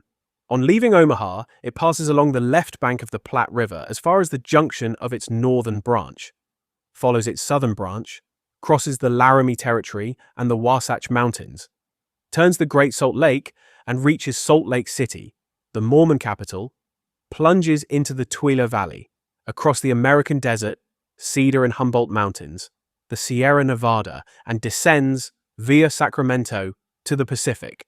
Its grade, even on the Rocky Mountains, never exceeding 112 feet to the mile. Such was the road to be traversed in 7 days, which would enable Phileas Fogg, at least so he hoped, to take the Atlantic steamer at New York on the 11th for Liverpool. The car which he occupied was a sort of long omnibus on 8 wheels and with no compartments in the interior. It was supplied with 2 rows of seats, perpendicular to the direction of the train on either side of an aisle which conducted to the front and rear platforms. These platforms were found throughout the train, and the passengers were able to pass from one end of the train to the other. It was supplied with saloon cars, balcony cars, restaurants, and smoking cars. Theatre cars alone were wanting, and they will have these someday. Book and news dealers, sellers of edibles, drinkables, and cigars, who seemed to have plenty of customers, were continually circulating in the aisles. The train left Oakland Station at 6 o'clock. It was already night, cold and cheerless, the heavens being overcast with clouds which seemed to threaten snow. The train did not proceed rapidly. Counting the stoppages, it did not run more than 20 miles an hour, which was a sufficient speed, however, to enable it to reach Omaha within its designated time. There was but little conversation in the car, and soon many of the passengers were overcome with sleep. Passepartout found himself beside the detective, but he did not talk to him. After recent events, their relations with each other had grown somewhat cold. There could no longer be mutual sympathy or intimacy between them. Fix's manner had not changed, but Passepartout was very reserved and ready to strangle his former friend on the slightest provocation. Snow began to fall an hour after they started. A fine snow, however, which happily could not obstruct the train. Nothing could be seen from the windows but a vast white sheet against which the smoke of the locomotive had a greyish aspect. At 8 o'clock, a steward entered the car and announced that the time for going to bed had arrived, and in a few minutes the car was transformed into a dormitory. The backs of the seats were thrown back. Bedsteads carefully packed were rolled out by an ingenious system. Berths were suddenly improvised, and each traveller had soon at his disposition a comfortable bed, protected from curious eyes by thick curtains. The sheets were clean and the pillows soft. It only remained to go to bed and sleep, which everybody did, while the train sped on across the state of California.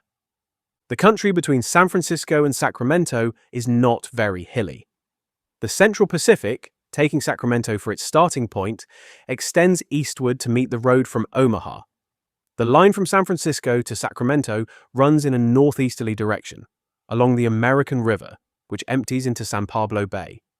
The 120 miles between these cities were accomplished in 6 hours, and towards midnight, while fast asleep, the travelers passed through Sacramento, so that they saw nothing of that important place, the seat of the state government, with its fine quays, its broad streets, its noble hotels, squares, and churches. The train, on leaving Sacramento and passing the junction, Rocklin, Auburn, and Colfax, entered the range of the Sierra Nevada. Cisco was reached at 7 in the morning, and an hour later, the dormitory was transformed into an ordinary car, and the travelers could observe the picturesque beauties of the mountain region through which they were steaming. The railway track wound in and out among the passes, now approaching the mountainsides, now suspended over precipices, avoiding abrupt angles by bold curves, plunging into narrow defiles, which seemed to have no outlet. The locomotive, its great funnel emitting a weird light, with its sharp bell and its cowcatcher extended like a spur, mingled its shrieks and bellowings with the noise of torrents and cascades, and twined its smoke among the branches of the gigantic pines. There were few or no bridges or tunnels on the route. The railway turned around the sides of the mountains, and did not attempt to violate nature by taking the shortest cut from one point to another. The train entered the state of Nevada through the Carson Valley about 9 o'clock, going always northeasterly, and at midday reached Reno, where there was a delay of 20 minutes for breakfast. From this point, the road, running along Humboldt River, passed northward for several miles by its banks. Then it turned eastward and kept by the river until it reached the Humboldt Range, nearly at the extreme eastern limit of Nevada. Having breakfasted, Mr. Fogg and his companions resumed their places in the car, and observed the varied landscape which unfolded itself as they passed along the vast prairies, the mountains lining the horizon, and the creeks with their frothy, foaming streams. Sometimes a great herd of buffaloes, massing together in the distance, seemed like a movable dam.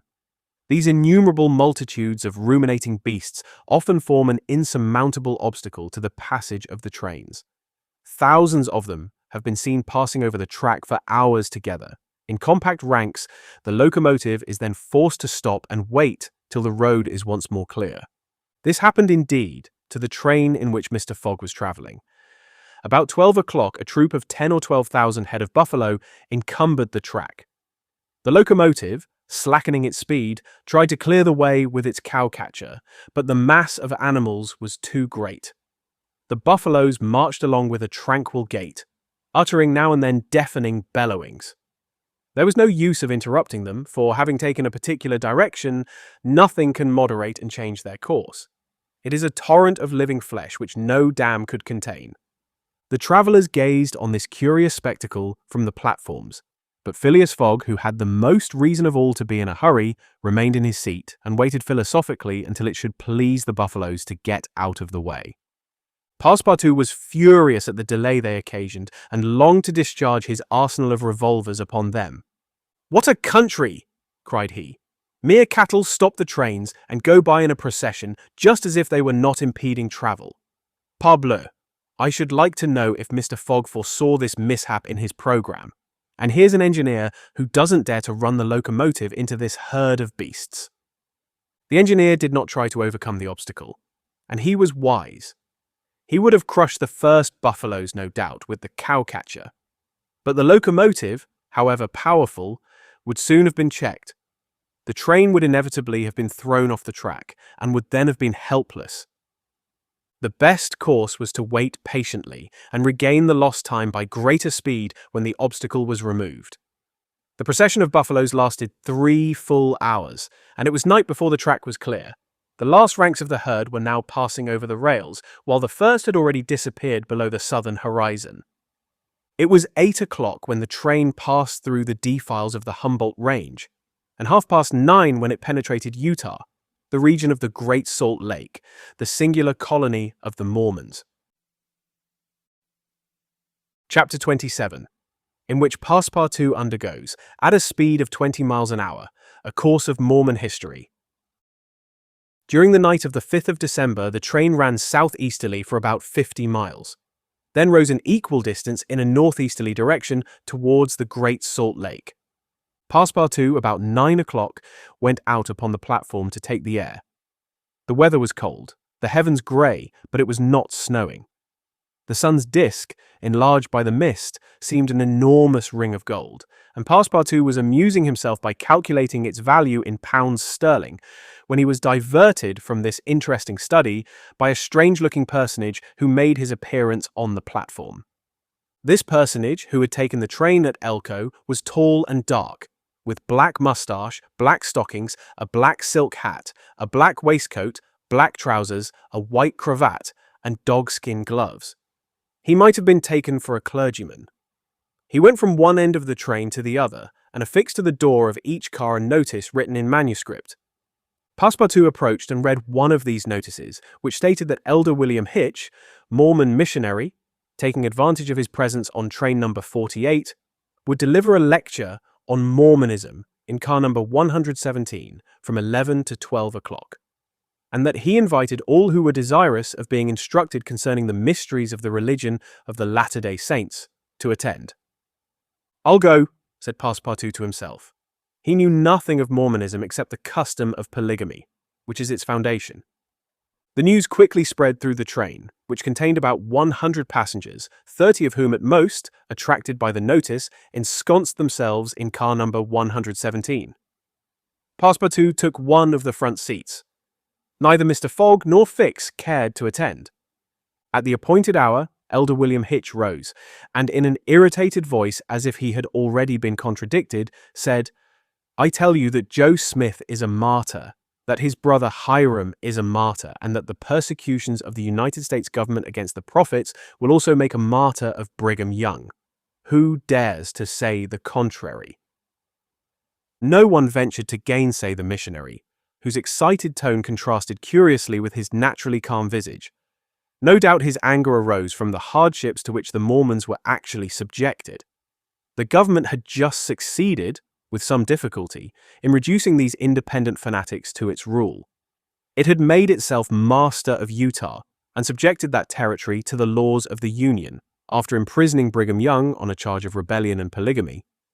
The disciples of the prophet had since redoubled their efforts and resisted, by words at least, the authority of Congress. Elder Hitch, as is seen, was trying to make proselytes on the very railway trains. Then, emphasizing his words with his loud voice and frequent gestures, he related the history of the Mormons from biblical times. How that, in Israel, a Mormon prophet of the tribe of Joseph published the annals of the new religion and bequeathed them to his son Mormon. How many centuries later, a translation of this precious book, which was written in Egyptian, was made by Joseph Smith, Jr., a Vermont farmer, who revealed himself as a mystical prophet in 1825. And how, in short, the celestial messenger appeared to him in an illuminated forest and gave him the annals of the Lord. Several of the audience, not being much interested in the missionary's narrative, here left the car. But Elder Hitch, continuing his lecture, related how Smith, Jr., with his father, 2 brothers, and a few disciples, founded the Church of the Latter-day Saints, which adopted not only in America, but in England, Norway and Sweden and Germany, counts many artisans as well as men engaged in the liberal professions among its members. How a colony was established in Ohio, a temple erected there at a cost of $200,000, and a town built at Kirkland. How Smith became an enterprising banker and received from a simple mummy showman a papyrus scroll written by Abraham and several famous Egyptians. The elder's story became somewhat wearisome, and his audience grew gradually less, until it was reduced to 20 passengers. But this did not disconcert the enthusiast, who proceeded with the story of Joseph Smith's bankruptcy in 1837, and how his ruined creditors gave him a coat of tar and feathers. His reappearance some years afterwards, more honorable and honored than ever, at Independence, Missouri, the chief of a flourishing colony of 3,000 disciples, and his pursuit thence by outraged Gentiles, and retirement into the far west. 10 hearers only were now left, among them honest Passepartout, who was listening with all his ears. Thus he learned that, after long persecutions, Smith reappeared in Illinois, and in 1839 founded a community at Nauvoo on the Mississippi, numbering 25,000 souls, of which he became mayor, chief justice, and general-in-chief. That he announced himself in 1843 as a candidate for the presidency of the United States, and that finally, being drawn into ambuscade at Carthage, he was thrown into prison and assassinated by a band of men disguised in masks.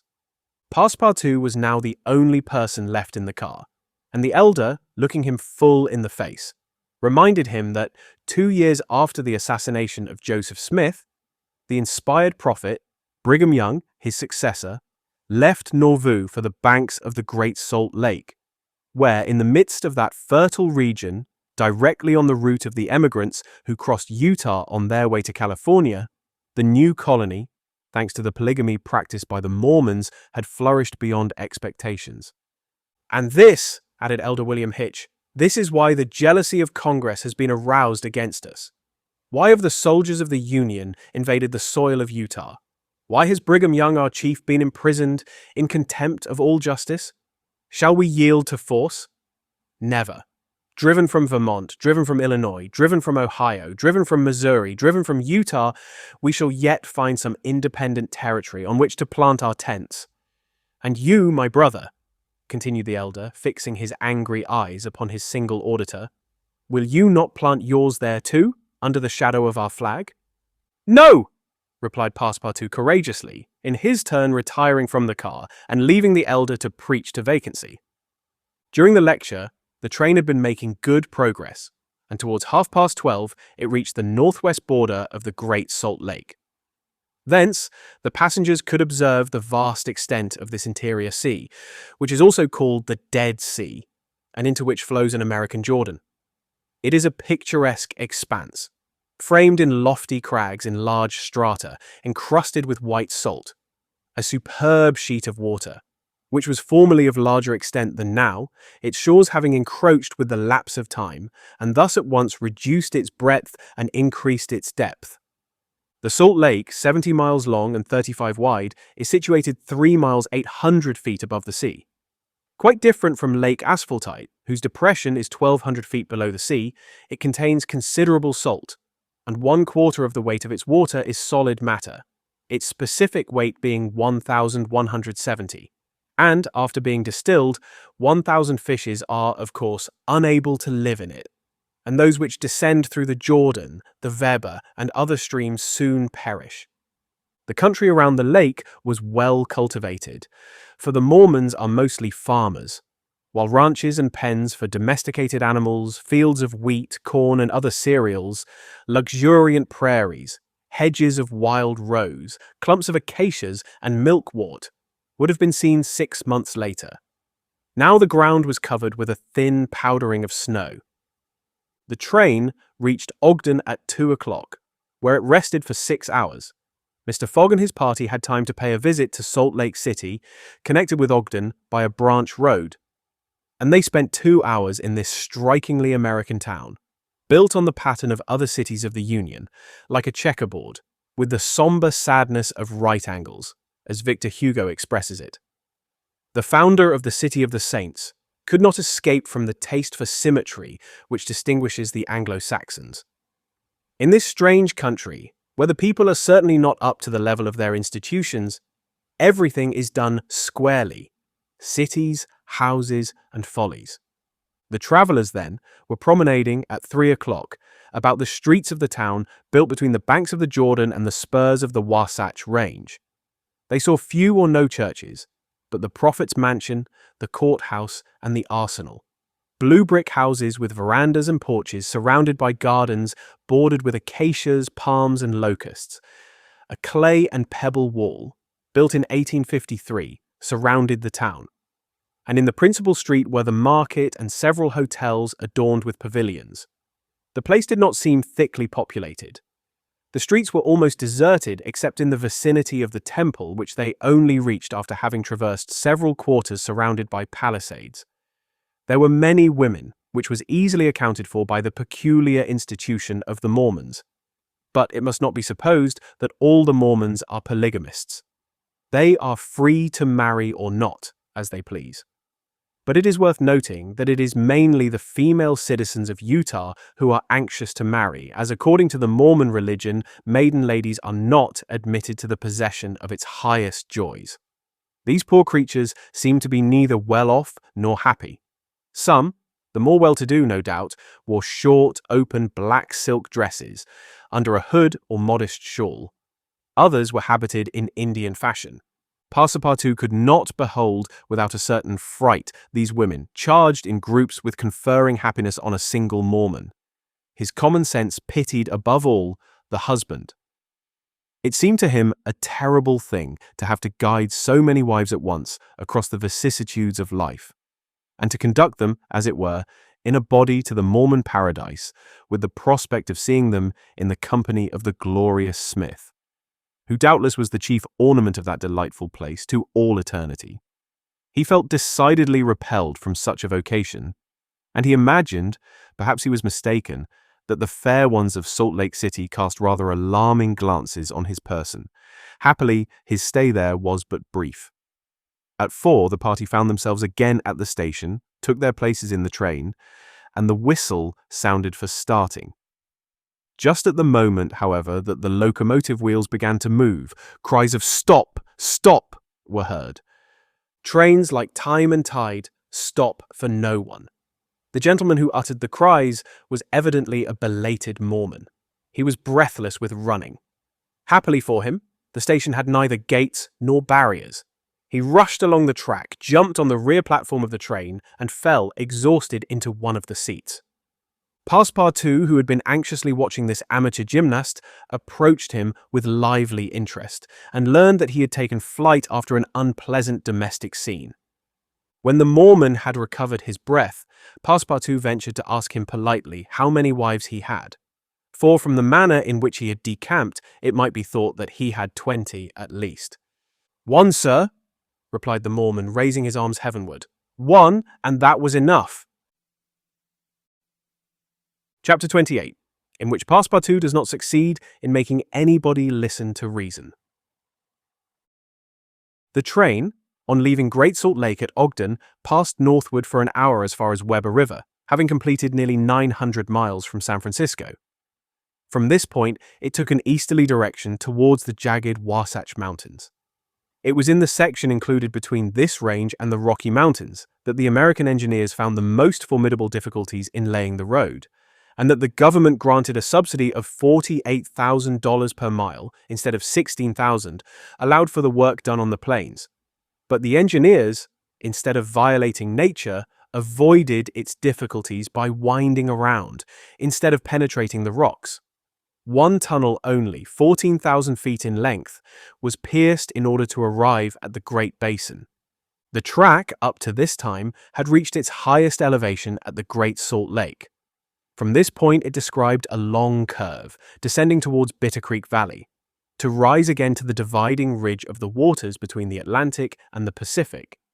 There were many creeks in this mountainous region, and it was necessary to cross Muddy Creek, Green Creek, and others upon culverts. Passepartout grew more and more impatient as they went on, while Fix longed to get out of this difficult region, and was more anxious than Phileas Fogg himself to be beyond the danger of delays and accidents, and set foot on English soil. At 10 o'clock at night, the train stopped at Fort Bridger Station, and 20 minutes later entered Wyoming territory, following the valley of Bitter Creek. Throughout the next day, 7th December, they stopped for a quarter of an hour at Green River Station. Snow had fallen abundantly during the night, but being mixed with rain, it had half melted and did not interrupt their progress. The bad weather, however, annoyed Passepartout, for the accumulation of snow, by blocking the wheels of the cars, would certainly have been fatal to Mr. Fogg's tour. "What an idea," he said to himself. "Why did my master make this journey in winter? Couldn't he have waited for the good season to increase his chances?" While the worthy Frenchman was absorbed in the state of the sky and the depression of the temperature, Aouda was experiencing fears from a totally different cause. Several passengers had got off at Green River and were walking up and down the platforms, and among these Aouda recognized Colonel Stamp Proctor, the same who had so grossly insulted Phileas Fogg at the San Francisco meeting. Not wishing to be recognized, the young woman drew back from the window, feeling much alarm at her discovery. She was attached to the man who, however coldly, gave her daily evidences of the most absolute devotion. She did not comprehend, perhaps, the depth of the sentiment with which her protector inspired her, which she called gratitude, but which, though she was unconscious of it, was really more than that. Her heart sank within her when she recognized the man whom Mr. Fogg desired, sooner or later, to call to account for his conduct. Chance alone, it was clear, had brought Colonel Proctor on this train. But there he was, and it was necessary at all hazards that Phileas Fogg should not perceive his adversary. Aouda seized a moment when Mr. Fogg was asleep to tell Fix and Passepartout whom she had seen. "That Proctor on this train!" cried Fix. "Well, reassure yourself, madam. Before he settles with Mr. Fogg, he has got to deal with me. It seems to me that I was the more insulted of the two.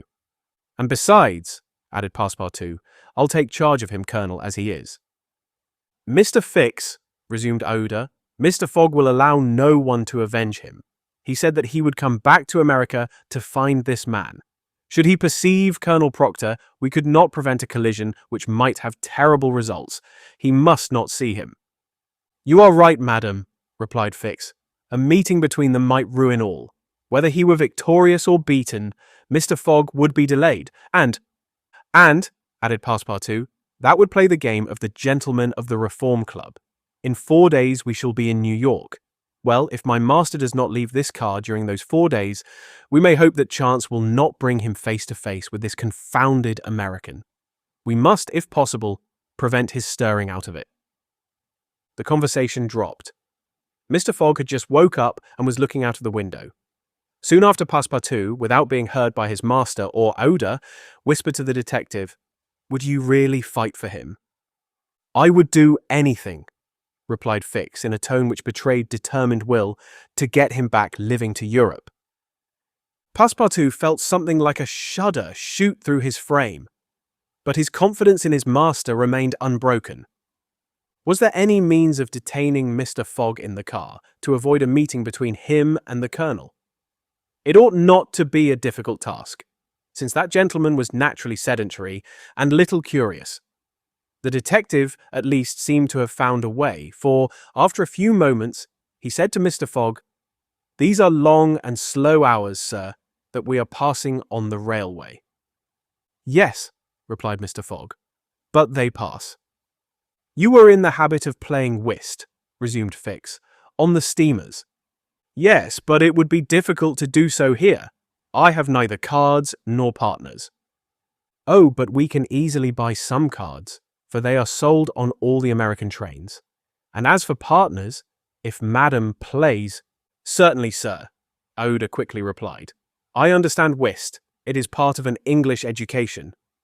I myself have some pretensions to playing a good game.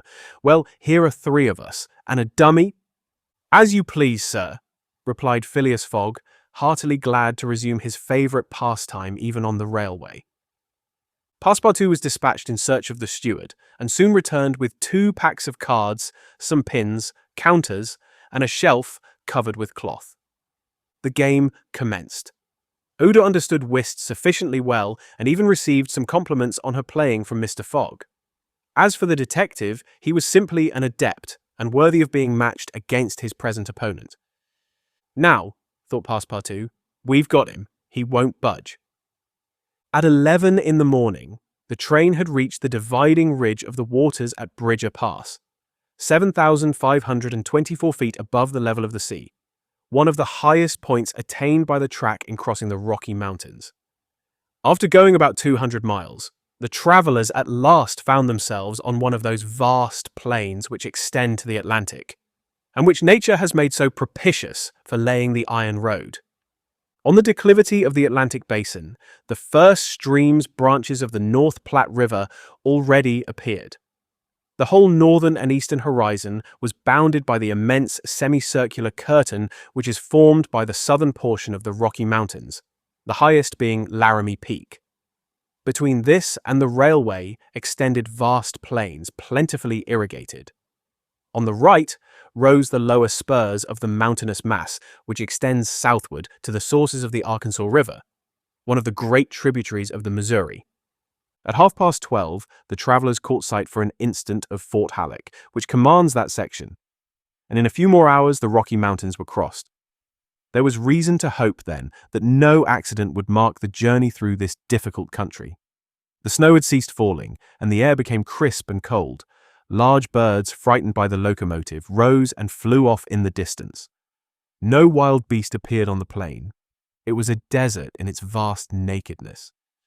After a comfortable breakfast, served in the car, Mr. Fogg and his partners had just resumed whist, when a violent whistling was heard and the train stopped.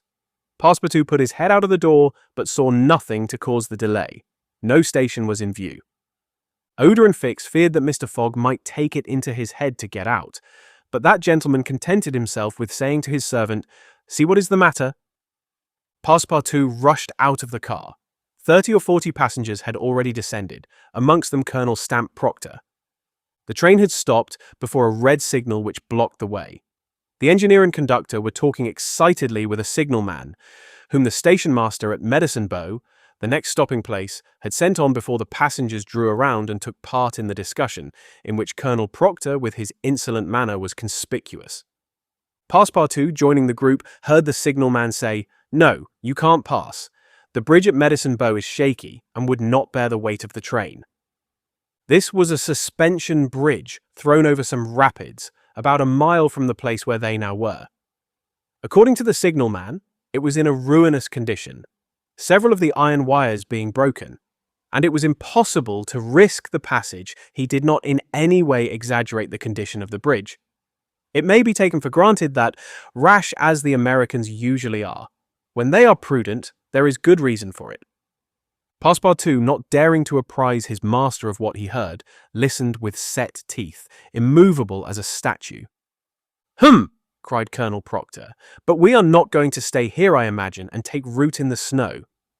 "Colonel," replied the conductor, "we have telegraphed to Omaha for a train, but it is not likely that it will reach Medicine Bow in less than 6 hours."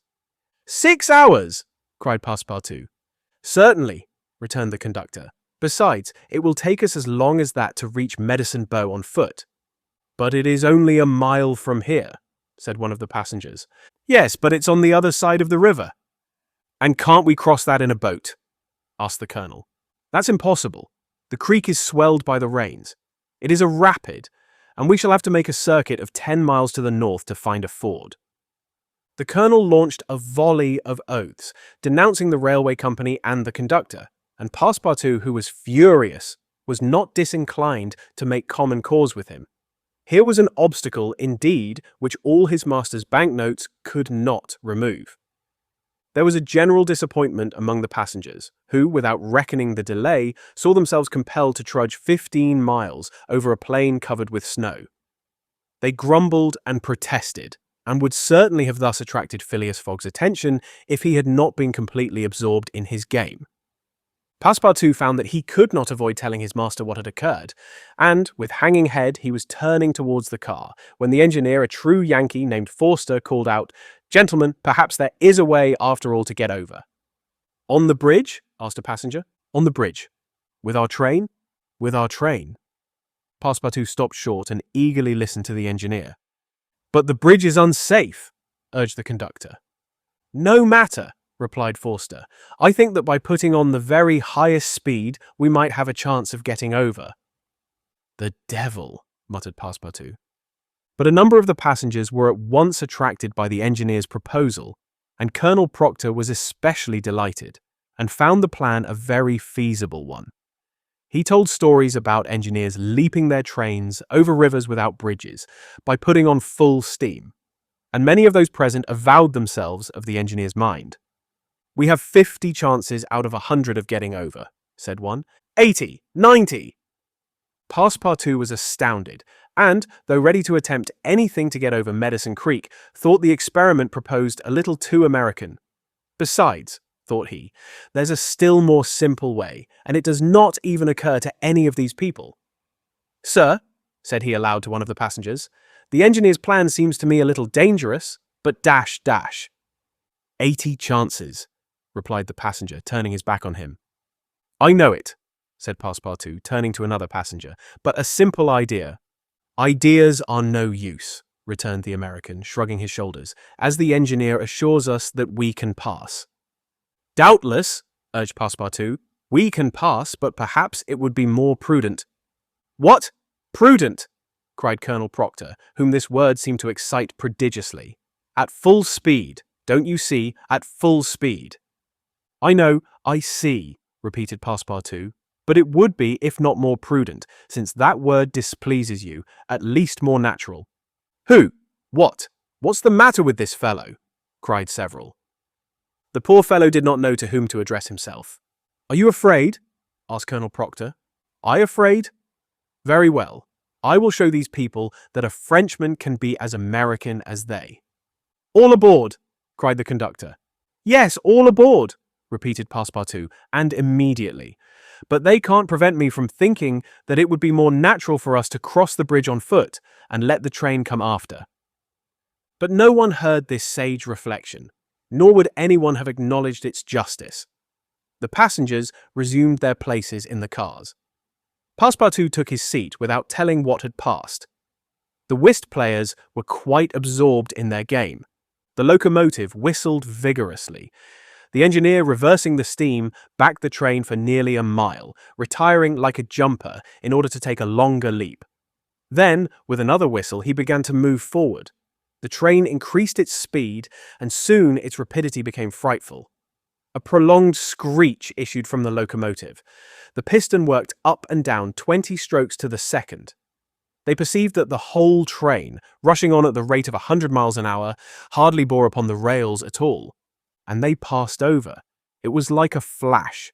No one saw the bridge. The train leaped, so to speak, from one bank to the other, and the engineer could not stop it until it had gone 5 miles beyond the station. But scarcely had the train passed the river, when the bridge, completely ruined, fell with a crash into the rapids of Medicine Bow.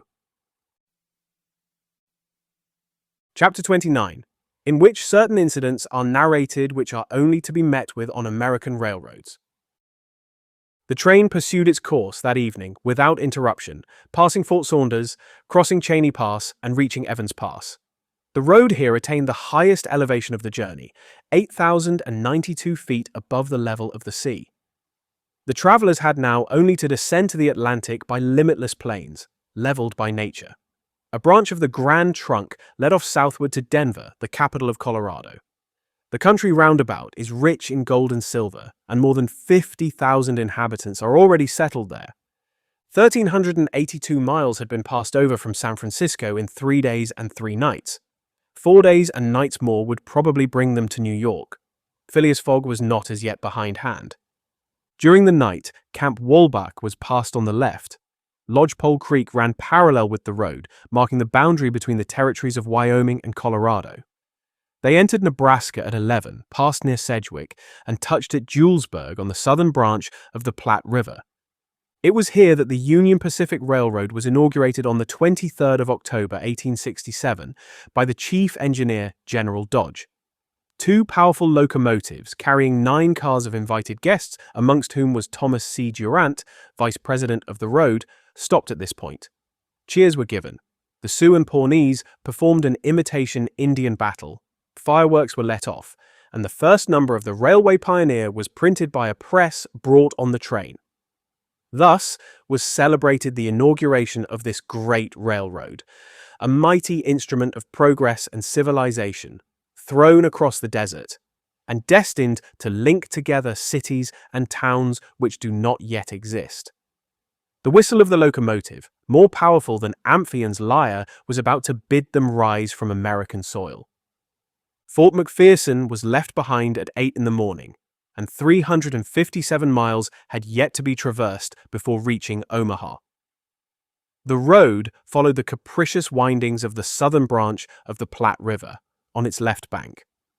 At 9, the train stopped at the important town of North Platte, built between the two arms of the river, which rejoin each other around it and form a single artery, a large tributary, whose waters empty into the Missouri a little above Omaha.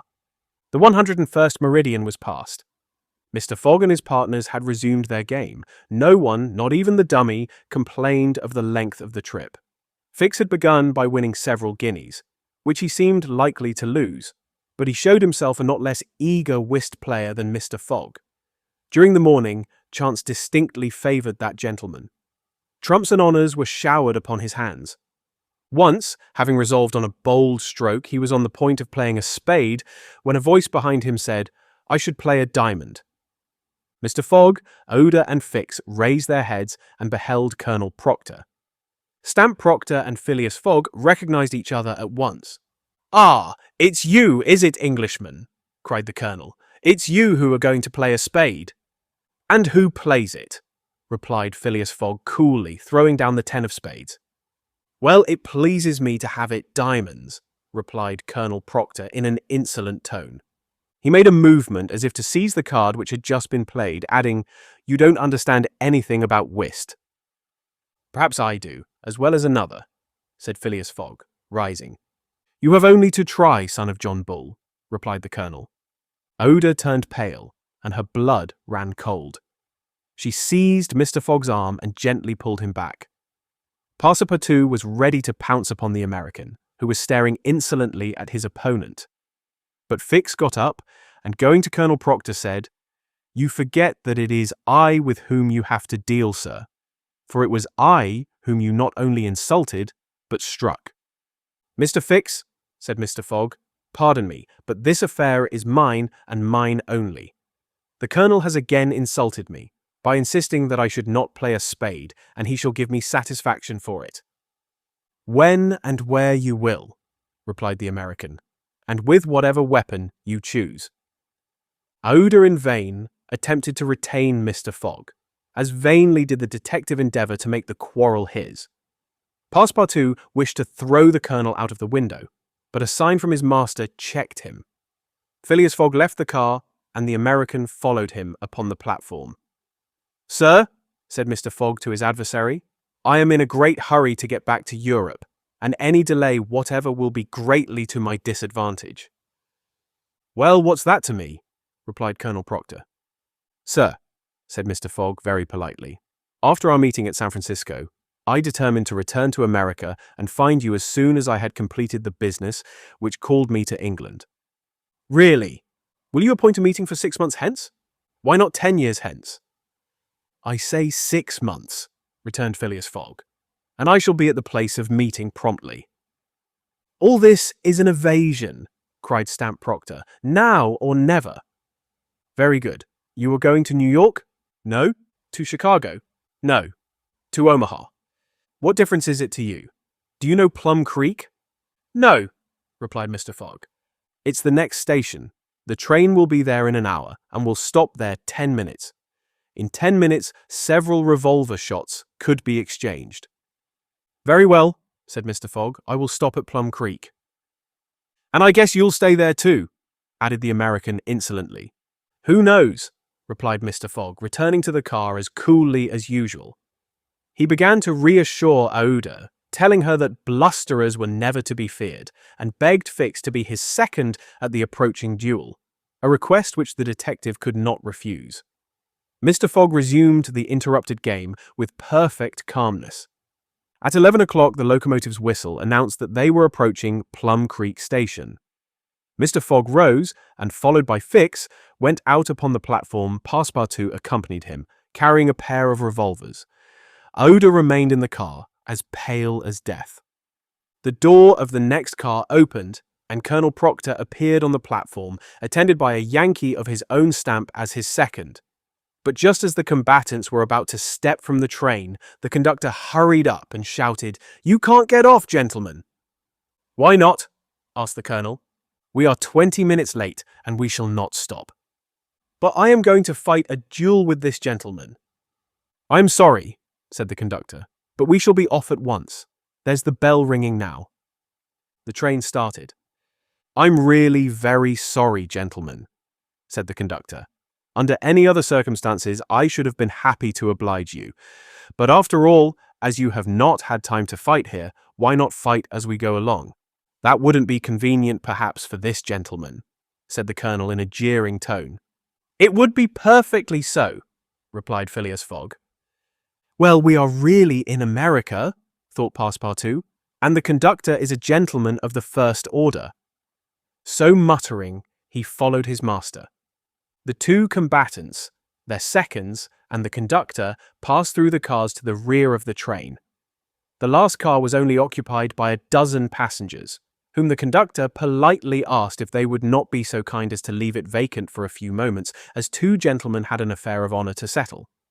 The passengers granted the request with alacrity and straightway disappeared on the platform. The car, which was some 50 feet long, was very convenient for their purpose. The adversaries might march on each other in the aisle and fire at their ease. Never was duel more easily arranged. Mr. Fogg and Colonel Proctor, each provided with 2 six-barreled revolvers, entered the car. The seconds, remaining outside, shut them in. They were to begin firing at the first whistle of the locomotive.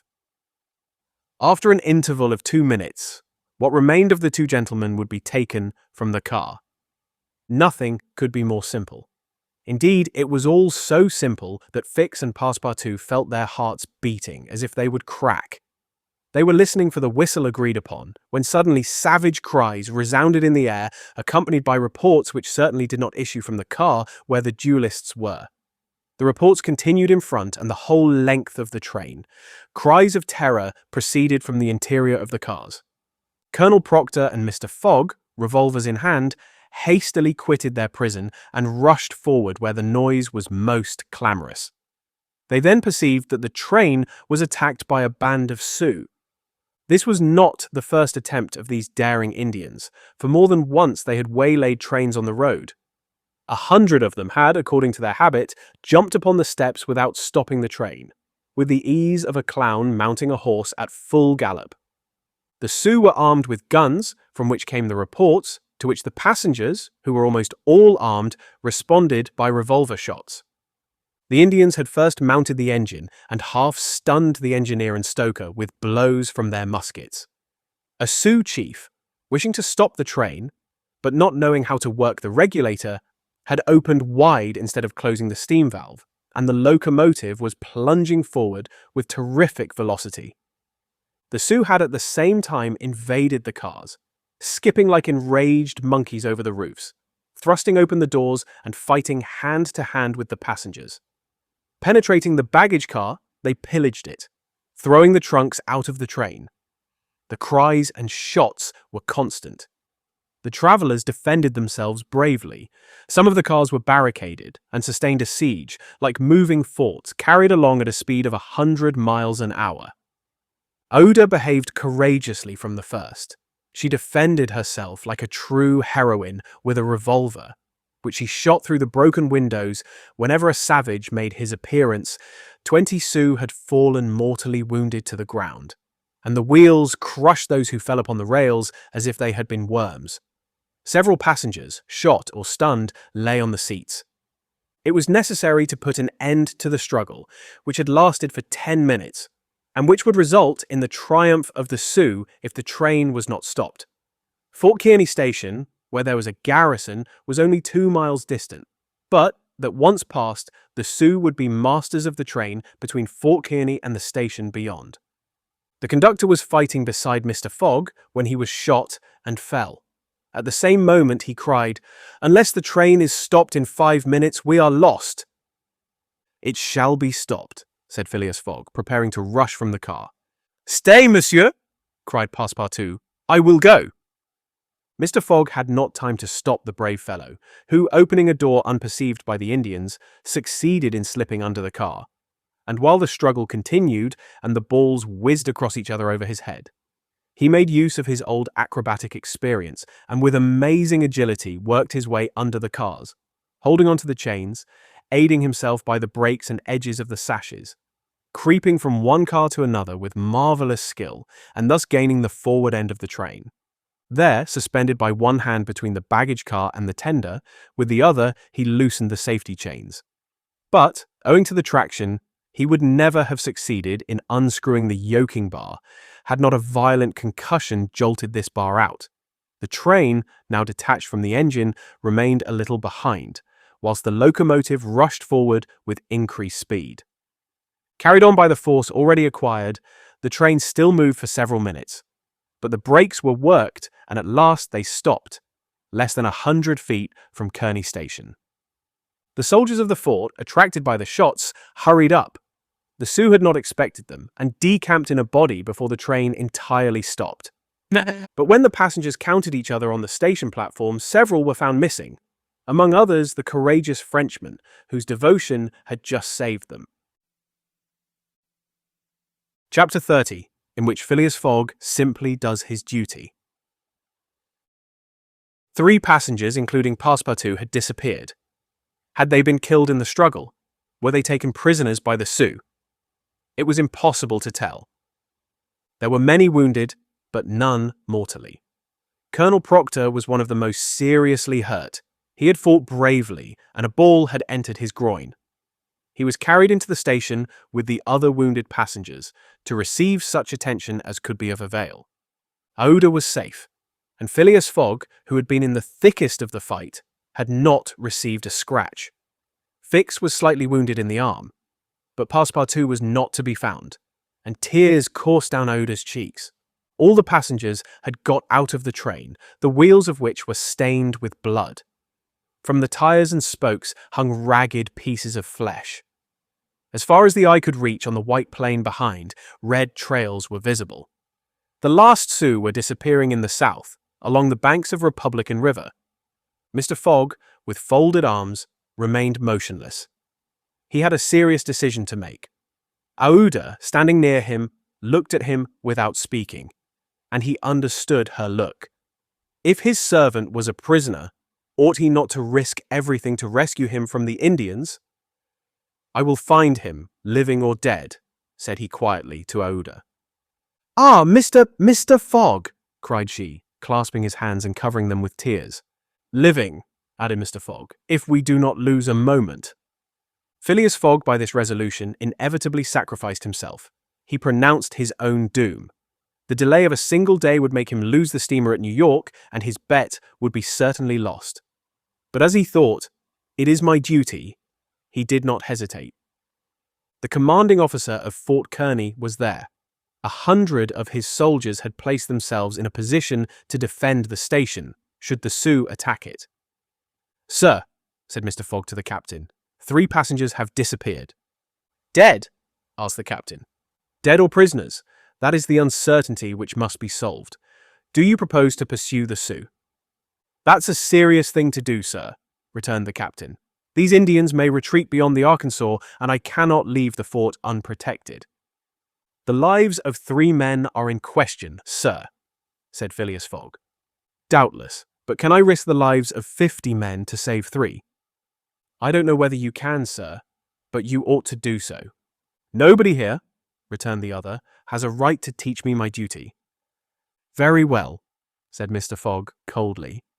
"I will go alone." "You, sir?" cried Fix, coming up.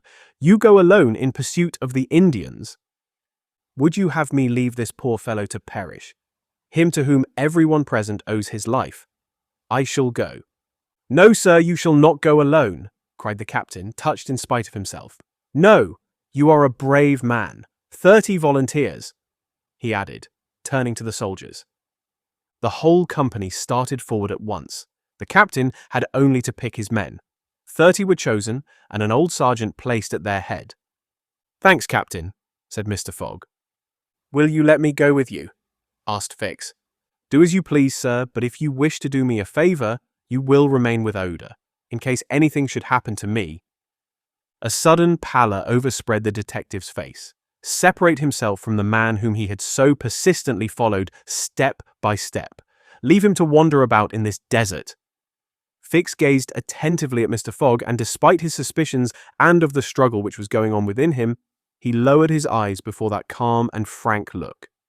"I will stay," said he. A few moments after, Mr. Fogg pressed the young woman's hand, and having confided to her his precious carpet bag, went off with the sergeant and his little squad. But, before going, he had said to the soldiers, "My friends, I will divide $5,000 among you if we save the prisoners." It was then a little past noon. Oda retired to a waiting room, and there she waited alone, thinking of the simple and noble generosity, the tranquil courage of Phileas Fogg. He had sacrificed his fortune, and was now risking his life, all without hesitation, from duty in silence. Fix did not have the same thoughts, and could scarcely conceal his agitation. He walked feverishly up and down the platform, but soon resumed his outward composure. He now saw the folly of which he had been guilty in letting Fogg go alone. What? This man whom he had just followed around the world was permitted now to separate himself from him. He began to accuse and abuse himself, and as if he were director of police, administered to himself a sound lecture for his greenness. "I have been an idiot," he thought, "and this man will see it. He has gone and won't come back. But how is it that I, Fix, who have in my pocket a warrant for his arrest, have been so fascinated by him? Decidedly, I am nothing but an ass." So reasoned the detective, while the hours crept by all too slowly. He did not know what to do. Sometimes he was tempted to tell Oda all, but he could not doubt how the young woman would receive his confidences. What course should he take? He thought of pursuing Fogg across the vast white plains. It did not seem impossible that he might overtake him. Footsteps were easily printed on the snow. But soon, under a new sheet, every imprint would be effaced. Fix became discouraged. He felt a sort of insurmountable longing to abandon the game altogether. He could now leave Fort Kearny Station and pursue his journey homeward in peace. Towards 2 o'clock in the afternoon, while it was snowing hard, long whistles were heard approaching from the east. A great shadow, preceded by a wild light, slowly advanced, appearing still larger through the mist, which gave it a fantastic aspect. No train was expected from the east, neither had there been time for the succor asked for by telegraph to arrive. The train from Omaha to San Francisco was not due till the next day. The mystery was soon explained. The locomotive, which was slowly approaching with deafening whistles, was that which, having been detached from the train, had continued its route with such terrific rapidity, carrying off the unconscious engineer and stoker. It had run several miles, when, the fire becoming low for want of fuel, the steam had slackened, and it had finally stopped an hour after, some 20 miles beyond Fort Kearny. Neither the engineer nor the stoker was dead, and, after remaining for some time in their swoon, had come to themselves. The train had then stopped. The engineer, when he found himself in the desert, and the locomotive without cars, understood what had happened. He could not imagine how the locomotive had become separated from the train, but he did not doubt that the train left behind was in distress. He did not hesitate what to do. It would be prudent to continue on to Omaha, for it would be dangerous to return to the train, which the Indians might still be engaged in pillaging. Nevertheless, he began to rebuild the fire in the furnace. The pressure again mounted, and the locomotive returned, running backwards to Fort Kearny. This it was which was whistling in the mist. The travellers were glad to see the locomotive resume its place at the head of the train. They could now continue the journey so terribly interrupted. Oda, on seeing the locomotive come up, hurried out of the station and asked the conductor, "Are you going to start?" "At once, madam." "But the prisoners, our unfortunate fellow travellers." "I cannot interrupt the trip," replied the conductor. "We are already 3 hours behind time." "And when will another train pass here from San Francisco?" "Tomorrow evening, madam." "Tomorrow evening? But then it will be too late. We must wait." "It is impossible," responded the conductor. "If you wish to go, please get in." "I will not go," said Aouda. Fix had heard this conversation. A little while before, when there was no prospect of proceeding on the journey, he had made up his mind to leave Fort Kearny. But now that the train was there, ready to start, and he had only to take his seat in the car, an irresistible influence held him back. The station platform burned his feet, and he could not stir. The conflict in his mind again began. Anger and failure stifled him. He wished to struggle on to the end. Meanwhile, the passengers and some of the wounded, among them Colonel Proctor, whose injuries were serious, had taken their places in the train. The buzzing of the overheated boiler was heard, and the steam was escaping from the valves. The engineer whistled, the train started, and soon disappeared, mingling its white smoke with the eddies of the densely falling snow. The detective had remained behind. Several hours passed. The weather was dismal, and it was very cold. Fix sat motionless on a bench in the station. He might have been thought asleep. Aouda, despite the storm, kept coming out of the waiting room, going to the end of the platform and peering through the tempest of snow as if to pierce the mist which narrowed the horizon around her, and to hear, if possible, some welcome sound. She heard and saw nothing. Then she would return, chilled through, to issue out again after the lapse of a few moments, but always in vain. Evening came, and the little band had not returned. Where could they be? Had they found the Indians, and were they having a conflict with them, or were they still wandering amid the mist? The commander of the fort was anxious, though he tried to conceal his apprehensions. As night approached, the snow fell less plentifully, but it became intensely cold. Absolute silence rested on the plains. Neither flight of bird nor passing of beast troubled the perfect calm.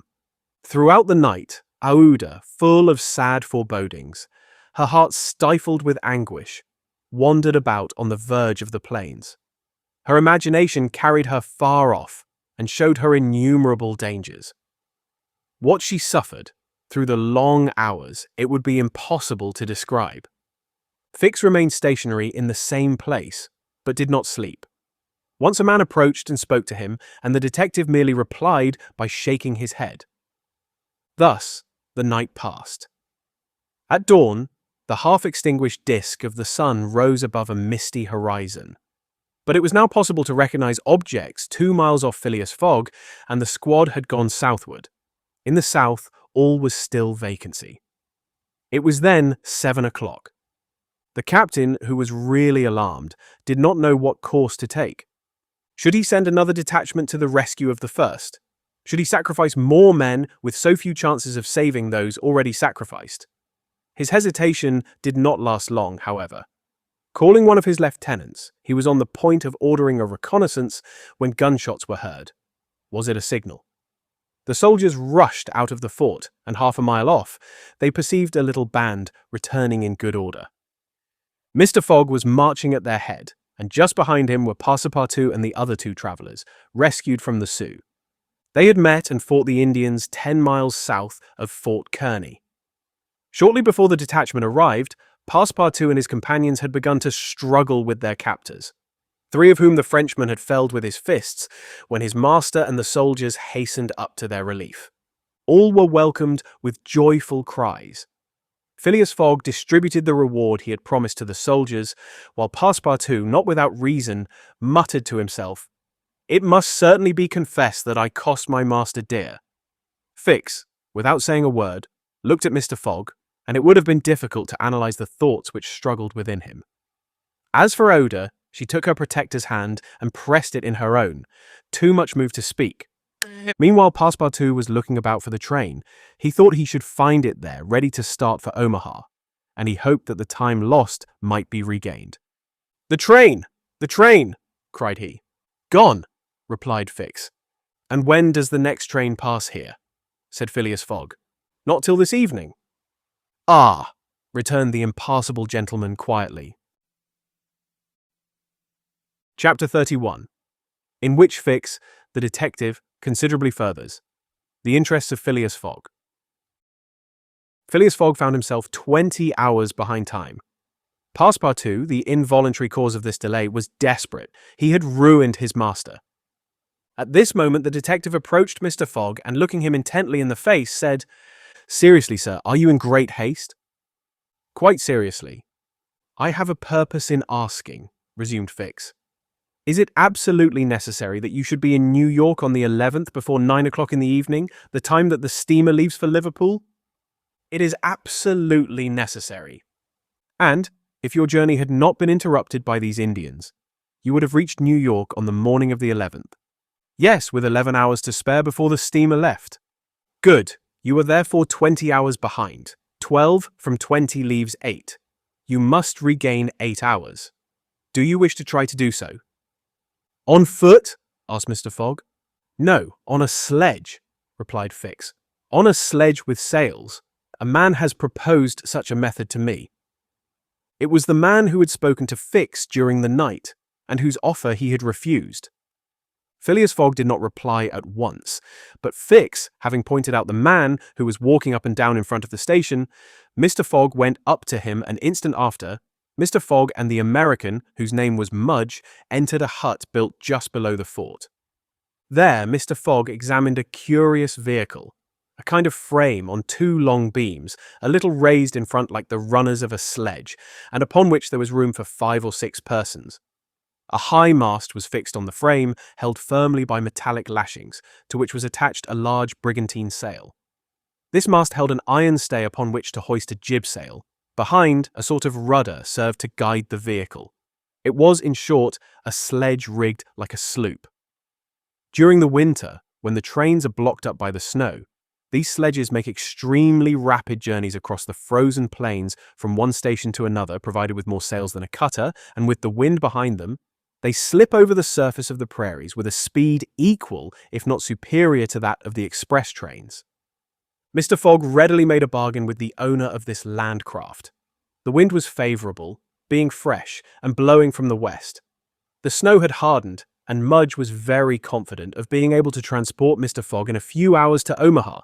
Thence the trains eastward run frequently to Chicago and New York. It was not impossible that the lost time might yet be recovered, and such an opportunity was not to be rejected. Not wishing to expose Oda to the discomforts of travelling in the open air, Mr. Fogg proposed to leave her with Passepartout at Fort Kearny, the servant taking upon himself to escort her to Europe by a better route and under more favourable conditions. But Oda refused to separate from Mr. Fogg, and Passepartout was delighted with her decision, for nothing could induce him to leave his master while Fix was with him. It would be difficult to guess the detective's thoughts. Was this conviction shaken by Phileas Fogg's return, or did he still regard him as an exceedingly shrewd rascal, who, his journey round the world completed, would think himself absolutely safe in England?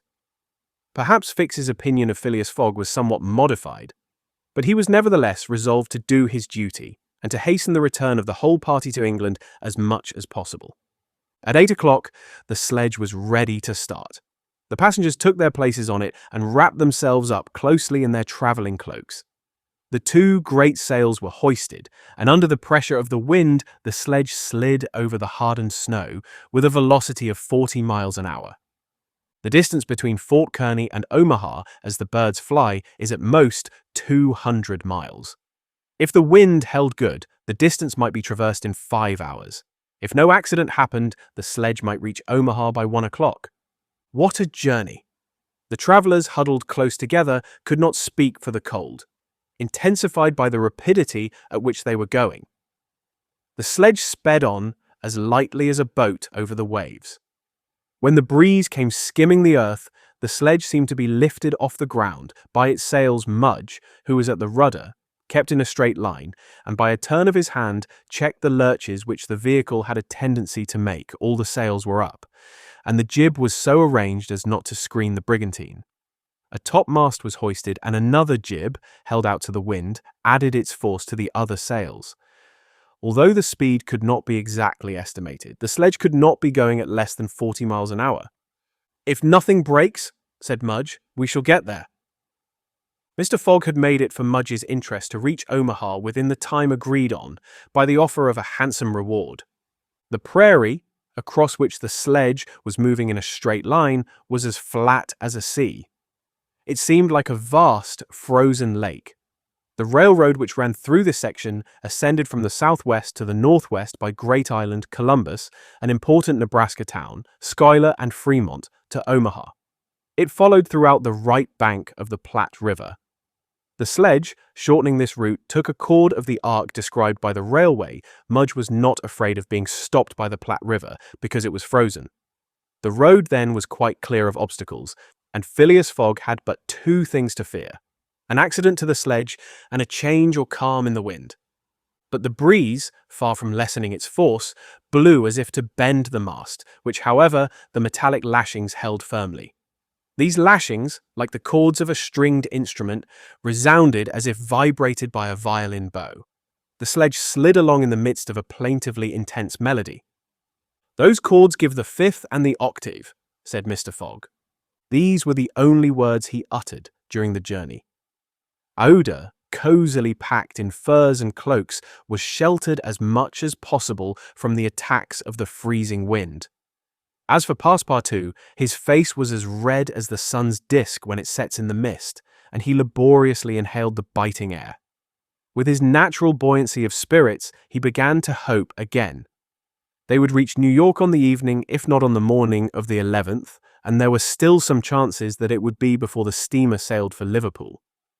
Passepartout even felt a strong desire to grasp his ally, Fix, by the hand. He remembered that it was the detective who procured the sledge, the only means of reaching Omaha in time. But, checked by some presentiment, he kept his usual reserve. One thing, however, Passepartout would never forget, and that was the sacrifice which Mr. Fogg had made, without hesitation, to rescue him from the Sioux. Mr. Fogg had risked his fortune and his life. No, his servant would never forget that. While each of the party was absorbed in reflections so different, the sledge flew past over the vast carpet of snow. The creeks it passed over were not perceived. Fields and streams disappeared under the uniform whiteness. The plain was absolutely deserted. Between the Union Pacific Road and the branch which unites Kearney with St. Joseph, it formed a great uninhabited island. Neither village, station, nor fort appeared. From time to time, they sped by some phantom-like tree whose white skeleton twisted and rattled in the wind. Sometimes flocks of wild birds rose, or bands of gaunt, famished, ferocious prairie wolves ran howling after the sledge. Passepartout, revolver in hand, held himself ready to fire on those which came too near. Had an accident then happened to the sledge, the travellers, attacked by these beasts, would have been in the most terrible danger. But it held on its even course, soon gained on the wolves, and ere long left the howling band at a safe distance behind. About noon, Mudge perceived by certain landmarks that he was crossing the Platte River. He said nothing, but he felt certain that he was now within 20 miles of Omaha. In less than an hour he left the rudder and furled his sails, whilst the sledge, carried forward by the great impetus the wind had given it, went on half a mile further, with its sails unspread. It stopped at last, and Mudge, pointing to a mass of roofs white with snow, said, "We have got there!" Arrived at the station, which is in daily communication by numerous trains with the Atlantic seaboard. Passepartout and Fix jumped off, stretched their stiffened limbs, and aided Mr. Fogg and the young woman to descend from the sledge. Phileas Fogg generously rewarded Mudge, whose hand Passepartout warmly grasped, and the party directed their steps to the Omaha railway station. The Pacific Railroad proper finds its terminus at this important Nebraska town. Omaha is connected with Chicago by the Chicago and Rock Island Railroad, which runs directly east and passes 50 stations. A train was ready to start when Mr. Fogg and his party reached the station, and they only had time to get into the cars. They had seen nothing of Omaha, but Passepartout confessed to himself that this was not to be regretted, as they were not traveling to see the sights. The train passed rapidly across the state of Iowa by Council Bluffs, Des Moines, and Iowa City. During the night, it crossed the Mississippi at Davenport, and by Rock Island entered Illinois the next day, which was the 10th, at 4 o'clock in the evening. It reached Chicago, already risen from its ruins, and more proudly seated than ever on the borders of its beautiful Lake Michigan. 900 miles separated Chicago from New York, but trains are not wanting at Chicago. Mr. Fogg passed at once from one to the other, and the locomotive of the Pittsburgh, Fort Wayne, and Chicago Railway left at full speed, as if it fully comprehended that that gentleman had no time to lose. It traversed Indiana, Ohio, Pennsylvania, and New Jersey like a flash, rushing through towns with antique names, some of which had streets and car tracks, but as yet no houses. At last the Hudson came into view, and, at 11:15 in the evening of the 11th, the train stopped in the station on the right bank of the river, before the very pier of the Cunard line. The China for Liverpool had started 3/4 of an hour before. Chapter 32, in which Phileas Fogg engages in a direct struggle with bad fortune. The China, in leaving, seemed to have carried off Phileas Fogg's last hope. None of the other steamers were able to serve his projects. The Pereire of the French Transatlantic Company, whose admirable steamers are equal to any in speed and comfort, did not leave until the 14th. The Hamburg boats did not go directly to Liverpool or London, but to Havre, and the additional trip from Havre to Southampton would render Phileas Fogg's last efforts of no avail. The Inman steamer did not depart till the next day, and could not cross the Atlantic in time to save the wager. Mr. Fogg learned all this in consulting his Bradshaw, which gave him the daily movements of the transatlantic steamers. Passepartout was crushed. It overwhelmed him to lose the boat by 3/4 of an hour. It was his fault, for instead of helping his master, he had not ceased putting obstacles in his path.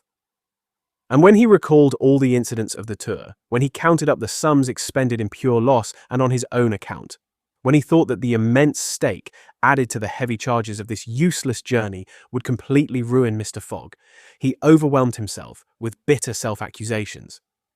Mr. Fogg, however, did not reproach him, and, on leaving the Cunard pier, only said, "We will consult about what is best tomorrow come." The party crossed the Hudson in the Jersey City ferryboat and drove in a carriage to the St. Nicholas Hotel on Broadway.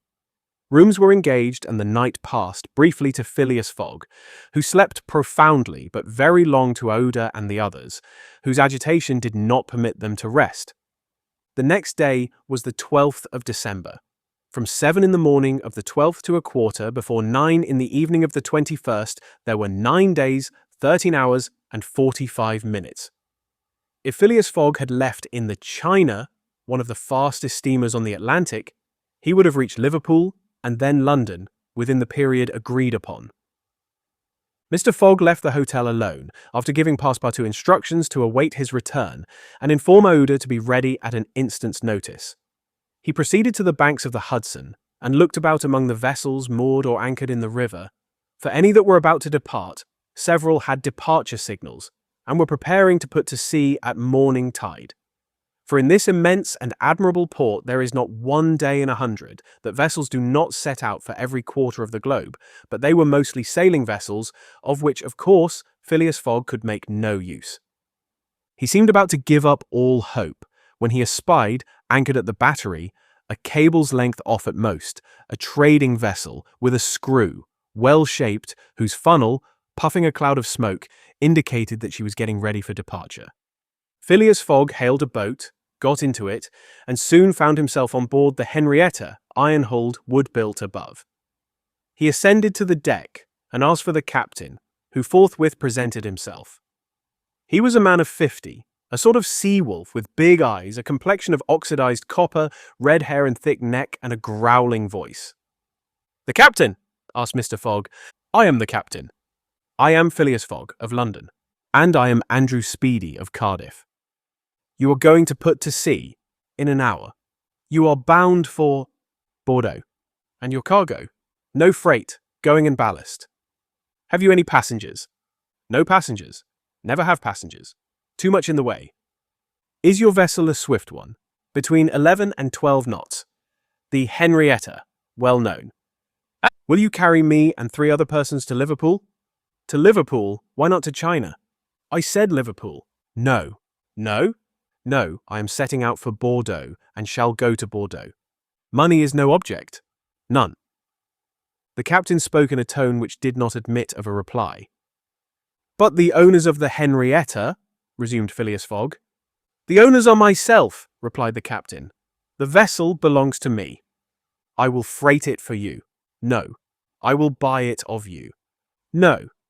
Phileas Fogg did not betray the least disappointment, but the situation was a grave one. It was not at New York as at Hong Kong, nor with the captain of the Henrietta as with the captain of the Tankadere. Up to this time, money had smoothed away every obstacle. Now money failed. Still, some means must be found to cross the Atlantic on a boat, unless by balloon, which would have been venturesome besides not being capable of being put in practice. It seemed that Phileas Fogg had an idea, for he said to the captain, Well, will you carry me to Bordeaux? No, not if you paid me $200. I offer you 2,000. A piece? A piece. And there are 4 of you? 4. Captain Speedy began to scratch his head. There were $8,000 to gain without changing his route, for which it was well worth conquering the repugnance he had for all kinds of passengers. Besides, passengers at $2,000 are no longer passengers, but valuable merchandise. I start at 9 o'clock, said Captain Speedy, simply. Are you and your party ready? We will be on board at 9 o'clock, replied, no less simply, Mr. Fogg. It was 8:30. To disembark from the Henrietta, jump into a hack, hurry to the St. Nicholas, and return with Oda, Passepartout, and even the inseparable Fix, was the work of a brief time, and was performed by Mr. Fogg with the coolness which never abandoned him. They were on board when the Henrietta made ready to weigh anchor. When Passepartout heard what this last voyage was going to cost, he uttered a prolonged "Oh!" which extended throughout his vocal gamut. As for Fix, he said to himself that the Bank of England would certainly not come out of this affair well indemnified.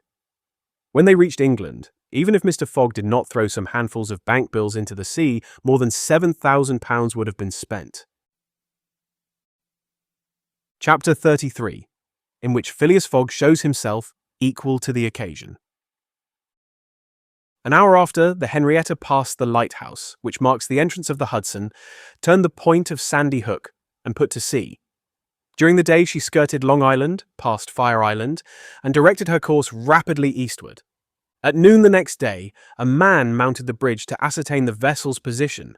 It might be thought that this was Captain Speedy. Not the least in the world, it was Phileas Fogg, Esquire. As for Captain Speedy, he was shut up in his cabin under lock and key, and was uttering loud cries, which signified an anger at once pardonable and excessive. What had happened was very simple. Phileas Fogg wished to go to Liverpool, but the captain would not carry him there. Then Phileas Fogg had taken passage for Bordeaux, and, during the 30 hours he had been on board, had so shrewdly managed with his banknotes that the sailors and stokers, who were only an occasional crew, and were not on the best terms with the captain, went over to him in a body. This was why Phileas Fogg was in command instead of Captain Speedy, why the captain was a prisoner in his cabin, and why, in short, the Henrietta was directing her course towards Liverpool. It was very clear to see Mr. Fogg manage the craft that he had been a sailor. How the adventure ended will be seen anon. Aouda was anxious, though she said nothing. As for Passepartout, he thought Mr. Fogg's manoeuvre simply glorious.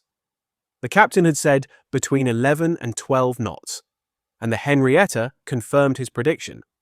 If then, for there were ifs still, the sea did not become too boisterous, if the wind did not veer round to the east, if no accident happened to the boat or its machinery, the Henrietta might cross the 3,000 miles from New York to Liverpool in the 9 days, between the 12th and the 21st of December. It is true that, once arrived, The affair on board the Henrietta, added to that of the Bank of England, might create more difficulties for Mr. Fogg than he imagined or could desire. During the first days, they went along smoothly enough. The sea was not very unpropitious. The wind seemed stationary in the northeast. The sails were hoisted, and the Henrietta ploughed across the waves like a real transatlantic steamer. Passepartout was delighted.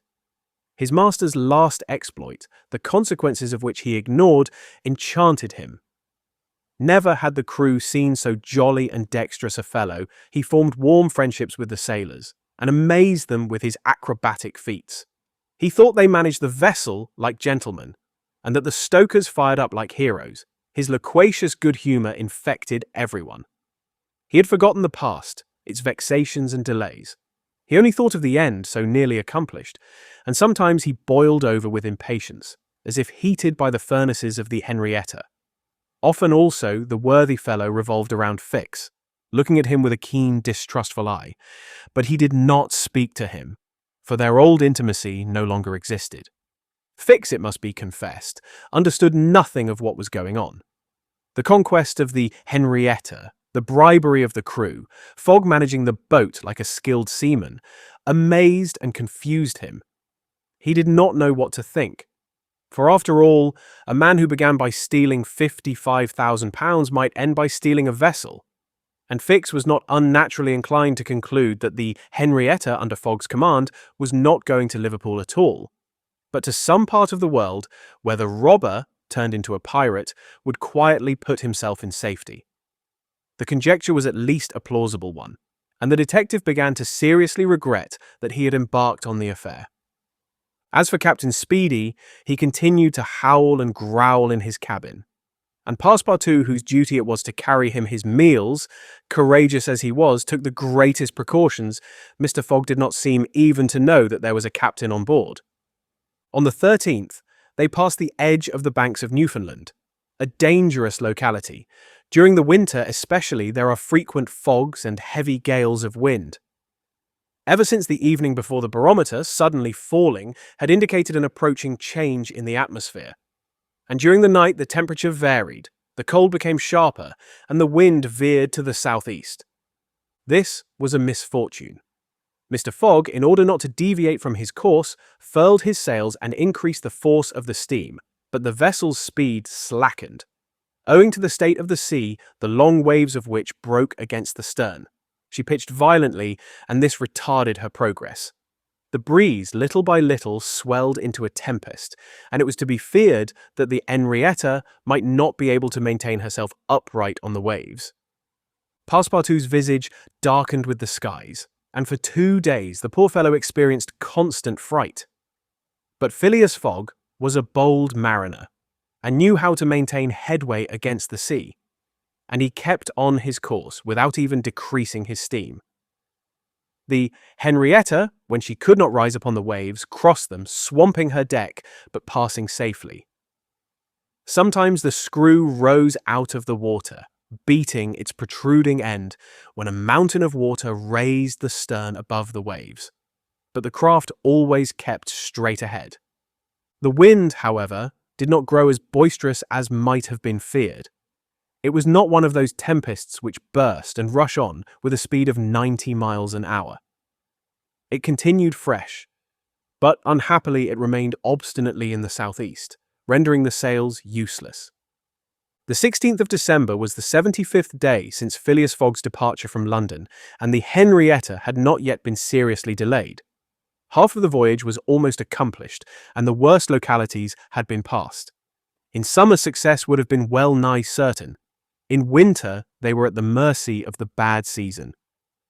Passepartout said nothing, but he cherished hope in secret, and comforted himself with the reflection that, if the wind failed them, they might still count on the steam. On this day, the engineer came on deck, went up to Mr. Fogg and began to speak earnestly with him. Without knowing why it was a presentiment, perhaps Passepartout became vaguely uneasy. He would have given one of his ears to hear with the other what the engineer was saying. He finally managed to catch a few words, and was sure he heard his master say, "You are certain of what you tell me?"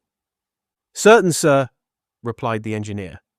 You must remember that since we started, we have kept up hot fires in all our furnaces, and, though we had coal enough to go on short steam from New York to Bordeaux, we haven't enough to go with all steam from New York to Liverpool. I will consider, replied Mr. Fogg. Passepartout understood it all.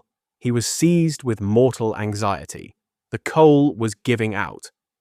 "Ah, if my master can get over that," muttered he, "he'll be a famous man." He couldn't help imparting to Fix what he had overheard. "Then you believe that we really are going to Liverpool?" "Of course." "Ass!" replied the detective, shrugging his shoulders and turning on his heel. Passepartout was on the point of vigorously resenting the epithet, the reason of which he could not for the life of him comprehend. But he reflected that the unfortunate Fix was probably very much disappointed and humiliated in his self-esteem, after having so awkwardly followed a false scent around the world, and refrained. And now what course would Phileas Fogg adopt? It was difficult to imagine. Nevertheless, he seemed to have decided upon one, for that evening he sent for the engineer and said to him, "Feed all the fires until the coal is exhausted." A few moments after, the funnel of the Henrietta vomited forth torrents of smoke. The vessel continued to proceed with all steam on. But on the 18th, the engineer, as he had predicted, announced that the coal would give out in the course of the day. "Do not let the fires go down," replied Mr. Fogg. "Keep them up to the last. Let the valves be filled." Towards noon, Phileas Fogg, having ascertained their position, called Passepartout and ordered him to go for Captain Speedy. It was as if the honest fellow had been commanded to unchain a tiger. He went to the poop, saying to himself, "He will be like a madman." In a few moments, with cries and oaths, a bomb appeared on the poop deck. The bomb was Captain Speedy. It was clear that he was on the point of bursting. "Where are we?" were the first words his anger permitted him to utter. Had the poor man been an apoplectic, he could never have recovered from his paroxysm of wrath. "Where are we?" he repeated with purple face. 707 miles from Liverpool," replied Mr. Fogg with imperturbable calmness. "Pirate!" cried Captain Speedy. "I have sent for you, sir." "Picaroon." "Sir," continued Mr. Fogg, "to ask you to sell me your vessel." "No, by all the devils, no. But I shall be obliged to burn her." "Burn the Henrietta?" "Yes, at least the upper part of her. The coal has given out." "Burn my vessel," cried Captain Speedy, who could scarcely pronounce the words. "A vessel worth $50,000. "Here are 60,000, replied Phileas Fogg, handing the captain a roll of bank bills. This had a prodigious effect on Andrew Speedy. An American can scarcely remain unmoved at the sight of $60,000. The captain forgot in an instant his anger, his imprisonment, and all his grudges against his passenger. The Henrietta was 20 years old. It was a great bargain. The bomb would not go off after all. Mr. Fogg had taken away the match.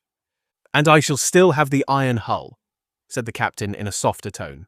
"The iron hull and the engine. Is it agreed?" "Agreed." And Andrew Speedy, seizing the banknotes, counted them and consigned them to his pocket. During this colloquy, Passepartout was as white as a sheet, and Fix seemed on the point of having an apoplectic fit. Nearly £20,000 had been expended, and Fogg left the hull and engine to the captain, that is, near the whole value of the craft. It was true, however, that £55,000 had been stolen from the bank. When Andrew Speedy had pocketed the money, Mr. Fogg said to him, "Don't let this astonish you, sir. You must know that I shall lose £20,000. Unless I arrive in London by 9:15 on the evening of the 21st of December, I miss the steamer at New York, and as you refuse to take me to Liverpool—" "And I did well," cried Andrew Speedy, "for I have gained at least $40,000 by it." He added, more sedately, "Do you know one thing, Captain Fogg? Captain Fogg, you've got something of the Yankee about you." And, having paid his passenger what he considered a high compliment, he was going away when Mr. Fogg said, "The vessel now belongs to me." "Certainly, from the keel to the truck of the masts, All the wood, that is. Very well. Have the interior seats, bunks, and frames pulled down and burn them. It was necessary to have dry wood to keep the steam up to the adequate pressure, and on that day the poop, cabins, bunks, and the spare deck were sacrificed. On the next day, the 19th of December, the masts, rafts, and spars were burned. The crew worked lustily, keeping up the fires.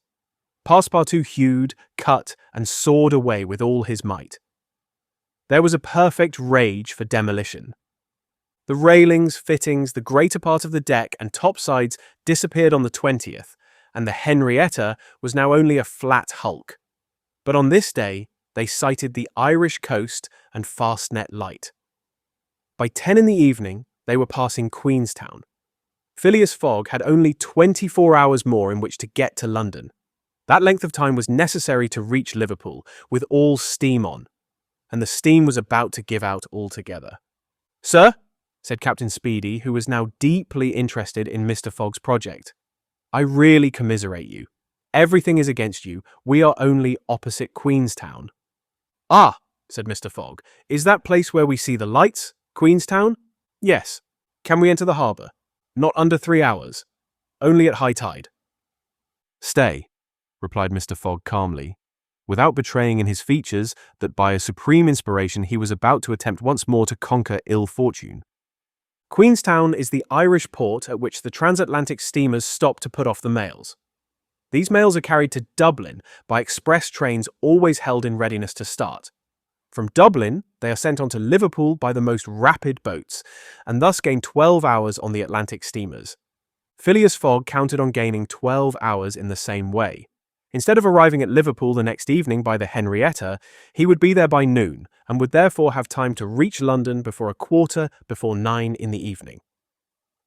The Henrietta entered Queenstown Harbour at 1 o'clock in the morning, it then being high tide, and Phileas Fogg, after being grasped heartily by the hand by Captain Speedy, left that gentleman on the levelled hulk of his craft, which was still worth half what he had sold it for. The party went on shore at once. Fix was greatly tempted to arrest Mr. Fogg on the spot, but he did not. Why? What struggle was going on within him? Had he changed his mind about his man? Did he understand that he had made a grave mistake? He did not, however, abandon Mr. Fogg. They all got upon the train, which was just ready to start at 1:30. At dawn of day, they were in Dublin, and they lost no time in embarking on a steamer which, disdaining to rise upon the waves, invariably cut through them. Phileas Fogg at last disembarked on the Liverpool quay at 20 minutes before 12, 21st December. He was only 6 hours distant from London. But at this moment Fix came up, put his hand upon Mr. Fogg's shoulder, and showing his warrant, said, "You are really Phileas Fogg?" "I am. I arrest you in the Queen's name." Chapter 34, in which Phileas Fogg at last reaches London. Phileas Fogg was in prison. He had been shut up in the custom house, and he was to be transferred to London the next day. Passepartout, when he saw his master arrested, would have fallen upon Fix had he not been held back by some policeman.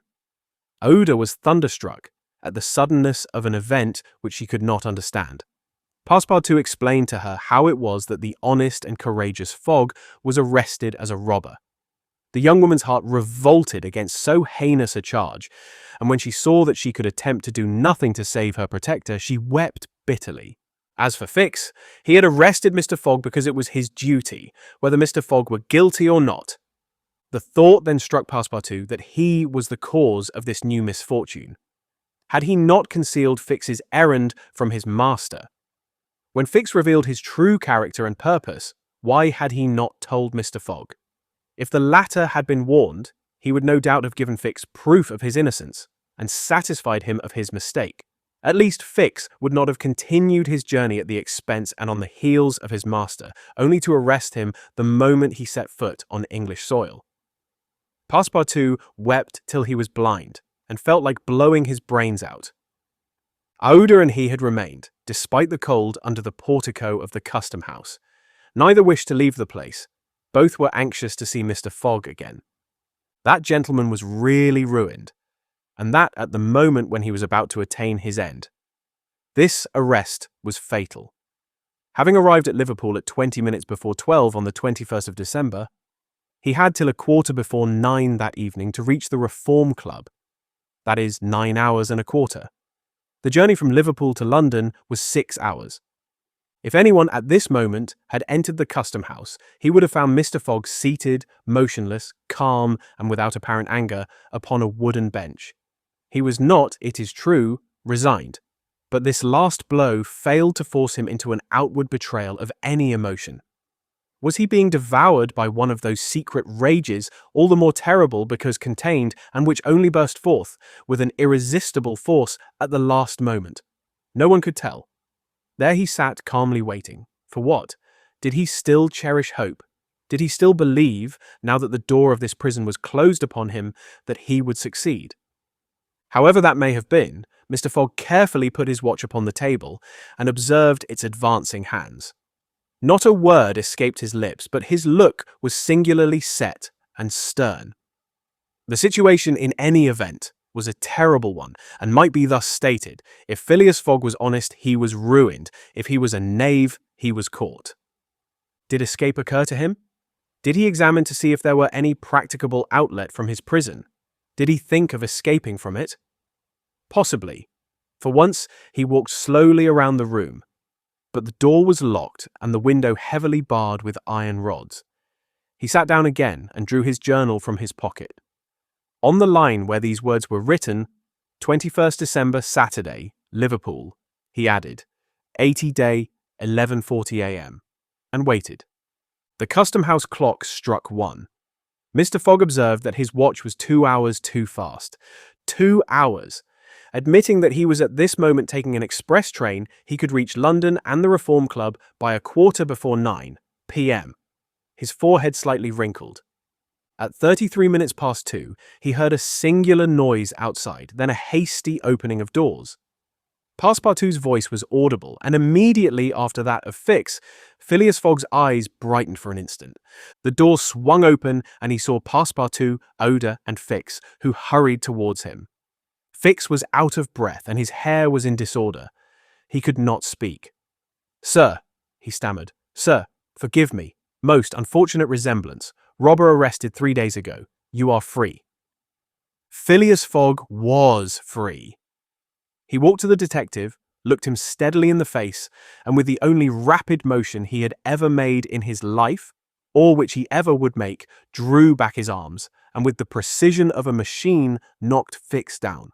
"Well hit!" cried Passepartout. "Parbleu! That's what you might call a good application of English fists." Fix, who found himself on the floor, did not utter a word. He had only received his deserts. Mr. Fogg, Oda, and Passepartout left the custom house without delay, got into a cab, and in a few moments descended at the station. Phileas Fogg asked if there was an express train about to leave for London. It was 40 minutes past 2. The express train had left 35 minutes before Phileas Fogg then ordered a special train. There were several rapid locomotives on hand, but the railway arrangements did not permit the special train to leave until 3 o'clock. At that hour, Phileas Fogg, having stimulated the engineer by the offer of a generous reward, at last set out towards London, with Aouda and his faithful servant. It was necessary to make the journey in 5 hours and a half, and this would have been easy on a clear road throughout. But there were forced delays, and when Mr. Fogg stepped from the train at the terminus, all the clocks in London were striking 10 minutes before 9. 1. Having made the tour of the world, he was behindhand 5 minutes. He had lost the wager. Chapter 35, in which Phileas Fogg does not have to repeat his orders to Passepartout twice. The dwellers in Savile Row would have been surprised the next day if they had been told that Phileas Fogg had returned home. His doors and windows were still closed, no appearance of change was visible. After leaving the station, Mr. Fogg gave Passepartout instructions to purchase some provisions, and quietly went to his domicile. He bore his misfortune with his habitual tranquillity. Ruined, and by the blundering of the detective, after having steadily traversed that long journey, overcome 100 obstacles, braved many dangers, and still found time to do some good on his way, to fail near the goal by a sudden event which he could not have foreseen and against which he was unarmed. It was terrible. But a few pounds were left of the large sum he had carried with him. There only remained of his fortune the £20,000 deposited at Barings, and this amount he owed to his friends of the Reform Club. So great had been the expense of his tour that, even had he won, it would not have enriched him. And it is probable that he had not sought to enrich himself, being a man who rather laid wagers for honour's sake than for the stake proposed. But this wager totally ruined him. Mr. Fogg's course, however, was fully decided upon. He knew what remained for him to do. A room in the house in Savile Row was set apart for Aouda, who was overwhelmed with grief at her protector's misfortune. From the words which Mr. Fogg dropped, she saw that he was meditating some serious project. Knowing that Englishmen governed by a fixed idea sometimes resort to the desperate expedient of suicide, Passepartout kept a narrow watch upon his master, though he carefully concealed the appearance of so doing. First of all, the worthy fellow had gone up to his room and had extinguished the gas burner which had been burning for 80 days. He had found in the letterbox a bill from the gas company, and he thought it more than time to put a stop to this expense, which he had been doomed to bear. The night passed. Mr. Fogg went to bed, but did he sleep? Aouda did not once close her eyes. Passepartout watched all night, like a faithful dog, at his master's door. Mr. Fogg called him in the morning and told him to get Aouda's breakfast and a cup of tea and a chop for himself. He desired Aouda to excuse him from breakfast and dinner, as his time would be absorbed all day in putting his affairs to rights. In the evening he would ask permission to have a few moments' conversation with the young lady. Passepartout, having received his orders, had nothing to do but obey them. He looked at his imperturbable master and could scarcely bring his mind to leave him. His heart was full and his conscience tortured by remorse, for he accused himself more bitterly than ever of being the cause of the irretrievable disaster. Yes, if he had warned Mr. Fogg and had betrayed Fix's projects to him, his master would certainly not have given the detective passage to Liverpool, and then Passepartout could hold in no longer. "My master, Mr. Fogg!" he cried. "Why do you not curse me? It was my fault that—" "I blame no one," returned Phileas Fogg, with perfect calmness. "Go." Passepartout left the room and went to find Aouda, to whom he delivered his master's message. "Madam," he added, "I can do nothing myself. Nothing. I have no influence over my master, but you, perhaps—" "What influence could I have?" replied Aouda. "Mr. Fogg is influenced by no one. Has he ever understood that my gratitude to him is overflowing? Has he ever read my heart? My friend, he must not be left alone an instant. You say he is going to speak with me this evening?" "Yes, madam, probably to arrange for your protection and comfort in England." "We shall see," replied Aouda, becoming suddenly pensive. Throughout this day, Sunday, the house in Savile Row was as if uninhabited, and Phileas Fogg, for the first time since he had lived in that house, did not set out for his club when Westminster clock struck 11:30. Why should he present himself at the Reform? His friends no longer expected him there. As Phileas Fogg had not appeared in the saloon on the evening before, Saturday the 21st of December, at 9:15, he had lost his wager. It was not even necessary that he should go to his bankers for the £20,000, for his antagonists already had his cheque in their hands, and they had only to fill it out and send it to the Barings to have the amount transferred to their credit. Mr. Fogg, therefore, had no reason for going out, and so he remained at home. He shut himself up in his room and busied himself putting his affairs in order. Passepartout continually ascended and descended the stairs. The hours were long for him. He listened at his master's door and looked through the keyhole, as if he had a perfect right so to do, and as if he feared that something terrible might happen at any moment. Sometimes he thought of Fix, but no longer in anger. Fix, like all the world, had been mistaken in Phileas Fogg, and had only done his duty in tracking and arresting him, while he, Passepartout. This thought haunted him, and he never ceased cursing his miserable folly. Finding himself too wretched to remain alone, he knocked at Aouda's door, went into her room, seated himself, without speaking, in a corner, and looked ruefully at the young woman. Aouda was still pensive. About 7:30 in the evening, Mr. Fogg sent to know if Aouda would receive him, and in a few moments he found himself alone with her. Phileas Fogg took a chair and sat down near the fireplace, opposite Aouda. No emotion was visible on his face. Fogg returned was exactly the Fogg who had gone away. There was the same calm, the same impassibility. He sat several minutes without speaking. Then, bending his eyes on Aouda, "Madam," said he, "will you pardon me for bringing you to England?" "Aye, Mr. Fogg," replied Aouda, checking the pulsations of her heart. "Please let me finish," returned Mr. Fogg. "When I decided to bring you far away from the country which was so unsafe for you, I was rich and counted on putting a portion of my fortune at your disposal. Then your existence would have been free and happy, but now I am ruined." "I know it, Mr. Fogg," replied Aouda, "and I ask you in my turn, will you forgive me for having followed you, and, who knows, for having perhaps delayed you, and thus contributed to your ruin?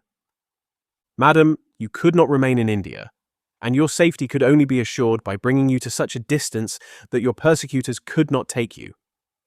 "So, Mr. Fogg," resumed Aouda, "not content with rescuing me from a terrible death, you thought yourself bound to secure my comfort in a foreign land?" "Yes, madam, but circumstances have been against me. Still, I beg to place the little I have left at your service." "But what will become of you, Mr. Fogg?" "As for me, madam," replied the gentleman coldly, "I have need of nothing."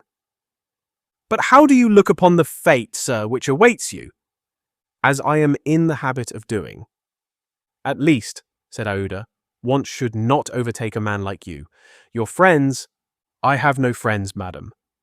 "Your relatives—" "I have no longer any relatives." "I pity you then, Mr. Fogg, for solitude is a sad thing, with no heart to which to confide your griefs. They say, though, that misery itself, shared by two sympathetic souls, may be borne with patience. They say so, madam." "Mr. Fogg," said Aouda, rising and seizing his hand, "do you wish at once a kinswoman and friend? Will you have me for your wife?" Mr. Fogg at this rose in his turn. There was an unwonted light in his eyes and a slight trembling of his lips. Aouda looked into his face. The sincerity, rectitude, firmness, and sweetness of this soft glance of a noble woman who could dare all to save him to whom she owed all, at first astonished, then penetrated him. He shut his eyes for an instant as if to avoid her look. When he opened them again, "I love you," he said simply. "Yes, by all that is holiest, I love you, and I am entirely yours." "Ah!" cried Aouda, pressing his hand to her heart. Passepartout was summoned and appeared immediately. Mr. Fogg still held Aouda's hand in his own. Passepartout understood, and his big, round face became as radiant as the tropical sun at its zenith. Mr. Fogg asked him if it was not too late to notify the Reverend Samuel Wilson of Marylebone Parish that evening. Passepartout smiled his most genial smile and said, "Never too late." It was 8:05. "Will it be for tomorrow, Monday?" "For tomorrow, Monday," said Mr. Fogg, turning to Aouda. "Yes, for tomorrow, Monday," she replied. Passepartout hurried off as fast as his legs could carry him. Chapter 36, in which Phileas Fogg's name is once more at a premium on change. It is time to relate what a change took place in English public opinion when it transpired that the real bank robber, a certain James Strand, had been arrested on the 17th day of December at Edinburgh. 3 days before, Phileas Fogg had been a criminal who was being desperately followed up by the police. Now he was an honourable gentleman, mathematically pursuing his eccentric journey round the world. The papers resumed their discussion about the wager. All those who had laid bets for or against him revived their interest, as if by magic. The Phileas Fogg bonds again became negotiable, and many new wagers were made. Phileas Fogg's name was once more at a premium on change. His 5 friends of the Reform Club passed these 3 days in a state of feverish suspense. Would Phileas Fogg, whom they had forgotten, reappear before their eyes? Where was he at this moment? The 17th of December, the day of James Strand's arrest, was the 76th since Phileas Fogg's departure, and no news of him had been received. Was he dead? Had he abandoned the effort, or was he continuing his journey along the route agreed upon? And would he appear on Saturday, the 21st of December, at 9:15 in the evening, on the threshold of the Reform Club saloon? The anxiety in which for 3 days London society existed cannot be described. Telegrams were sent to America and Asia for news of Phileas Fogg. Messengers were dispatched to the house in Savile Row morning and evening. No news. The police were ignorant what had become of the detective, Fix, who had so unfortunately followed up a false scent. Bets increased, nevertheless, in number and value. Phileas Fogg, like a racehorse, was drawing near his last turning point. The bonds were quoted, no longer at 100 below par, but at 20, at 10, and at 5, and paralytic old Lord Albemarle bet even in his favour. A great crowd was collected in Pall Mall and the neighbouring streets on Saturday evening. It seemed like a multitude of brokers permanently established around the Reform Club circulation was impeded, and everywhere disputes, discussions, and financial transactions were going on. The police had great difficulty in keeping back the crowd, and as the hour when Phileas Fogg was due approached, the excitement rose to its highest pitch. The 5 antagonists of Phileas Fogg had met in the great saloon of the club. John Sullivan and Samuel Fallentin, the bankers, Andrew Stewart, the engineer, Gauthier Ralph, the director of the Bank of England, and Thomas Flanagan, the brewer, one and all waited anxiously. When the clock indicated 20 minutes past 8, Andrew Stewart got up, saying, "Gentlemen, in 20 minutes the time agreed upon between Mr. Fogg and ourselves will have expired." "What time did the last train arrive from Liverpool?" asked Thomas Flanagan. "At 23 minutes past 7, replied Gauthier Ralph, "and the next does not arrive till 10 minutes after 12. "Well, gentlemen," resumed Andrew Stewart, "if Phileas Fogg had come in the 7:23 train, he would have got here by this time. We can therefore regard the bet as won." "Wait, don't let us be too hasty," replied Samuel Fallentin. "You know that Mr. Fogg is very eccentric. His punctuality is well known. He never arrives too soon or too late, and I should not be surprised if he appeared before us at the last minute." "Why?" said Andrew Stewart nervously. "If I should see him, I should not believe it was he." "The fact is," resumed Thomas Flanagan, "Mr. Fogg's project was absurdly foolish. Whatever his punctuality, he could not prevent the delays which were certain to occur, and a delay of only 2 or 3 days would be fatal to his tour.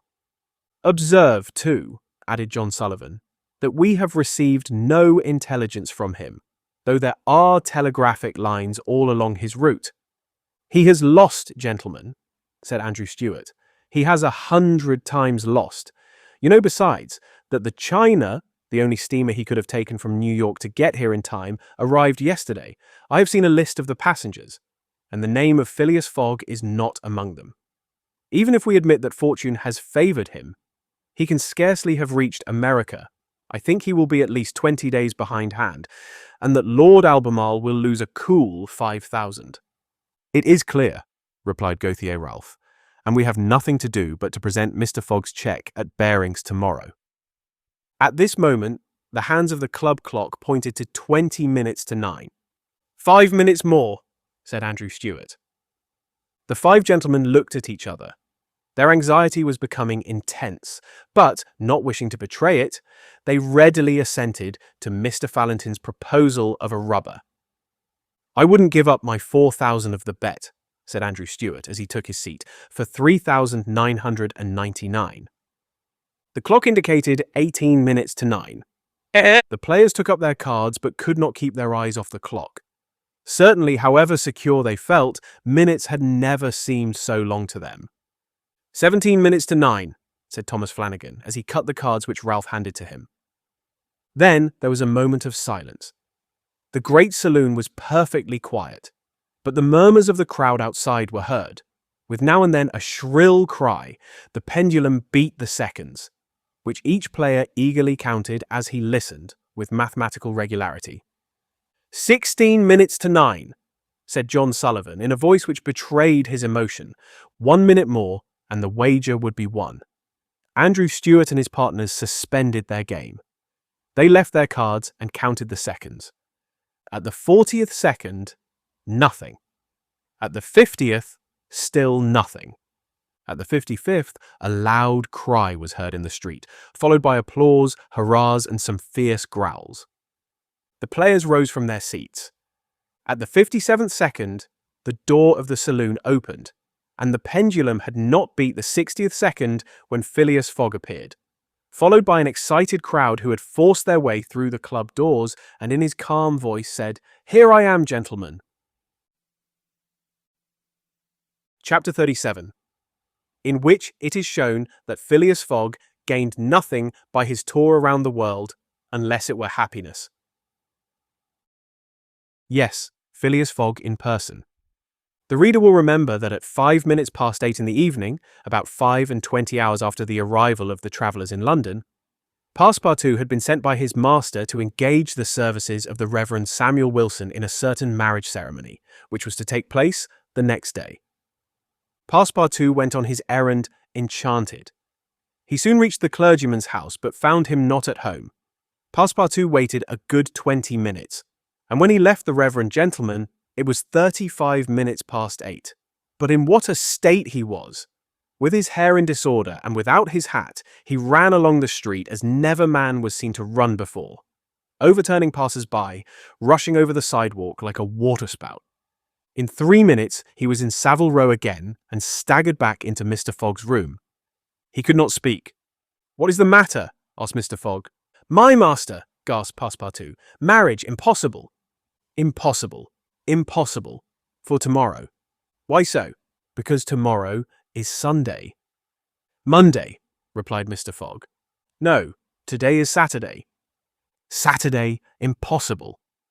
"Yes, yes, yes, yes," cried Passepartout. "You have made a mistake of 1 day. We arrived 24 hours ahead of time, but there are only 10 minutes left." Passepartout had seized his master by the collar and was dragging him along with irresistible force. Phileas Fogg, thus kidnapped without having time to think, left his house, jumped into a cab, promised £100 to the cabman, and having run over 2 dogs and overturned 5 carriages, reached the Reform Club. The clock indicated 9:15 when he appeared in the great saloon. Phileas Fogg had accomplished the journey round the world in 80 days. Phileas Fogg had won his wager of £20,000. How was it that a man so exact and fastidious could have made this error of a day? How came he to think that he had arrived in London on Saturday, the 21st day of December, when it was really Friday, the 20th, the 79th day, only from his departure? The cause of the error is very simple. Phileas Fogg had, without suspecting it, gained 1 day on his journey, and this merely because he had travelled constantly eastward. He would, on the contrary, have lost a day had he gone in the opposite direction, that is, westward. In journeying eastward, he had gone towards the sun, and the days therefore diminished for him as many times 4 minutes as he crossed degrees in this direction. There are 360 degrees on the circumference of the earth, and these 360 degrees multiplied by 4 minutes gives precisely 24 hours. That is the day unconsciously gained. In other words, while Phileas Fogg, going eastward, saw the sun pass the meridian 80 times, his friends in London only saw it pass the meridian 79 times. This is why they awaited him at the Reform Club on Saturday and not Sunday, as Mr. Fogg thought. And Passepartout's famous family watch, which had always kept London time, would have betrayed this fact if it had marked the days as well as the hours and the minutes. Phileas Fogg, then, had won the £20,000, but as he had spent nearly 19,000 on the way, the pecuniary gain was small. His object was, however, to be victorious, and not to win money. He divided the £1,000 that remained between Passepartout and the unfortunate Fix, against whom he cherished no grudge. He deducted, however, from Passepartout's share the cost of the gas which had burned in his room for 1920 hours, for the sake of regularity. That evening, Mr. Fogg, as tranquil and phlegmatic as ever, said to Aouda, "Is our marriage still agreeable to you?" "Mr. Fogg," replied she, "it is for me to ask that question. You were ruined, but now you are rich again. Pardon me, madam. My fortune belongs to you. If you had not suggested our marriage, my servant would not have gone to the Reverend Samuel Wilson's. I should not have been apprised of my error and— Dear Mr. Fogg, said the young woman. Dear Oda, replied Phileas Fogg. It need not be said that the marriage took place 48 hours after and that Passepartout, glowing and dazzling, gave the bride away. Had he not saved her, and was he not entitled to this honour? The next day, as soon as it was light, Passepartout rapped vigorously at his master's door. Mr. Fogg opened it and asked, What's the matter, Passepartout? What is it, sir? Why, I've just this instant found out. What? That we might have made the tour of the world in only 78 days. No doubt, returned Mr. Fogg, by not crossing India. But if I had not crossed India, I should not have saved Oda. She would not have been my wife. And— Mr. Fogg quietly shut the door. Phileas Fogg had won his wager and had made his journey around the world in 80 days. To do this, he had employed every means of conveyance: steamers, railways, carriages, yachts, trading vessels, sledges, elephants. The eccentric gentleman had throughout displayed all his marvellous qualities of coolness and exactitude. But what then? What had he really gained by all this trouble? What had he brought back from this long and weary journey? Nothing, say you? Perhaps so, nothing but a charming woman who, strange as it may appear, made him the happiest of men. Truly, would you not for less than that make the tour around the world? The end. Best Audiobooks for Free hopes that you have enjoyed this production of Around the World in 80 Days by Jules Verne. Please like this video and subscribe to our channel on YouTube and Rumble, as your like and subscription are the support we need to create more great free content. Please look to our website at bestaudiobooksforfree.com for a complete list of our audiobooks.